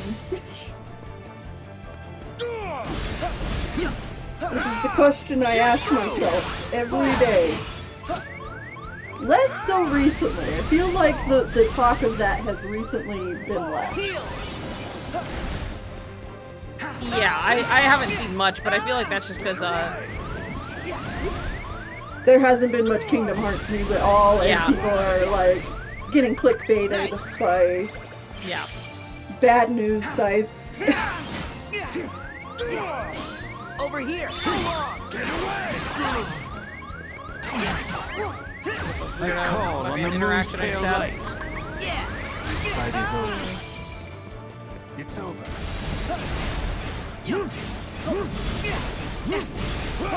Expire. What are you talking about? Yuzora obviously looks just like Kyrie. Get new glasses, baby. I don't know. Abandon hope. Yeah, you saw the raindrop in the beginning of the secret movie of KH3. That's Kyrie tears, guys. Yeah. How? Okay. How do they see that symbolism, but not the other obvious symbolism that's going on in that trailer? I don't know. The like really obvious fucking symbolism. Expire.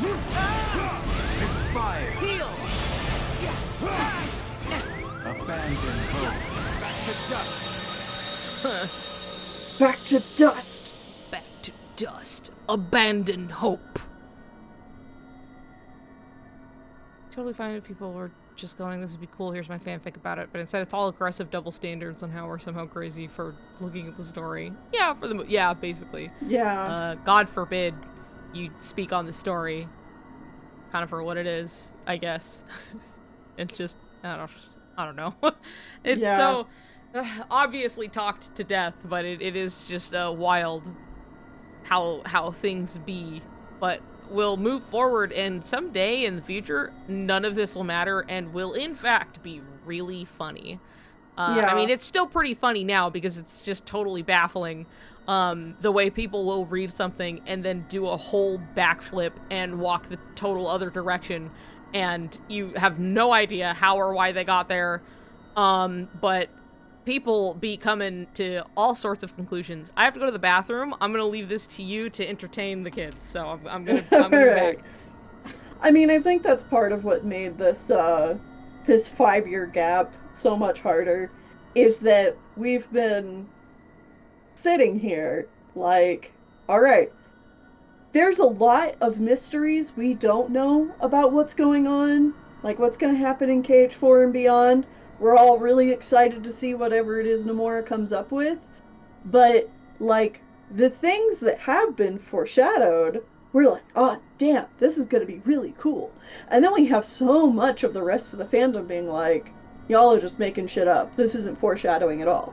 And it's like, what? Are you guys fucking crazy? And so we're all sitting here, like, really excited to see things that have been foreshadowed. And it's been 5 years. It's been 5 years of a lot of us dealing with a lot of people who have made really wild assumptions about what KH4 will or won't be. And we're like, well, it's like, definitely going to be at least something like this. Like, remember when everyone was like, oh, KH4 isn't going to have Disney stuff in it? And, like, that was the big thing people were talking about for, like, a good, solid half a year, I feel like. That's what everybody's talking about. Well, KH4 won't have Disney stuff in it. And I'm like, why would you assume that? Why is this the thing that everybody is talking about? Like, it's a done deal. Like, this is what everybody hopes for. And then it just kind of took a long time of just telling people over and over and over again that, like, KH is KH because of Disney. Like, the Disney stuff is important, and it wouldn't be a Kingdom Hearts game without the Disney. Yes, even if there is no Final Fantasy, that's fine. You might miss it, and I totally understand that. I get wanting the Final Fantasy stuff. But, like, the Final Fantasy stuff does not make it Kingdom Hearts. The Disney stuff is important, and it won't be Kingdom Hearts without it. And, you know, obviously we've gone through similar, like, bouts with the fandom where it's like, a year after KH3 released, everybody was like, oh my god, Yuzora! He kind of looks like Riku. Oh. This goes for just about any fandom. I know. And a lot of it, too, is, you know, there are people who are into Kingdom Hearts and, like, they've played through all the games. There are people who have passively played through Kingdom Hearts. Like, they played 1, 2, maybe heard about some of the other games and played 3. And then, you know, there are people like us and different people who make, like, YouTube videos about Kingdom Hearts, although I can't say this for all of them that do. And other people who are just, like, really, really invested in Kingdom Hearts. And, like, know more of what they're talking about. And normally fandom consists more of the people who really know what they're talking about. Like, not always. There's people who forget stuff all the time, and that's whatever. But, like, for Kingdom Hearts, it feels like a lot of really loud people are people who don't know what they're talking about.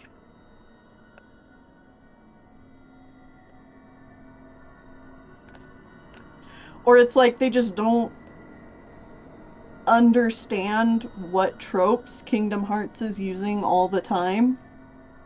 And that's fine. Some people aren't good at reading tropes. But then they also make a big stink about, like, how they expected the games to be this thing, when it's like, it's never given a cue to you that it's going to be this thing. But you're still mad at it anyway for not being this thing. What frustrates me the most is people who get angry at KH theorizing or discussions. It's not that deep. Sometimes it is, man. Yeah. I don't know. The it's not this deep crowd usually just feel like bullies. Like, in my experience of different fandoms. Like, it's okay if they want to talk about something that they think is kind of deep or something that they think is kind of cool, but if you talk about something that you think is kind of deep and kind of cool, they're like, it's not that deep. That's always been my experience with people like that. Just kind of a buzzkill for others. Boo them off the stage for being a buzzkill, yeah.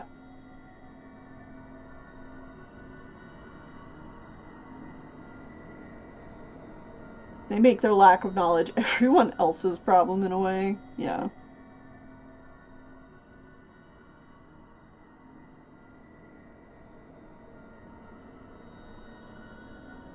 And people said it's not that deep about Comb Guardian too. Yep. Sure did. Even though, like, Birth by Sleep makes it fairly obvious, and I wanna say that I did not play Birth by Sleep when it came out. I didn't get to play it until re-released on the PS3. And so I knew the basics of the story, but even getting, like, full compilations of, like, all the cutscenes was kind of difficult at that point. So I had not seen that fight between Aqua and Terra Xehanort near the end. I had not seen that. And when I played Dream Drop Distance, I was already, like, I was thinking, like, oh man, wouldn't it be really cool if, like, Terra's heart was the Guardian? That would be super cool. And like I said, I hadn't seen that cutscene in Birth by Sleep. So then I get to the end of Dream Drop Distance, and, you know, Riku has that scene with Ansem, Seeker of Darkness, at the end of the boss fight, and I forget exactly what it is that they say, but, like, the Guardian kind of, like, reaches out towards Riku, and Riku says something that's obviously, like, a callback to his interactions with Terra. So something like, protect what matters or whatever. And just from that, the one scene, I was like, oh my god, it's true! Ah.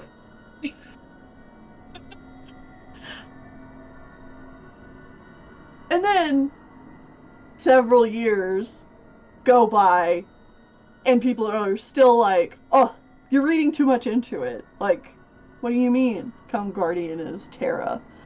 That's not... you're just...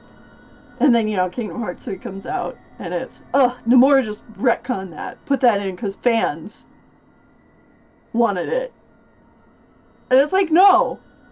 No. It was pretty obvious from Dream Drop Distance that this was a thing. And if I had played Birth by Sleep and had seen that fight with Aqua and Terra Xehanort, I would have been like, oh, that's obviously Terra. There was plenty of build-up for it. The first time I saw that scene of their fight, and it ends, and it's just like, oh, and then you see, like, him get struck, and then, like, Come Guardian comes out, and this is my first run-through, and I was like, oh, so, like, that's Terra, because obviously, like, you know, where did he go all this time, and then he's we like, see them get split. out of my water, and then he's there. Yeah, yeah, and I was just like, oh, okay, so that's, you know, that's Terra, okay, and, like, we'll see where that goes. And I thought that was, like, I thought that shit was done. I thought we were like, okay, we know where it is. And then, like, Dream Drop, yeah, the whole scene with Riku. And he holds up the Keyblade to, and then, like, the camera's focused on him and, like, on Come Guardian as he, like, reiterates to, like, protect what matters. And you're like, whoa, if it wasn't obvious before, because, like, what else could this be? At least to me, I found that pretty straightforward. Couldn't be anything else unless they pulled a weird one, you know, but it was just like, there it is. And then, you know, I remember, like, I'm walking into the fandom for the first time, and, like, people were like, oh, it could be. I just saw this video that, like, showed all of this stuff, and it's like, that's not even a knock on, like, people find these things out at different times. People played the games over the course of years, you forget stuff, yada yada yada, right? And, like, I had the advantage of playing all of this in one go, and so I was just like, oh, I didn't know this was up for debate. Like, I thought that was, like, really clear. And then it was just the case, and it was sick as hell. But I was a dumb teenager who had not learned how many layers KH loved to be. I mean, that's fair. Like I said, I don't want to knock anybody. Like, that's not the point of it, as much as I was just like, I had a different assumption coming in, that I was like, this is a very big series that's been very popular. I'm sure it's been analyzed to death and back, right? And so I had a different expectation of, I had thought that this probably was old news. You know what I mean? And then it was people going like, what if? And I was like, what do you mean, what if? What do you mean, what if? What if what? And that's it. And it's just like, the thing is, that was the case, and it was super cool. We all got to be there for it. And that's all that really matters at the end of the day. But it's just like, it's shocking how much this series can be around for as long as it has, had as many eyes on it as much as it has. And I'm sure there are plenty of people who have seen this thing, thought and did the same thing I did, where I was like, somebody's probably already talked about this, somebody probably already noticed or whatever, and then, like, did not bring it up.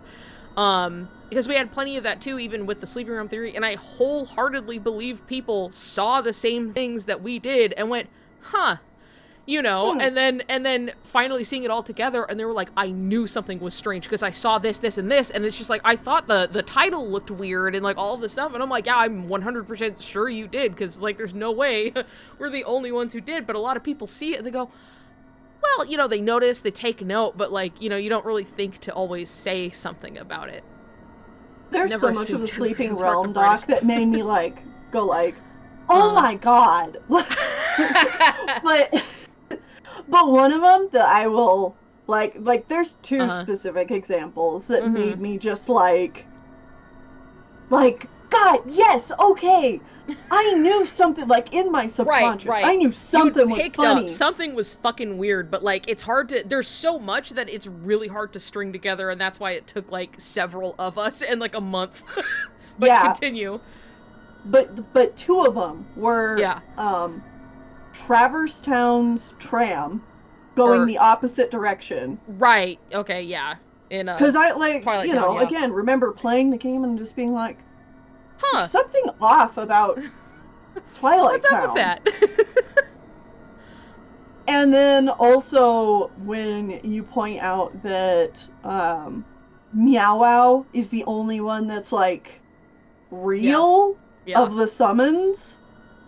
Yeah, that one was all me. That was me. I was getting screenshots. And while I was getting screenshots, I went, hold on a second. I had like noticed that. I was like, hey guys, look what I found, and I dumped a bunch of screenshots in it, and I was like, the tree beaters are the only like actual physical ones. All the other ones are like not there. Yeah. And it was like, oh shit. And that one was just like, that just happened to be when I was like, I was doing something else for it. And then the Twilight Town tram thing, I think, was Cal, because like that was something that I just didn't actually notice. As much as it stood out to me when Sora was just like, oh, the tram's still here. And you're like, well, yeah, it hasn't been that long, you know, and that really stood out. But like past that, I didn't quite clock that it was going the wrong way. But Cal did, and was just like, okay, here's this, this, and this. Here's like this is facing the wrong way. Here's this is facing like the opposite way. Here's Master Defender is like flipped. All the flips, all of that stuff, and I was like, oh my fucking god, fucking weird. I know. Wish I was there for that. I had to lose my mind all on my own. A cheerful boy who What's going on over here? And of course, you know, have to bring this one up because this one makes everybody lose their goddamn minds. Yes. It's fucking heffalumps. Oh yeah, that one.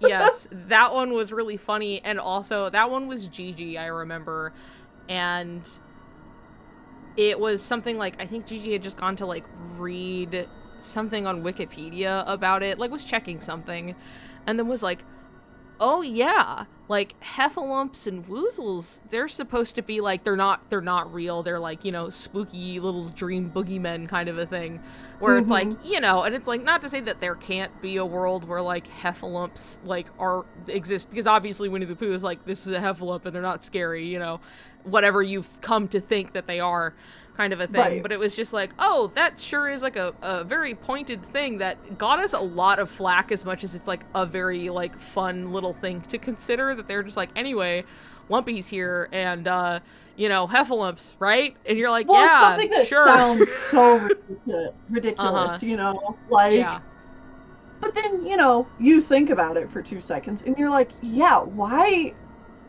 Lumpy? Why did Lumpy just come in suddenly? All the characters they could have brought in here.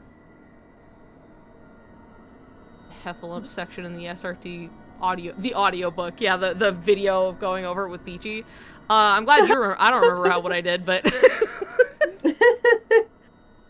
I'm sure it was, you know, outstanding. I'm sure it was a good time, whatever it was I did. But boy howdy, did that one get some pushback from people. Yeah, as much as it's just like, boy, cannot take anything for granted. This sure would be funny, but like we're gonna just keep it here on the list. And of course, any one thing somebody disagrees with, suddenly the whole thing turns to a crock of shit or whatever. So it was like, well, what can you do? Beloved character direct to video Winnie the Pooh character Lumpy. Yeah.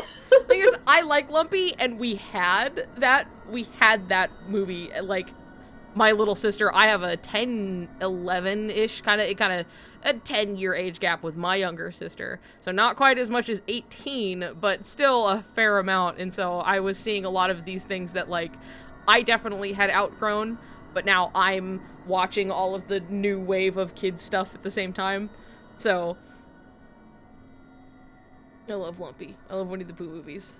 Tigger movie still makes me cry. See, that's where I need to refresh myself on Winnie the Pooh movies, because I also loved Winnie the Pooh, but, like, I can't...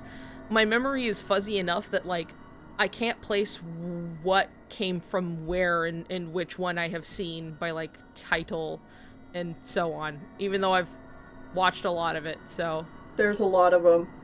Yeah. But Although, it's all mixed together, so I'm like, I don't fucking remember movie night when. I wonder if anybody else has this experience. The theme song for the Many Adventures of Winnie the Pooh that was on, like, Disney Channel, that still runs in my head all the time. I'd have to hear it again to remember. I have to, like... Gotta get going. Oh! Gonna see a friend of mine. He's fun and he's fuzzy. I love him because he's just Pooh Bear, Winnie the Pooh. Yeah. It's coming back. Yeah. That one's, like, burned into my memory. No! No, don't touch me! Ooh. Holy shit. No, that's not our time. Nice. Okay, you come over here to me, and then I'll just... We'll do this. It'll be fine. I Not call the on smoothest. the moon's Stop, pale stop. light. Sora, stop. This fight is over. Pooh Bear, Winnie the Pooh Bear. What the fuck? No! No! And home. Expire. It's over. Abandon hope. Abandoned hope. I'm just, you know, why not? Let's just see what I can get out of it, I guess. Whee! Ariel, help! Expire.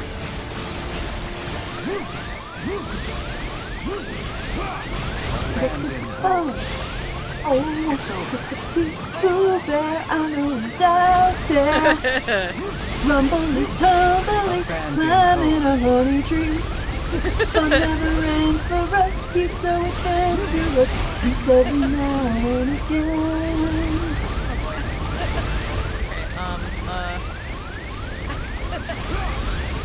Oh, no! Fuck.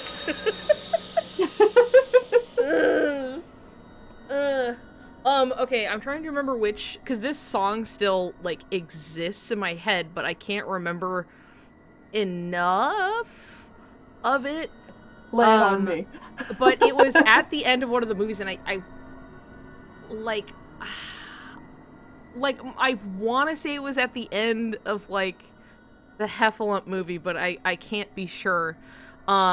Because I always remembered, it stuck out to me, I don't know why, my grandma, because I lived with my grandma, and this, like, one lady was singing a song, and she would sing it on a guitar, and it was like, and then she would, like, sing it, and she was playing on the guitar, and my grandma was like, oh, they got her to sing? Like, oh, I didn't fucking expect, like, my grandma just happened to know who this, like, musical artist was, and I can still see it, but I can't remember enough of it. It's something, and I think a friend called Pooh. What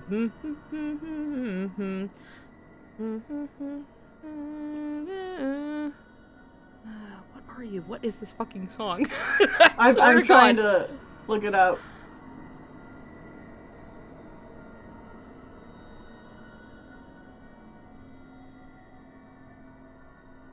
And she's like sitting in the fucking forest a bit with the guitar and kind of strumming and drumming on it, and it was like you would see it like after the movie, and it was like kind of the song theme of the movie a bit, and it was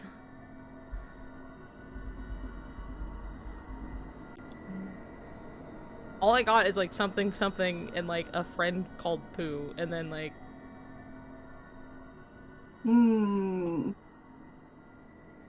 because they use that line a lot in a lot of Winnie the Pooh right stuff. But it's like a specific, oh my god, what is this? Excuse me. Bless you. Ah, it's an ad break anyway. Let me see. Movie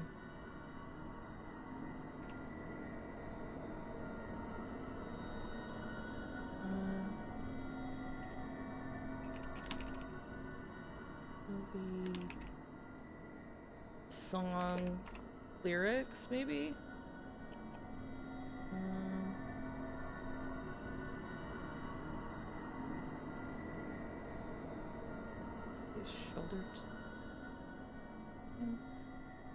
I can't listen to it on stream, I'll get in fucking trouble. Let me see you. I think this is her. Hold on. Is it did you find it? The lady is it shoulder to shoulder? I think it's shoulder to shoulder. Okay, because that's the one I was looking at. Okay, I think that's it, but I can't fucking... When I'm with you... I would have to hear it and like to like place it, because I'm remembering different words, but that's not a clear indication. Yeah, because there could always be like that song with slightly different lyrics at like the end or something. Yeah.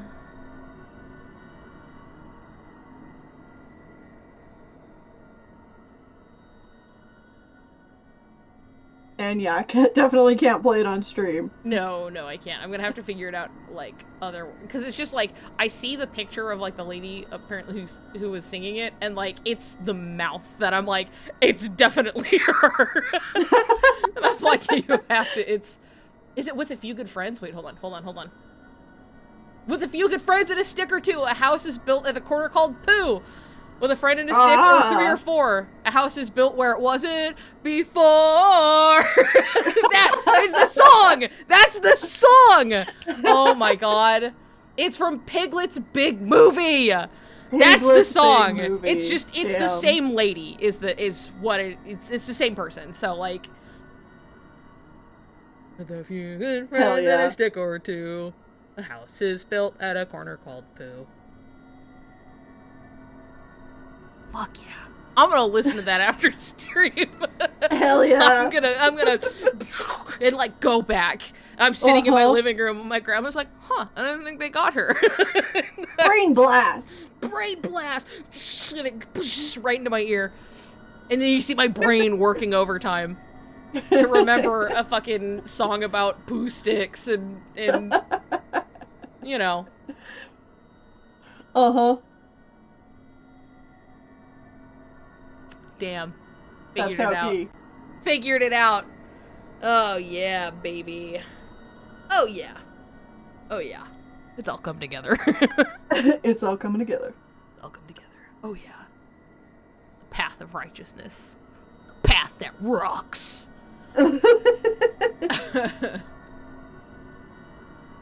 Anyway, I'm gonna hold on. Speaking of the path that rocks, I'm gonna try and fight Syx again.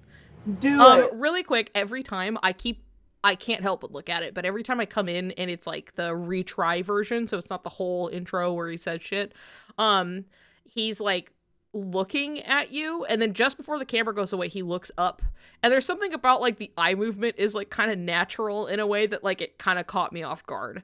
That I look at it, I look at it every time. Yeah, I'll definitely die, and I'll point it out when we get there. Down. Like, he looks up like he's about to continue what he's doing, you know what I mean? Which is float into the air. I love analyzing animation, so Hey, so do I. yeah. We should be friends. No, I didn't mean to do that. Her story about kayak. No escape.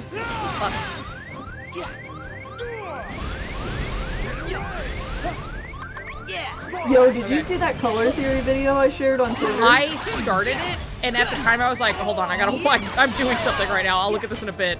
Yeah. It's so cool. Everybody Yeah. should check it out. Call on the moon's I'm pale gonna light. drop the link to it. I love the comparison of just like primary colors of like fucking gorillas.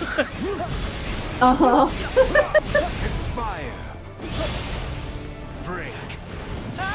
Owie, ow, no, no! It's over. To dust. Okay, whatever, alright. The Aladdin one, yeah, that's the one. Yeah. I'm pretty sure the guy was like, oh, I posted this on YouTube, but I feel like it's one of my better videos and it didn't get a lot of attention, so maybe it'll do better here. And so he basically posted the whole 20-minute video just on Twitter and talks about the color theory in Aladdin very specifically and how, like, oh, you can see these very, like strong, like, color-coded scenes and, like, how these primary colors, like, play and, like, push and pull from each other in all of these different scenes to make a very gorgeous movie. And I got, like, a bit into it and I was like, hold on, I have to do something else. So I was like, I'll come back to this, and I just haven't gone back to it yet. But it's very neat, and I think it, like, presents color in a way that's easy to understand for people. There you go. Yes, the video in Everybody. question. Oh, good. It's a YouTube link. I'm gonna open it up so I can get to it later because I didn't want to try and find it on Twitter. What artists can learn from Aladdin's incredible color? Yeah. 5 months He ago. specifically goes into how primary colors are used in the movie, which is really cool and kind of complicated because using primary colors as the basis for, like, your color palette can be really difficult to pull off. Yeah. It's true. Because they are all very strong. That's why they're primary colors. Mm-hmm. But that's also why Sora's all primary colors. He's reds and blues and yellows, but he's still primarily red with accents of yellow and blue. You gotta pick one and go with it to, like, balance it out, essentially, for the eye. Yeah. I want this guy to make, like, a video about every animated movie. Yeah, yeah. And talk about the color theory. Yeah. Okay, here, I'm gonna start the fight again. Mm-hmm, And just kind of, just look at, like, his, like, Syax's face and his eye. And it just moves, like, just before the camera shifts. In a way that I was like, oh. He just looks back up. Like, it's literally nothing, but it was something that I was like, huh. You didn't need to be there, but, like, it is. Yeah. It's over.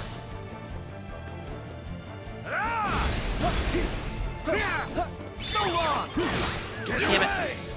Woo! Alright. Came out clean. Yes, Time Guardian, thank you for putting it in the Discord. No escape.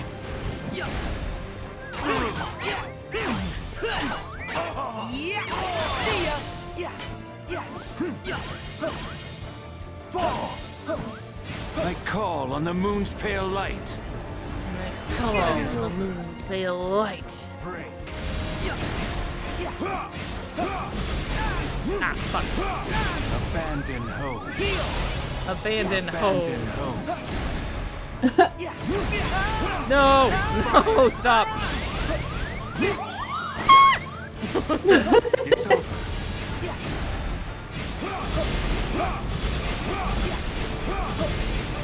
Abandon hope. A little bit. Okay. Expire. Fuck, I did it too early. It's over. It's over. Oh god! Dude! Leave me alone! Shit. We'll Mini cactus probably stream. never have to fight Aiza as a boss fight ever again. At least have that peace of mind. Sure, yeah, for sure. I mean, I feel like I'm paying for the clowning I did in KH2. Like, it was like, he was just a non-factor at that point. And so now I have to, like, actually give a shit and, like, try, and I'm like, okay, I deserve this, that's fine. Yeah. Just think, y'all. Kingdom Hearts 4 moving forward, we're gonna have, like, new characters, new boss fights. Mm-hmm. New fucking incredible music. The fact that Shimomura, like, made a song just for the announcement trailer is insane to me. And it's good. It's so good, actually. Yeah, damn, the foretellers. Their different fights are gonna be so cool. Yep. No, it's true. Whenever that starts to come into play, because I can absolutely believe that being teed up and it not necessarily immediately happening within KH4, because KH4 is like the start to like a whole new arc of stuff happening, right? So I feel like the whole setup of like, okay, the foretellers, and like there's gonna have to be like a reintroduction of them to like Sora and thus also the audience at the same time. That's gonna be like, okay, cool, like how and which way are we like I feel like it'll spread across things a little bit, you know what I mean? Or it could even be like Kingdom Hearts 2, where we kind of just go through all of them one by one here and there throughout the story, but who's to say? I just don't know when they're going to like pull the trigger, Piglet, on using the foretellers exactly. Let's see what gimmicks they Pull have. the trigger, Piglet. Pull the trigger, Piglet. God damn it. But also, like, Zigbar. Yeah. Oh, we're gonna see what he is actually capable of. I'm so excited. Oh, that's gonna be so fucking cool. I know. I'm so excited to see what is going to happen with him as a character, in that, like, he doesn't necessarily have to hide anymore, so he doesn't have to pretend to not be Lushu at a certain point. You know, I don't know how much that matters to, like, Sora knowing or anything. Obviously, it's not gonna know who Lushu is, but it's just, like, the fact that he's just like, oh, yeah, like, you know me as Zigbar, but, like, it's gotta, you know, it's flexible. And I'm so curious to see, like, what he will do, even like combat wise, like what's going to happen, and like will there, and probably there will be echoes of like Zigbar as like a character and like his fighting style and just like anything to do with like the guns and the lasers and but there's gonna be new stuff, you know what I mean, because he doesn't have to just be Zigbar anymore. So I'm very curious. Be crazy, like we could see him actually change forms again. Like, there's always that possibility, and so Sora doesn't realize that, like, it's Zigbar. Yeah, it's the same damn dude this whole time. Or it could just be Zigbar, and Sora's like, man, this guy again? How are you here? We kill you? I know. And he's like, oh, wait, you know, he's like, here, he's like, right, the dead people thing. Okay. Yeah. God, wait, I love Zigbar. He's another favorite character. I know. I fucking love Zigbar. Like, truly. He is, if it weren't for just, like, Axel is definitely one of my favorites in general, but, like, out of the, or if I had to pick out of the organization, it's probably, like, Zigbar is, like, would be my pick. And then also, you know, how can you not love Axel? But I also really like Demix. So, like, it's kind of, but, like, I feel like those are all popular ones to pick, but I'm like, I look at Zigbar and I'm like, that's just because they're bangers. It's true. Like, Nomura did not miss. Also... No, he didn't. Marluxia was a character I didn't really care about until Cucks. And now I'm like, man, I can't fucking wait to see this guy again. I know, I'm so excited. It's just... Even at, like, the barest amount of, like, interacting with a character, there's always some, like, one level deeper at least, to be like, you know what? If they delved into this character, I'd be really interested. The fact that they had this stuff kind of on the surface for, like, Zaldin, and then they just didn't go into him at all, is like, damn. Like, who broke too that bad. dude's heart, you know? He's really cool, Yeah. but like he really was just like, I guess I was along for the ride or whatever. It's unfortunate, but like it's funny that like him more on the surface had like there's a lot of intrigue to like him versus like, okay, Marluxia has this stuff going on, but like what he's like a traitor and he's doing all this other stuff. And that's interesting, but I'm not so interested in him as a character strictly. But now it's just like, oh, there's actually all of this other stuff and his backstory and, like, Strelitzia. That's just like, I'm so interested in seeing where this goes. Like, it doesn't take a lot. And usually most of it is there's enough interest or intrigue in any given character that shows up that's like, you're never really upset if they stick around and show more. I don't know what Demex's deal. He'd be so funny. He was nothing. He's just a guy. It would be hilarious. Okay, if he is like Kyrie's grandma and that we never get an answer for him, that would be hilarious. Right. It would be really funny. Like, I love that people are like, it was in an interview and it was like, yeah, so like, Demex, though. And then Nomura just laughed and was like, he's coming. He's coming. And we're like, okay, well, come on. Like, if he is Mom, I'm not gonna be shocked. If it turns out he's some other guy, like, cool. Yeah, like, I'm just down for whatever. Yeah. If he is Master of Masters, that would be interesting. But I feel like I'll be more convinced by the game by the time that reveal would come around versus, like, where fan theory is sitting at current. Yeah. But, like, I'm not, like, for or against it. It's just kind of like, oh, that would be kind of interesting. And then that's about, you know. But I'm also interested, like... down! There's nothing really obvious, like, pointing to it. Over here! You're through! Which is what makes me, like, not... Like, I would definitely say I'm on more of a side of, like, not really caring for Demix is the Master of Masters. If it happened, I wouldn't be, like, shocked or upset. But, like, as it currently stands now, I'm like, well, there's nothing really pointing to that other than, like, we don't know who the Master of Masters is, and we don't know what Demix's real identity is. Yeah. So, for me, it's just more so that we have not had any foreshadowing for it, and that's not typical of Nomura. Yeah, well, I feel like if it were up... Oh, shit. I'm gonna fucking die. I feel like that, like, by the time that would ever be relevant is, like, we would have had enough time and enough of, like, a hint for it, to be, you know, to be like, okay, yeah, for sure, right? Because it's like, there's so much ahead of us that we could have that's, like, who knows, by the time we actually get there, there may be more, like, room for it, but... As far as we know, Demix could show up in Missing Link. Yeah. The foreshadowing is that they're both silly dudes. Also true. But I also do think it would be really funny if Demix was just a guy.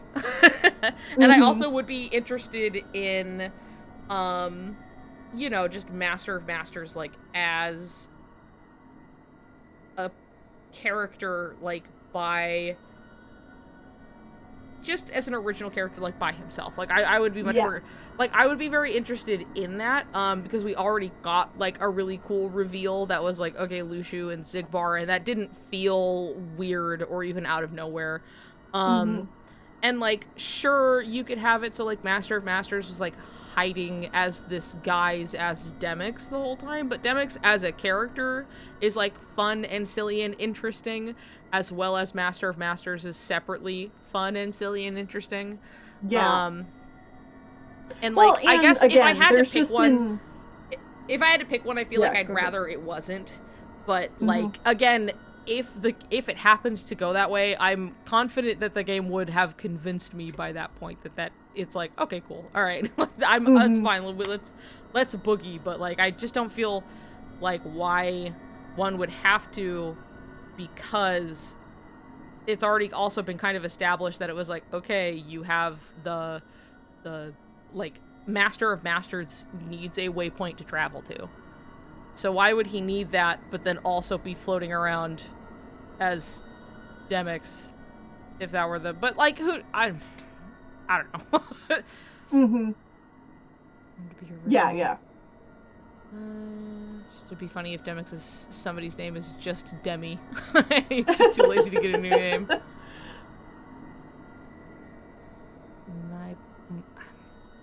No, I like Demyx and I like Master and Masters as like two separate characters. Yeah. I'd be more interested in like this original character. Because I feel like we've also gotten more of Master of Masters, and it feels like it might make Demyx feel like it was a bit of a throwaway. Retroactively, where we got like more of like Xigbar as this strong personality, and then to be like, oh, like also like still Xigbar more or less, but like also this other guy. I don't know. I'm not saying it's a bad theory, but I feel less annoyed by it than the Sora is mom theory that I'm like, man, shut up. Like, that one drives me bonkers. If I had to pick one, I would rather it be the Demyx one.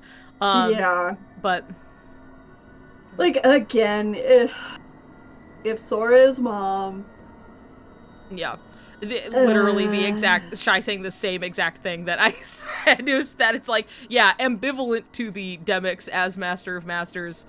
So it's like, I would rather that over the other one, but, you know. Like, it's not that cool things couldn't be done with the Sora is mom theory. It just...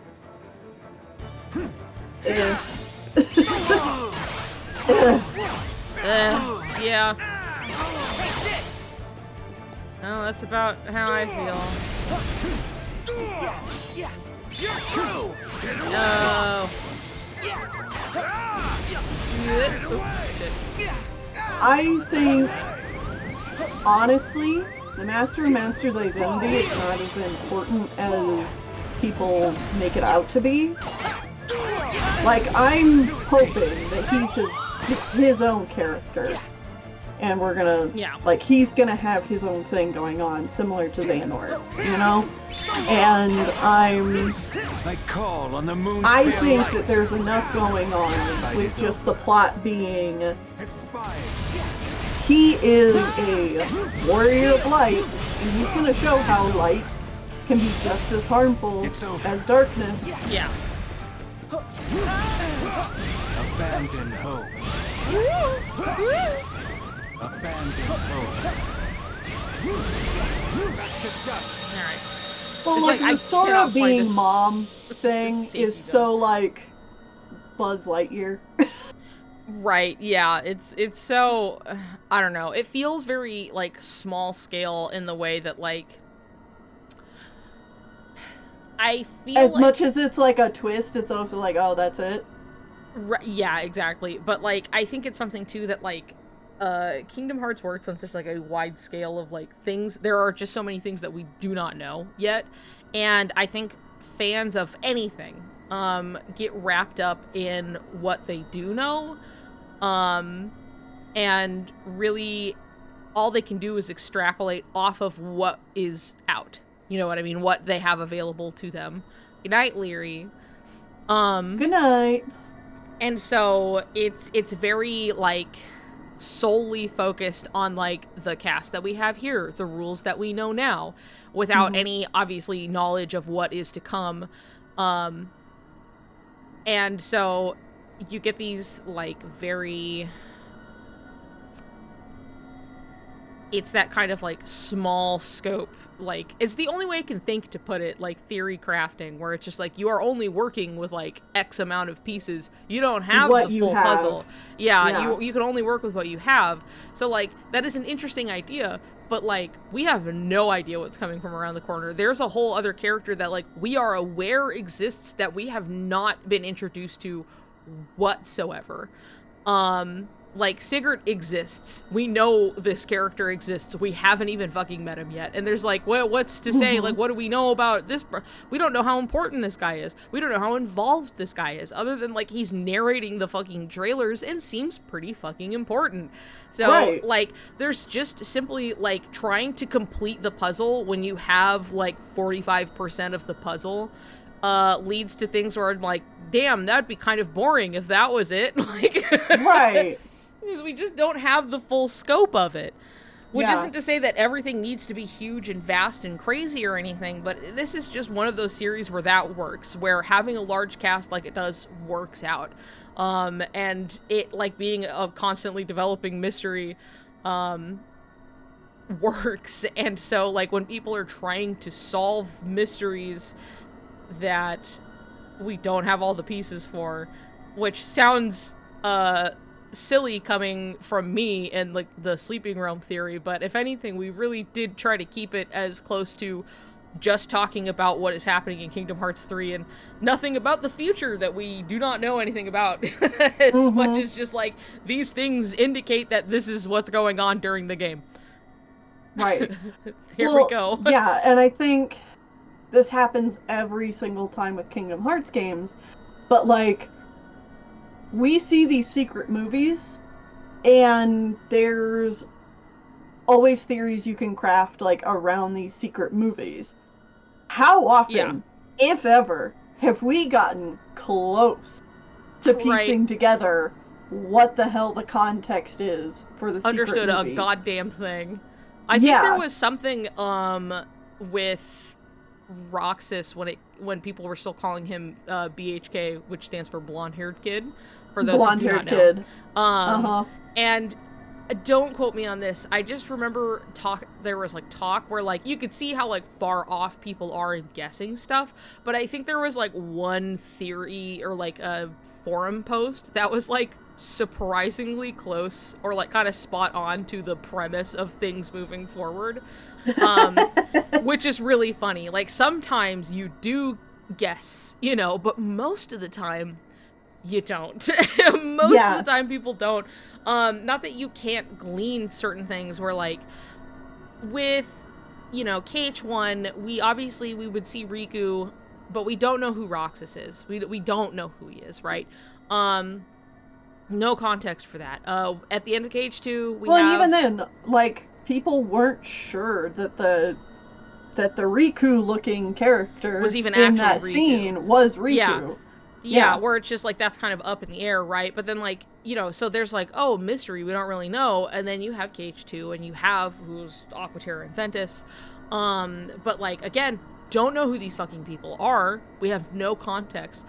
But in KH3's we don't even know who this old man is. Yeah, we have no fucking clue. Who's this guy in the helmet? I don't fucking know, you know, and it's just, like, but, like, in KH3's case, very specifically, we know exactly who all of these people are. Yozora sort of aside, like, we know of him, we've seen things of him, like, he's not new, we even know his name, right? But, like, other than that, it's just like, okay, it's not unreasonable to kind of glean future story developments when it's pretty much presenting us all with pieces we already know, and being like, okay, look at what we're gonna do, you know? Where, like, otherwise it was very, like, we don't know who or what is this? What's going on? Like, huh? Yeah, and, like, I still have to keep reminding myself, like, that's not actually what Yozora looks like. Yes, so, in like, accordance to him. Yeah, like, we really don't know what he looks like. Or is supposed to look like.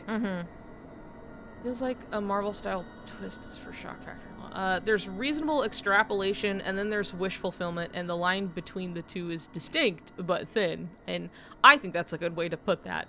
Extrapolation and wish fulfillment. Yeah, that's pretty much it. You can extrapolate, and then you can fucking, like, theory craft till you're blue in the face, or, like, go, you know, whatever you want to do. And they do kind of sit in different camps. So I've never been much for, like, theory crafting, but as far as like, say, like, the sleeping realm theory goes, was a lot of, like, I'm putting the puzzle pieces together that are like, it's just this game, like, this scope right here, These pieces, this is happening. We'll find out. And that's it. But I don't know what else I was gonna say after that. I'm gonna fucking hold on. I'm gonna get back in there. Slap my ass. Let's go. Let's go, The sport. moon shines down!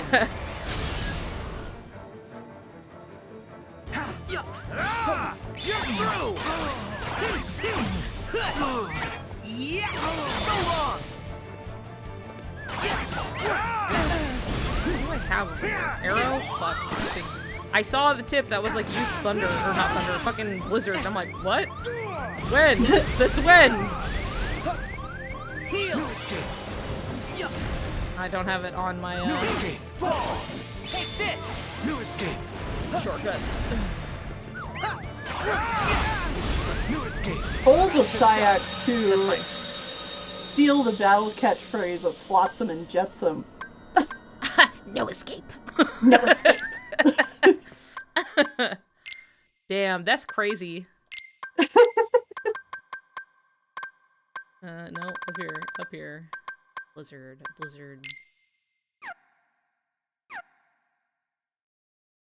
Okay.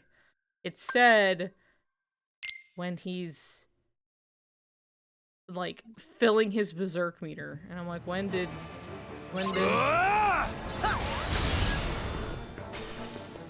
maybe then? Maybe. Yeah, like I think he's doing it now. Like just throughout this whole part. Escape. Maybe? Oops.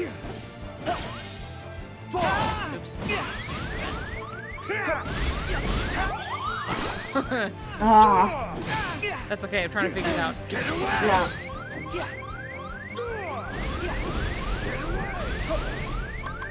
I'm gonna do this so I can keep my magic. New escape. Whoa!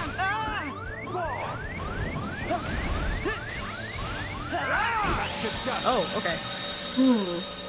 That's fine. It's not like he was charging, but I was like, can I just, like, use this to start a combo a little bit? We'll see. Yeah. But I think, because it said, The moon so I'm shines gonna down! try more like at a transitional point. You're through! Just try and hold on to that. Yeah! It's over! Okay, come here. Yeah, I'm keeping an eye on the berserk meter. So long! So long! And then we hit blue, and then he... Oh, shit. Not what I had. Oh, fuck. Whatever. Fine. Okay, now he's doing... Yeah, now he's berserk. I call on the moon's pale light. okay.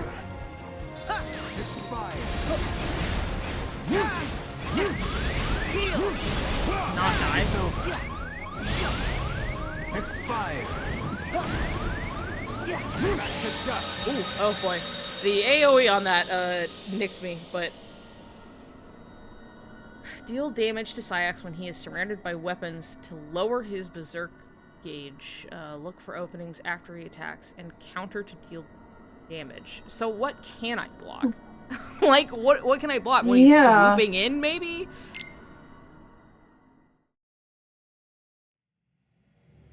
Believe me, thank you. Thank you.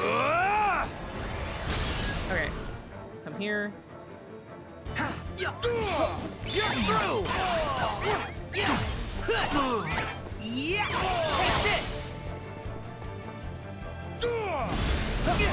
Oops. I like knew it was coming and I just totally spaced out. I like just went somewhere else. Alright, come on. New escape. Get away!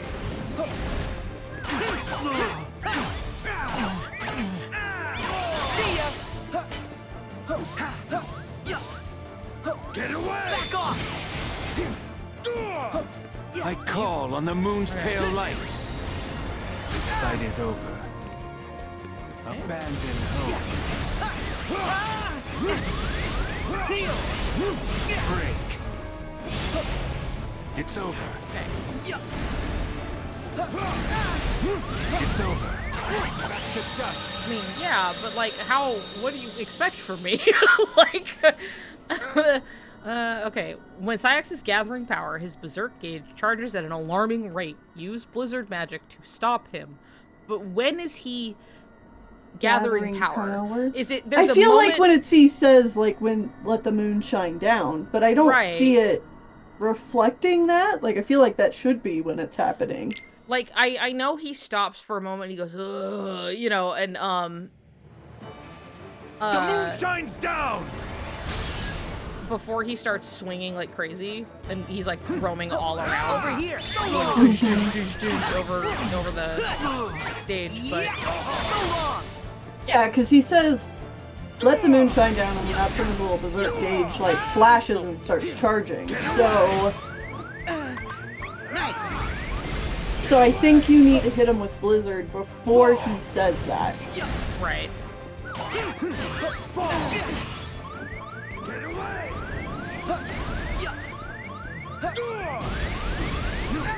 Fuck me, god damn it. Alright, come here. Oh my god, I pressed it, but I just way too late. Okay, alright. I need you to believe me a little harder, everybody. Just a little harder so I can stop doing dumb shit things. Okay, alright, here we go. Oh my god. Here we go, I said, and then I just fucking didn't anything. Nice. Okay.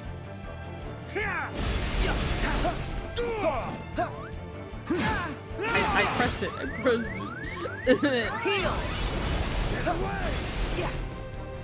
New escape.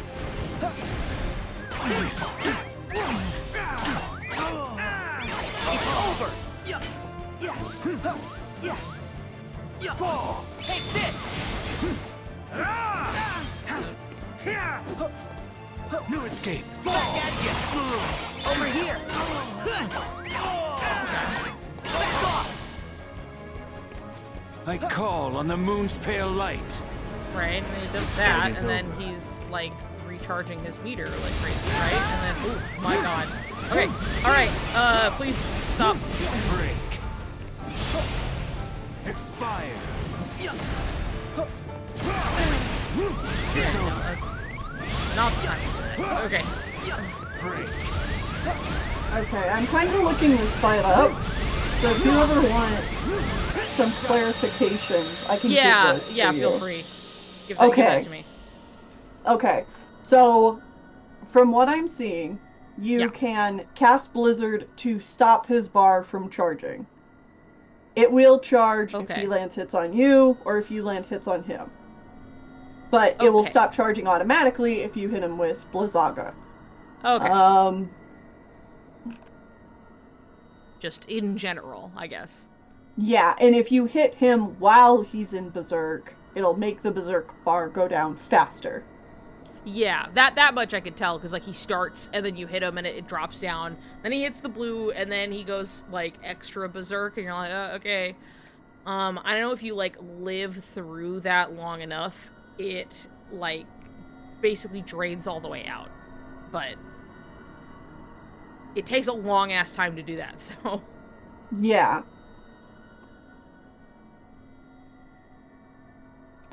It's saying that after he finishes Berserk mode, you should take the chance to land in some combos.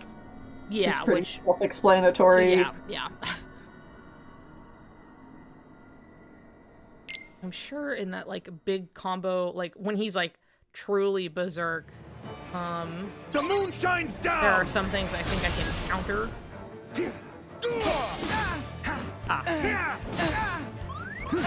Oh my fucking god. Get away! Heal!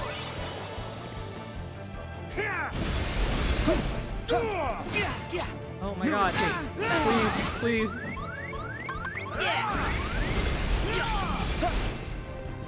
Get away!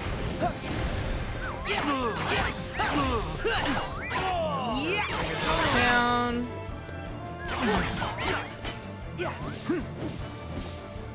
Back at you! Jesus Christ. Mm. I know that, like, I'm partly, like, I know a safe way to get through, but I'm like, there are some things that I can and have kind of countered and went, oh, I did not realize that I could attack him during this time. I was like, okay, I remembered to block him this time, and then I forgot that I had to hit dodge and then do things, so I might have to look at something else for a bit. Yeah. Doing that thing where I forget how to play the fucking game. For his round slam, where he shoots these darkness beams at you, Yeah. it's actually recommending trying to get behind him. Oh, okay. Back at you.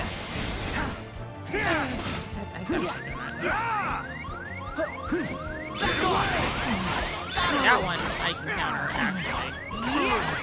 I feel like a lot of his fight is he is trying to keep you away from him, Yeah. and you've got to kind of like stay on top of him. It's over.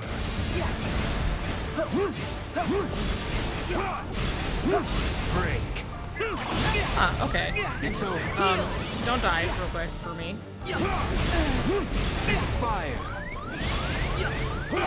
Take this. Expire.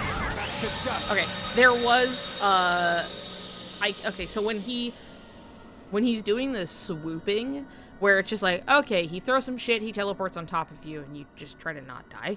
But after that, he'll do these, like, swooping attacks that usually have, like, these little waves of energy that come off of him. Yeah. But you can block, not the waves, but you can block his attacks. And one of them had, like, a dodge prompt, which implies to me you can probably counter that consistently enough. Usually they don't give that to you less you can actually use it most of the time. The moon shines down. I'm gonna see. Yeah, I'm looking for it too. Back at you.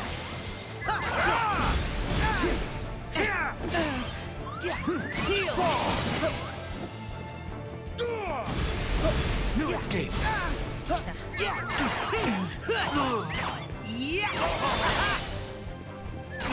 No escape. Back off. Get away. Get away. No escape. Get away. Heal.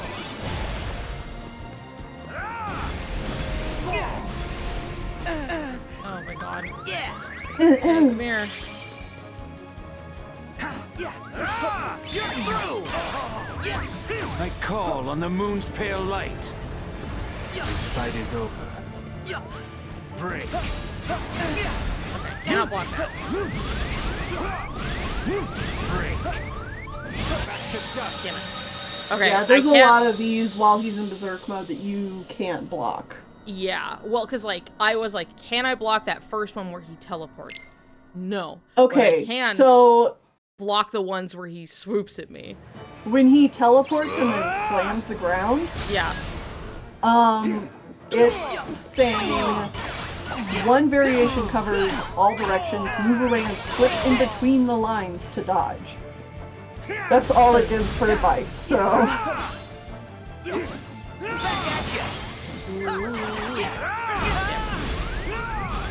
You're gonna have to probably reiterate that one to me. Yeah. Get away. Get away. You tried not dying? God, that's not a good idea. Wow, Shannon, you're so smart. I call on the moon's pale light. This fight is over. You can dodge roll that. I did last time. Yep, and then I can block, and I can... Abandon hope. Look at that, you see? Yeah. Yeah, so that one, it's just telling you to try and move between the lines that he's shooting at you. It's over. It's over. Okay, now he's not, like, attacking me. He's, like, trying to hit me with the waves. Okay, can't block that one. Right. It's over.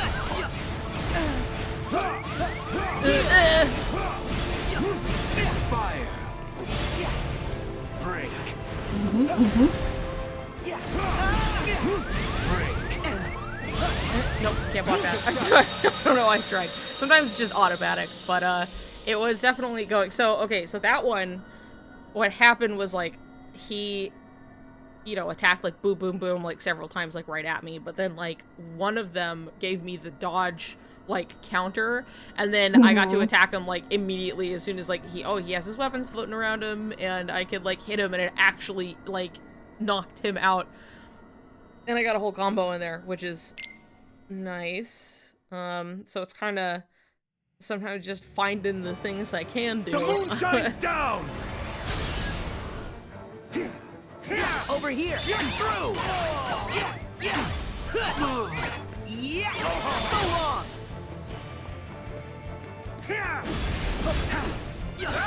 So long! Take this!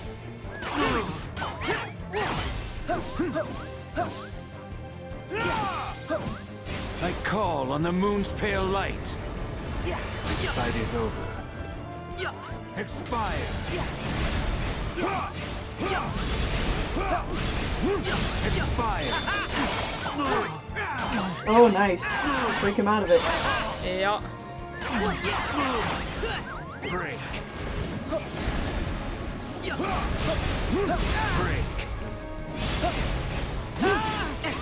Abandon hope. That's okay. And then at that point, he's not attacking me so much. But Break. Yeah, you have to dodge him. Yeah, Like, dodge the stuff coming at you, yeah. It's over. Back to dust. yeah. Oh, it's just so Had I fast. been, if I had been on the ground, it would have been a little better. But I got knocked up into the air, and then I was like, well, shit. Yeah. Would much rather be on the floor. Over here! You're through! Yeah! So long! So long! Back off! Fall! Easy. I Nice. call on the moon's pale light. This fight is over. Expire. Shit. Expire. That would have been 1-1. I would have. Abandon hope. I gotta not dodge towards him. Ah, Keeps putting me in a bad spot. yeah. Break.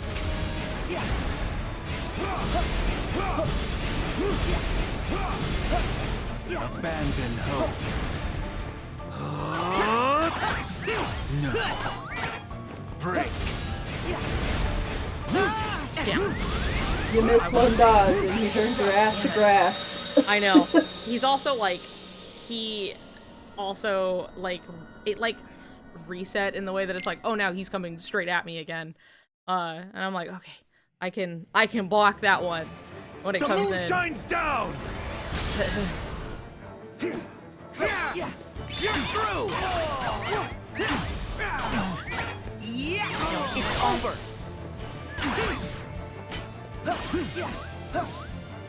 Get away! Back off!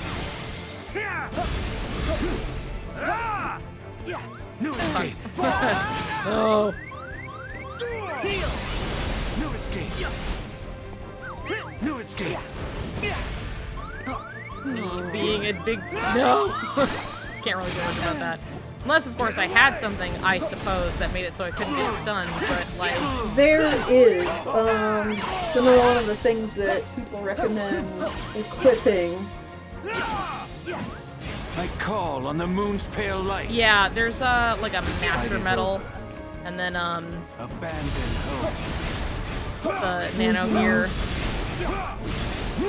Expire. Shit. Ah, fuck. Expire. Forgot about the dodge. It's over. Shit. That's fine. I know you can use like the nano gear, and you can have like a thing on that keeps it so you don't get stunned. But I don't want to use the nano gear, and No, because people are also recommending using the Ultima Keyblade. Oh, that's fair. Shit. Over here. So long. Heal. Master Metal with stun protection. Yeah, I don't have it. Okay. Oh. I did press circle, but I did it too fast. I have to like do the trace the Big Hero 6 minigame to like unlock it. I'm okay. You know, I'm alright. Oh yeah, it's for doing various Flash games. tracer. Flash tracer. Yeah. Yep. Okay.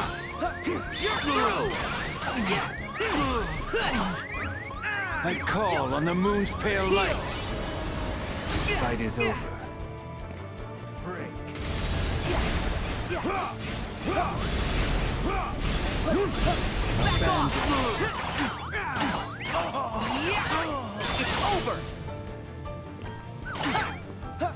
It's over. It's over.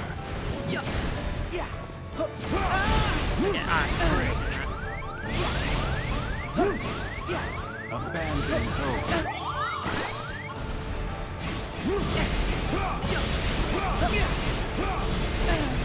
Break.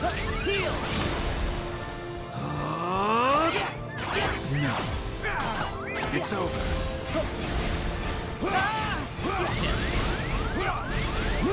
Expire. Nope. Break. Back to dust. Fuck. I was like, I'll just not, because like dodging towards him makes it easier because they're coming from this like outwards arc. So I'm like, oh, easy to just like dodge in and like, you know, cut it off and not get hit. But I do keep getting hit anyway, for one reason or another. So I'm like, The moon shines down. different way I can go. So long.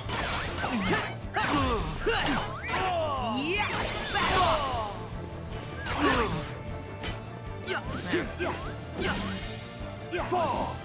Sometimes I can like hit a couple times and shit, not set it off. I can't do it.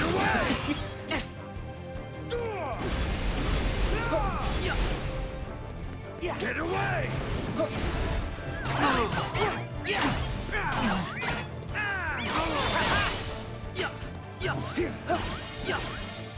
Get away. Yeah. I call on the moon's pale light. This fight is over. Expire.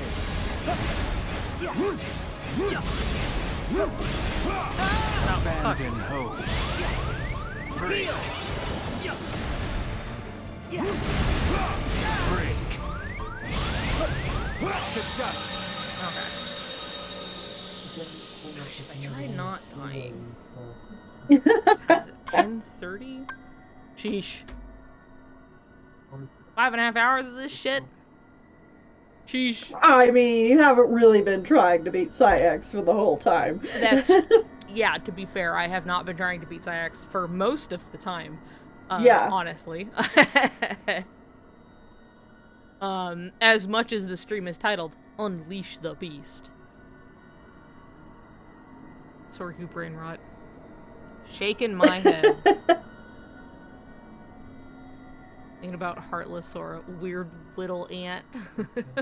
So, I don't know how much you want to talk about it on this stream. We Right. are thinking of going back to the Soriku TED Talk. Yes, we did discuss this literally yesterday. We're like, Yeah. we should do that.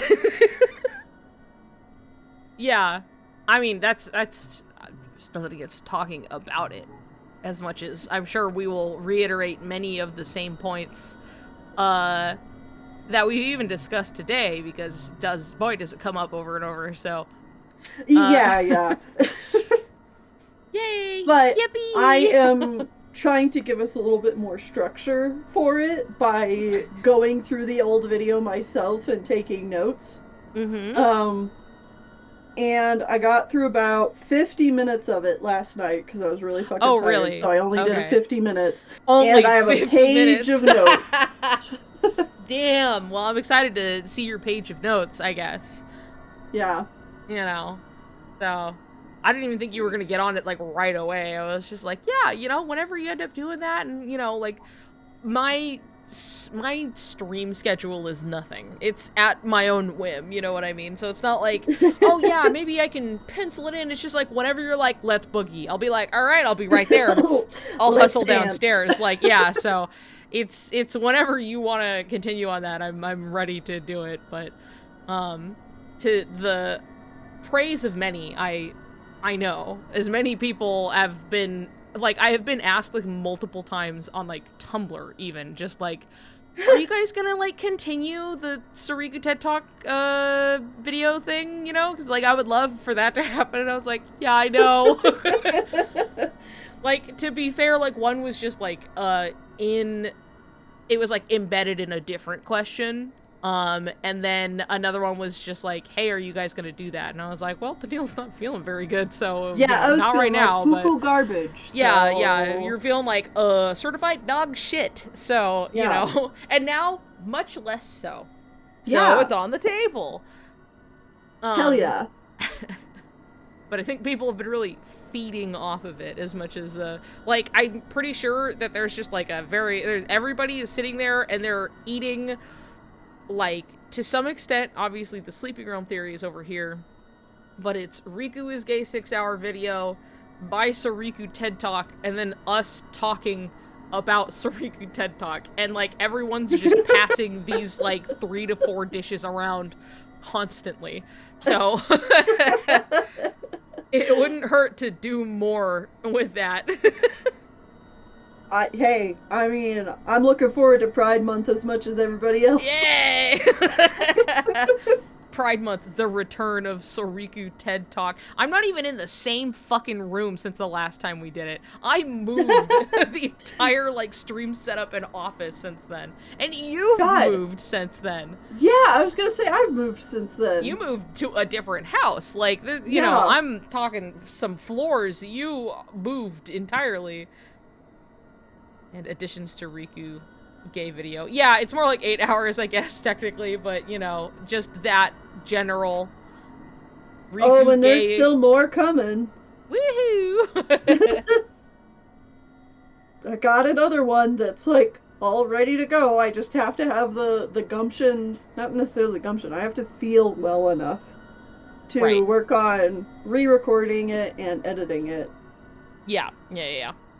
It takes, you know, it takes time, it takes effort, and sometimes it's just easier to get on a call and go, man, for like 3 hours, you know what I mean? Go like, yo, okay, brainworms time. Yeah. And they're going crazy. What's funny, though, is that, like, whether we are on or off stream, anytime we are on call, this happens without fail. It'll be like hours of being like, hey, childhood trauma? Okay, Soriku though. And then it's just like back and forth. Also food. And food. Yeah, that's also common, but it's just like, yeah, I can't have a we stream can just where I don't talk about food. Yeah. Me either. But yeah, it's pretty much always just that anyway. Like just cycling through these as subjects. Yeah, like, as if we ever get work done when it happens. We've tried, but it's typically like, okay, but hold on. Then it just goes somewhere else. I got work done. Yeah, you got work done, sorta, you know? Sometimes the work was me going, hold on, put this in. Yeah. You're like, oh, yeah, you're right. You know what? Good point. That's a good one. That would definitely go in right here. Yeah. Hi. He's looking at me. Aw, baby cat. Hey, baby. Is your tail perfectly wrapped around your little feetsies? Good stuff. That's good stuff. I don't know how he does it.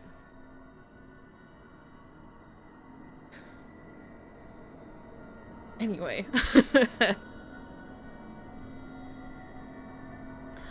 Let me fucking try some more. You can do it.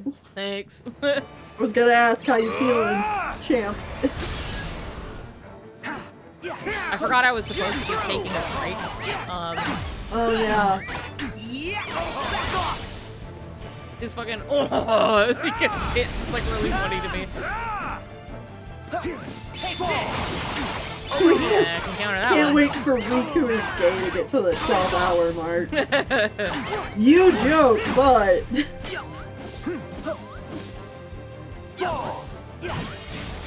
I gotta, you know, it's been a hot minute. I gotta I see call on the moon's pale how light. many videos I had It's over. planned exactly.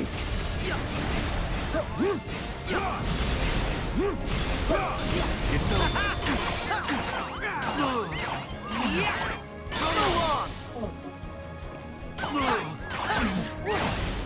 Abandoned home.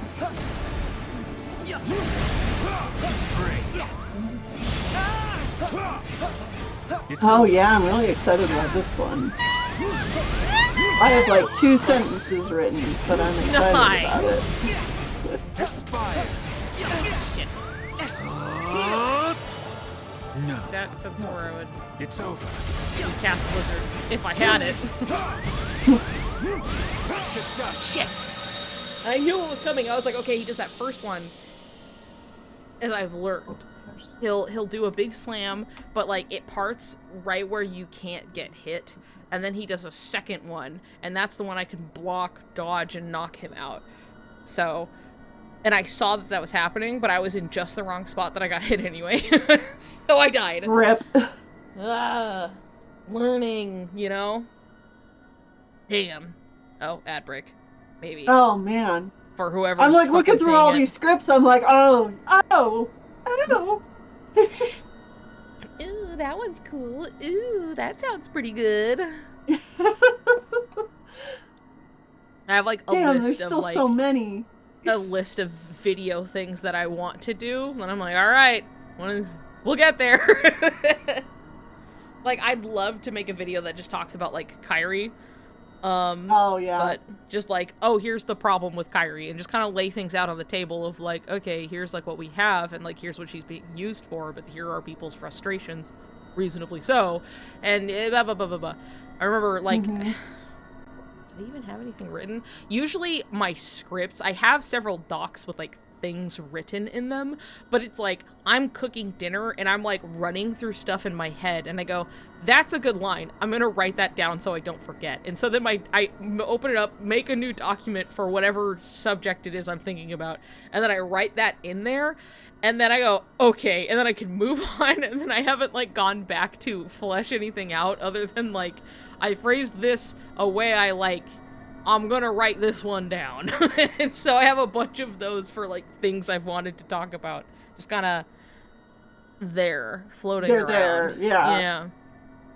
Yeah. Do y'all want to hear what the titles of some of these videos are that Yes. I have planned? I'm answering for the collective. I say yes. This is my stream. I get to do what I want, so go for it. Look at that. Yes. Of fucking course. Woo. Like, let's go. So, the one that I've been working on while I've been sick, and I hope to get out next, is titled Think of the Happiest Thing. Oh, right. Okay. The one that you were talking to me about yesterday. Yes. Yes. About my favorite part. And then I have another one that I think is going to be the one I want to do next. And it's called There's So Many Places I Want to See. Okay. Yeah, the KH1 flying. Put together immediately. Watch So the I Riku guess video a in full hint at least 10 for times. that one. There's so many places I want to see. Is that something that Ariel says Yeah. in KH1? Mm-hmm. So many places I want to see. I hope I know I'll get get there Yeah, there you go. someday. I'll know I'll Yep. get there someday. And then another one that is because of reasons, basically. Okay. All right. Are we talking we're talking about the KH3 gap and Nomura's, well, because of reasons. Okay. All right. Yeah. That's a good one. That's a good little subject. Like, cuz that you can launch into quite a bit, like, surrounding it. Right. And I have a bit written for this one, and I even say, like, this is a speculation heavy video. So, yeah, like, this is one to just everything. be like, what could this imply? Let's discuss, you know. Right. Bibby bobbity boo. Next one is just hashtag wish. Okay, yeah. That's it. Yeah, that sounds right. Hashtag wish. One after that is false light. Okay. All right. And then the last one I have in this list of scripts is don't lose sight of what's important. Mm-hmm. Okay. God, so there you all go. There's that many videos. To be fair, I feel like a lot of, like,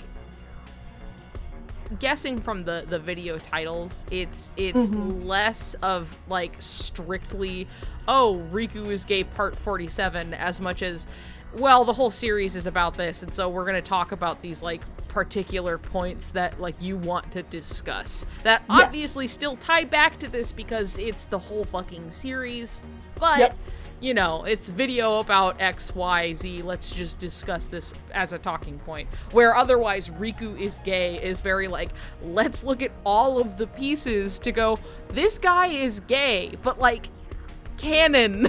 Like, this is his genuine character. Like, this is... anyway. Well, okay, and just because this one has been on my mind a lot over the last year, like, I kind of just want to talk about this one now, and there will be a whole video on it. But this is something that I wanted to add into the video, and it's just a discussion of how Riku, like, from KH1, is a parallel to The Little Mermaid. And, like... I get into this too a little bit when I'm talking about, like, the whole think of the happiest thing with Peter Pan and stuff. But, like, the queer implications of linking Riku to The Little Mermaid is so much by itself. I'm like, alright, this is a whole video by itself. Yeah, 100%. I mean, The Little Mermaid itself is so very just queer general to its core. Like, from inception is The Little Mermaid, like, about, like, being gay. Not only just the original folklore, but also the Disney production itself. Yes, very much so. Especially with, like, Hans Christian Andersen, queer icon. But also genuinely just, like, the execution and, like, everything to do with just Disney's The Little Mermaid, especially being spearheaded by more or less spearheaded by a gay man, Howard Ashman, and, like, the songs that he wrote for this fucking movie, and how very readily, like, easily you can read into things. Like, not even, like, read into things sounds like it's, like, looking at something that might not be there, as much as it's just, like, this is not a very difficult, like, connection to make. You know, it's very, like, if it weren't already for the fact that, like, The Little Mermaid is, like, what it is. The dedication to Howard Ashman at the end of Beauty and the Beast, I think, puts it very clearly, where it's like, he gave a mermaid her voice, he gave a beast his soul. Yep. And, like, it just really cannot be overstated how much of Howard Ashman's heart went into these movies, and how much he was writing about himself into these songs and these lyrics. Like, Part of Your World is just, like, it's a queer anthem. And for sure. Even though it, like, a lot of his songs were cut from the original idea of Aladdin, like, Howard Ashman very obviously put a lot of himself in those songs too. both That in they still Jafar's got villain to song they did and get to in live the on part of your Proud of Your Boy. Yeah. Yeah. But like at least those songs did get to like live on via the stage play version of it, where they like brought these songs back and included them, which is like very, very, very neat. I just think it's really cool that it's like you still get to utilize these. Yeah. I mean, you've listened to Proud of Your Boy, but have you listened to Jafar's alternative villain song? I have. Yeah, I have. For sure. Yes.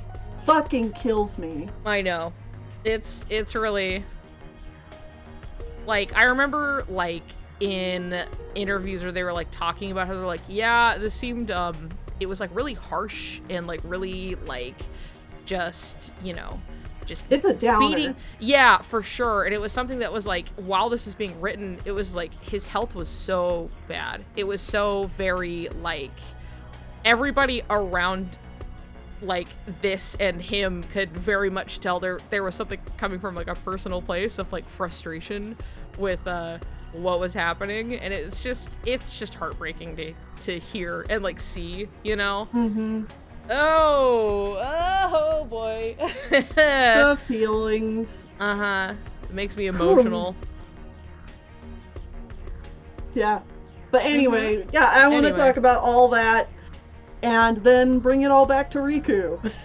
Yeah, for sure. That would be good. I remember when I was first learning more about like particularly like Howard Ashman, and then just like the production of The Little Mermaid and like all of this stuff, and just kind of learning about like, oh, the influence this man had, and like how it literally like rescued like Disney as a company.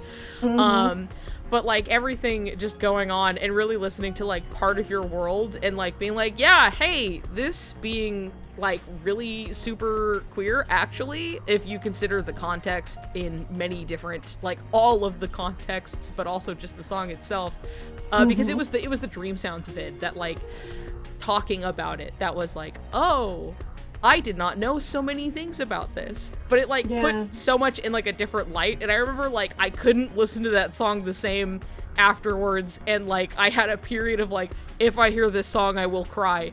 And then hearing it and then just being like, it's so close to home in the way that like, it's not just I can look at this thing I really like and then I think about my Blorbos. It's like, this is in Kingdom Hearts. You play it as a song.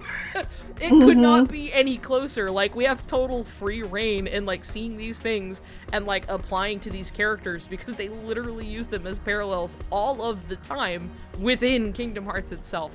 But it was just like hard not to hear this and then think about Riku for sure, and then just also general like, wow, gay people, and get really emotional about it.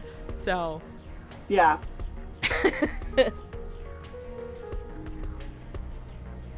Keep getting lost. What in the song? conversation. Part of What Your song? World. Part of Your from World. Little Yeah. Mermaid. The song that they almost cut. Katzenberg. Oh my fucking god! I just love that it was just like, you have to kill me first. Like, I will kill you if you take this song out. Over my dead body. Over my dead fucking body, you're gonna remove the song. And they're like, okay, fine. We'll leave it in. And then it's like, oh my god, it's almost like it was the best decision they ever fucking made. It's the it was best part of the movie. Well, because they had like tested it, right? And like they're testing it with kids. And kids, the thing is, this is not a good merit for, is this movie good?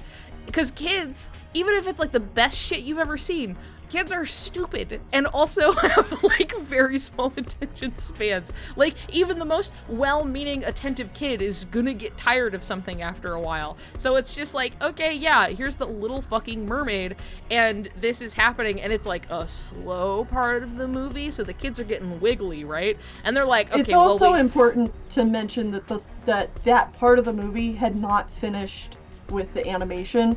It was very much so like still in storyboard shit stages. Right. So it's like, how much are you gonna have stages. kids paying attention? You know what I mean? Yeah. And so they were like, well, the kids were getting kind of, you know, bored and stuff during this, so we're gonna have to cut it. It's too slow. And he was like, absolutely not. No, like, quite literally the "over my dead body" is the line that they use. Yeah. He was like, no, I will destroy you. They were like, okay, fine, we'll leave it in. And then, yeah, it's almost like the movie would make more sense with the actual, like, motivation of the character song in it. But, anyway, because it was boring. No colors. But yeah, yes, there you go. It was almost cut out of the movie, and it thankfully was not. Oh my god, this always makes me emotional to think about. Okay, all right. But like, put that next to this next story where Beauty and the Beast was not quite finished yet. It also still had a lot of scenes that were in the more so like animation phase, but like, you know, just pencil drawings. Didn't quite have like all the colors and post comp and stuff in for the movie yet. And there was a showing of that in New York, and oh, I know what you're talking about. Keep going. It got a standing applause. Yeah, standing ovation. And it was also right around the time where Howard Ashman was dying. He was in the hospital. He was in and the he hospital. did not have much time left. No. He did not get to see the release of Beauty and the Beast. Yeah, he did not make it to the actual movie release, unfortunately. Yeah. And the directors went back to see him after it got a standing ovation, and they were able to tell him, like, this movie's gonna be a hit. People loved it. And he just replies with something like I knew it was going to. It was just like, I think it was like I think people really believe in this movie, you know, like it's really gonna be something. And he was like, I always did. He's like, I knew. Yeah. I knew it was, of course, like I always believed it was gonna be, you know, and it was just yeah. Killing me. Anyway, AIDS took away way too many people.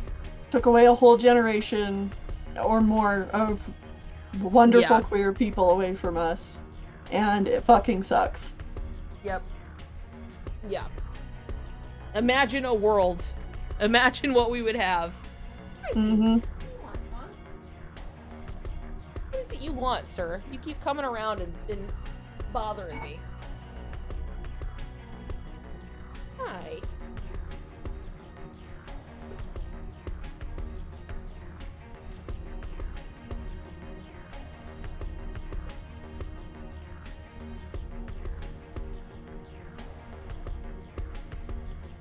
Showing his butt on stream. Baby cat. There we go. Here we go. Hi, baby. You see his little paw gripping. Aww. Hi, Angel.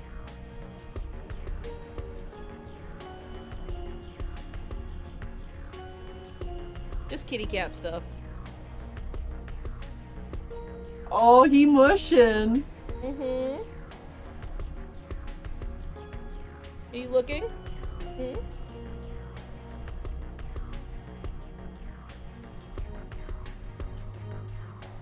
What a grip he has. Always. When I don't clip his claws, like, oftentimes he's up on my shoulder, and so, like, right in my back, like, right around my shoulder, I'll get these little pin pricks. Because he's always like, like, right into my fucking back.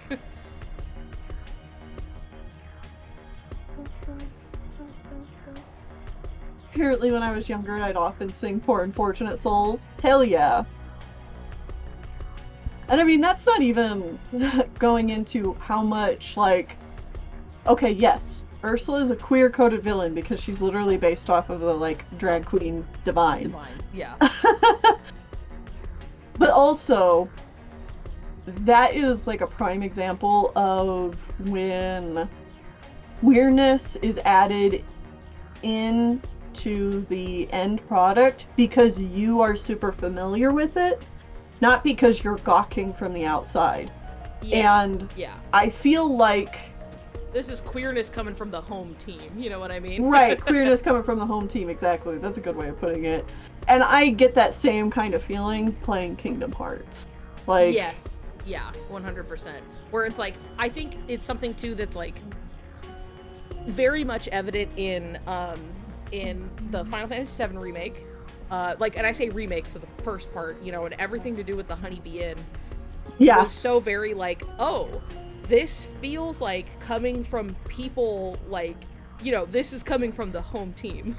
Right. This is people who know, not just like well-meaning but maybe sort of ignorant, like, you know, well-intended allies or anything. Okay, bye.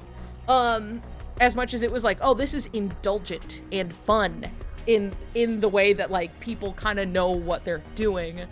As well as this does continue to an extent in Rebirth, because also there are just actual gay people everywhere in the game, and they just get to casually exist and talk about buying a home and starting a family together, or like, you know, going on dates to the Gold Saucer and like all of this other stuff where it's just like, oh my god, this is so nice.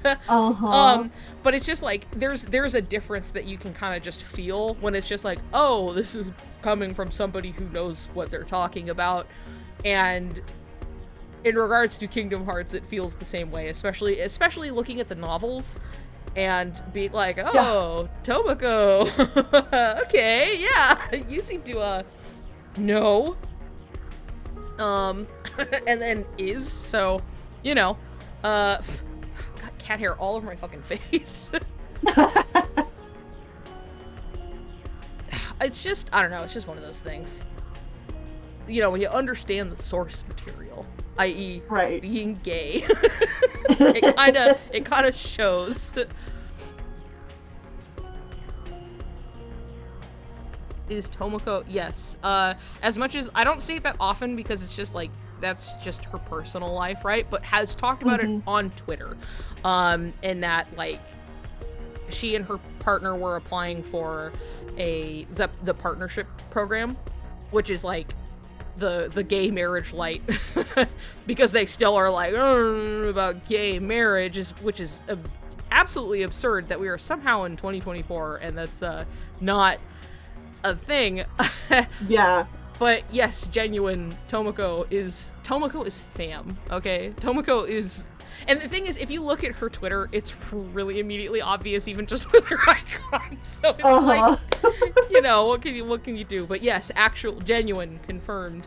But again, I just don't go around like saying it everywhere as if like to use it as evidence when I'm like, that's a real person's life. But it is still something relevant to the conversation, you know, of just being like, queer people are involved, queer people know things and how to perhaps portray themselves in the media they create. But well, and the fact that Nomura is just like, yeah, Tomoko gets it, and you're like, yeah, oh, this bitch gets it, get her in here.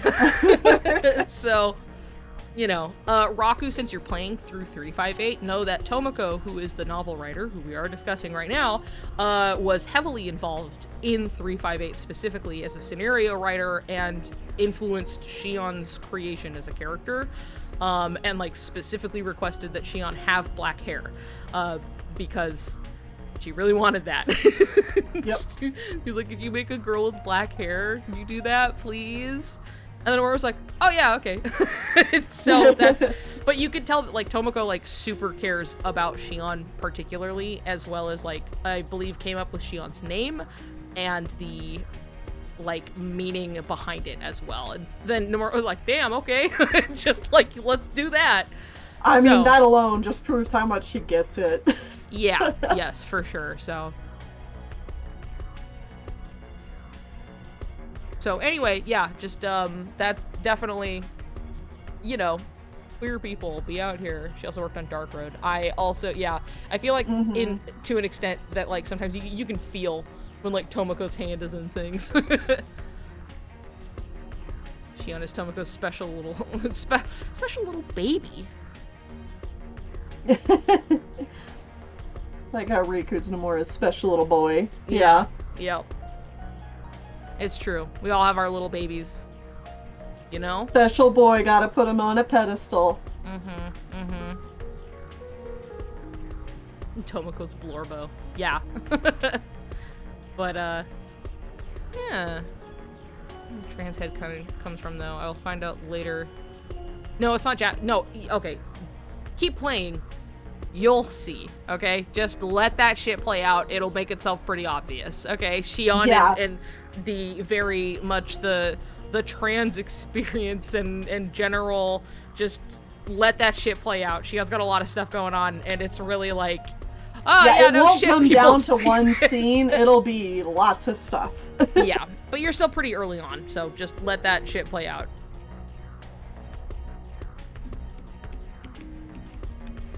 It's so exciting seeing people go through the games for the first time. I know, it's genuinely, like, such a joy to just be like, oh yeah, all of these things that, like, we almost take for granted at this point because we've just been in it long enough, you know? Yeah. But it's so exciting to see someone go through and go like, oh my god, you're like, right, oh my god. Right? It's so cool. Like, I'm seeing, everybody's following this one person on Twitter who's going through the games for the first time now. Oh, I think I've seen some of, I feel like I've seen some of, some tweets floating around of somebody going through, but, like, I'm not following this person. Here Lies Doa, I think that's their tag. But they're just now getting into Dream Drop Distance. Ah, how fun. Yeah. That's a good one. Uh-huh.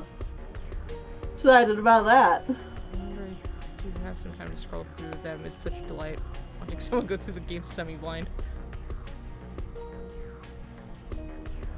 My TikTok live stream feed is full of people playing it for the first time. I'm so glad for them. This stuff just kind of comes and goes in waves anyway. So, especially with KH3 coming up, it will bring in a new wave of people going, oh hey. yeah, there's gonna be so many. Yeah, for sure. So, all the more reason to make the videos I want to make. Oh my god. Yeah. Yeah, Niku. Yeah.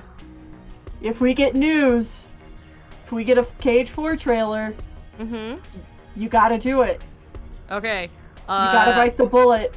If we get a KH3 trailer at all, I am then obligated to drop everything else I was doing to start writing a script. I'm gonna hold myself to that.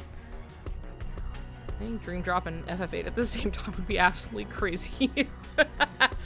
Yeah, that'd be kind of a lot all at once. About to finish Rebirth. Gonna replay KH2 after. Nice. Well, Rebirth is huge, and there are multiple points where people go, I'm getting through, I'm like 75% of the way through, and they're like, not at all. So, like, it just feels like some big end thing is gonna happen, and then you've got like fucking 5 chapters left still somehow, and you're like, oh, what? Oh, how? God. That's just how it is, though. I am part of the problem to Square Enix's marketing team right now. I did not buy Final Fantasy Rebirth, so oh, well, I'll get to it when I get to it. Yeah, well, I'm it's just also like a like lot of people don't have a PS5, so you know. I do have a PS5, so You do? Oh, I mean, I don't own it, but my roommate But there's has one it, available so to you, right? yeah. But I'm just kind of like hanging out, knocking on Square Enix's door, like, hello, Kingdom Hearts? Yeah. Some people get upset that people said Birth by Sleep is a Soriku lore game. Like, they show the interview where Nomura says Birth by Sleep happened because of the Soriku meeting Terra and Aqua getting upset. Yeah. Words are right there. It's like, yeah, there's obviously other stuff. Like, it's a game about these people, but, like, it quite literally came into existence because Nomura wanted to make the baby Soriku scenes a thing so bad that he was like, usually I go about this a totally different way, but I wanted to make these scenes so damn bad that I approached with a proposal with this.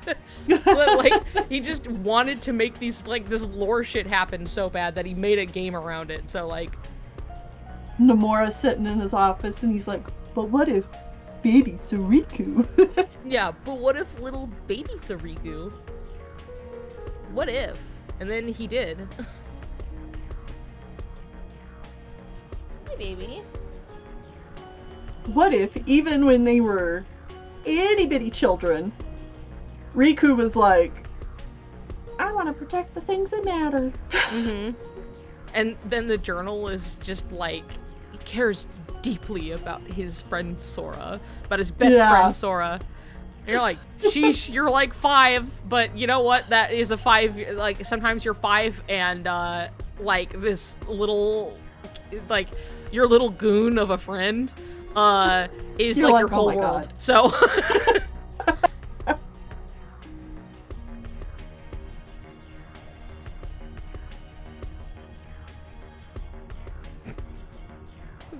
You're just your little dude, but he's your little dude, you know?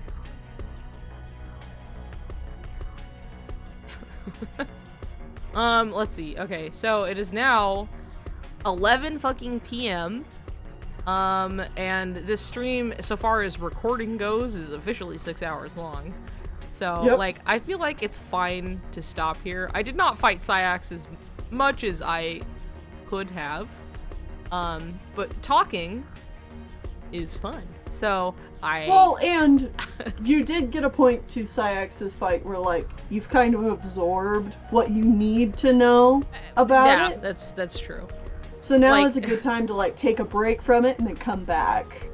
Yes, and just be like, Kill oh, okay, I know what this does. I do this here, here, and here, you know, and then just make it through these parts.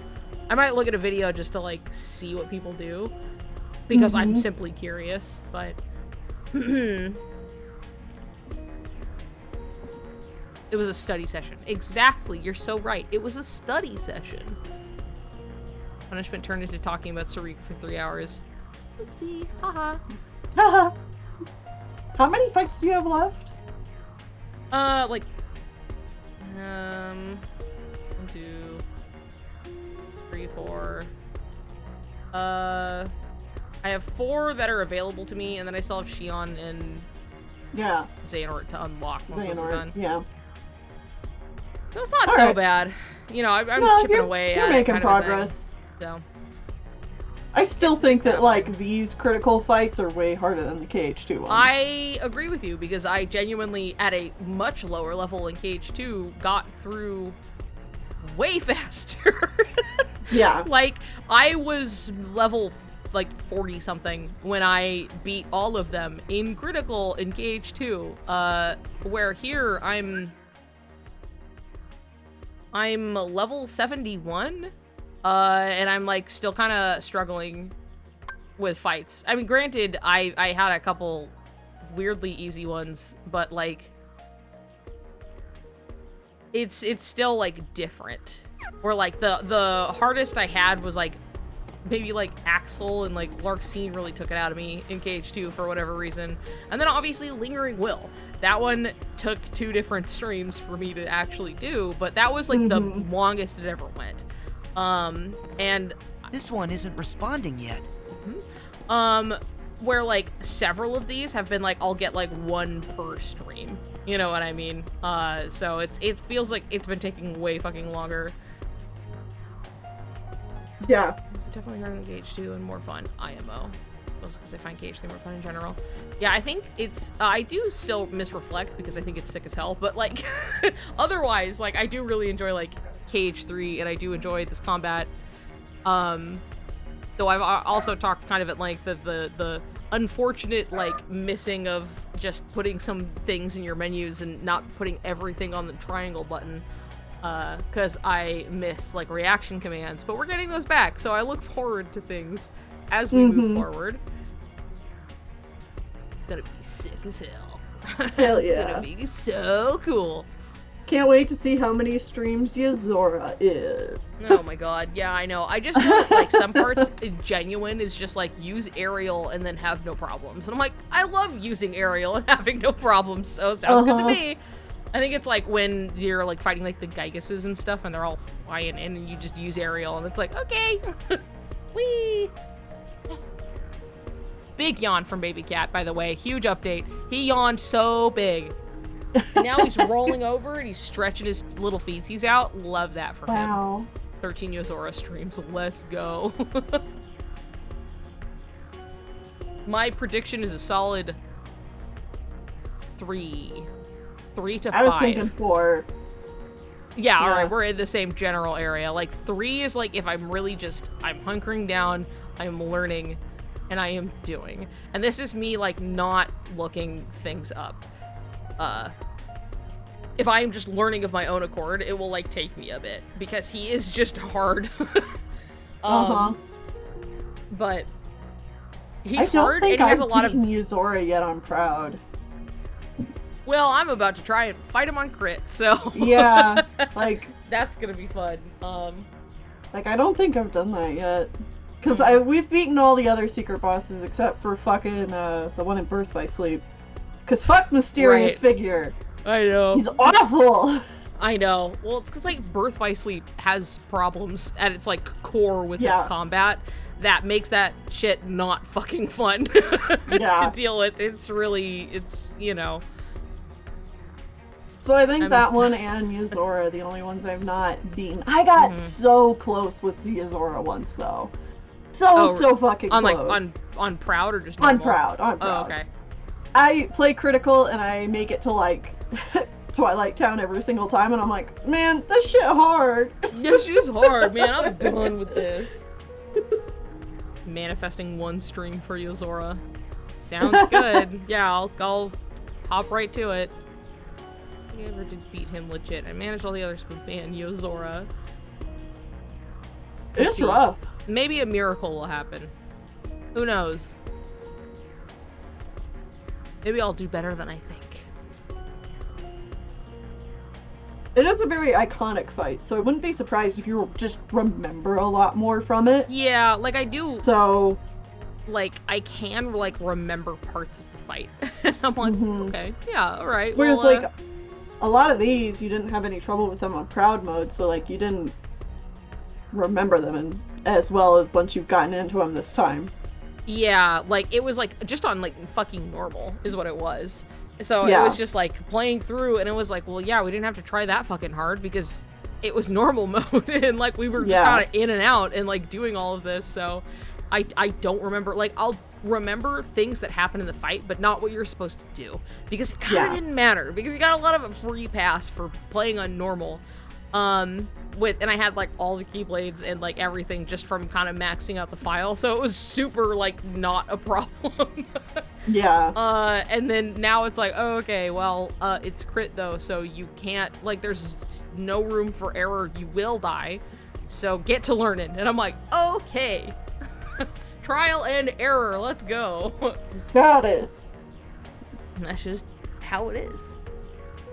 No, every single time I boot up Critical, I at least die 2 or 3 times to the dark side in the intro. Oh my god. Well, yeah, that was like, I remember when it was like, crits here, let's go, and then it was like people were reporting on it. Dying. Yeah, everybody was dying to the dark side immediately. But it was so funny because they were like, you complain it's not hard enough? Alright, it's hard now. Have fun. Yeah. Dark side just one-shot you.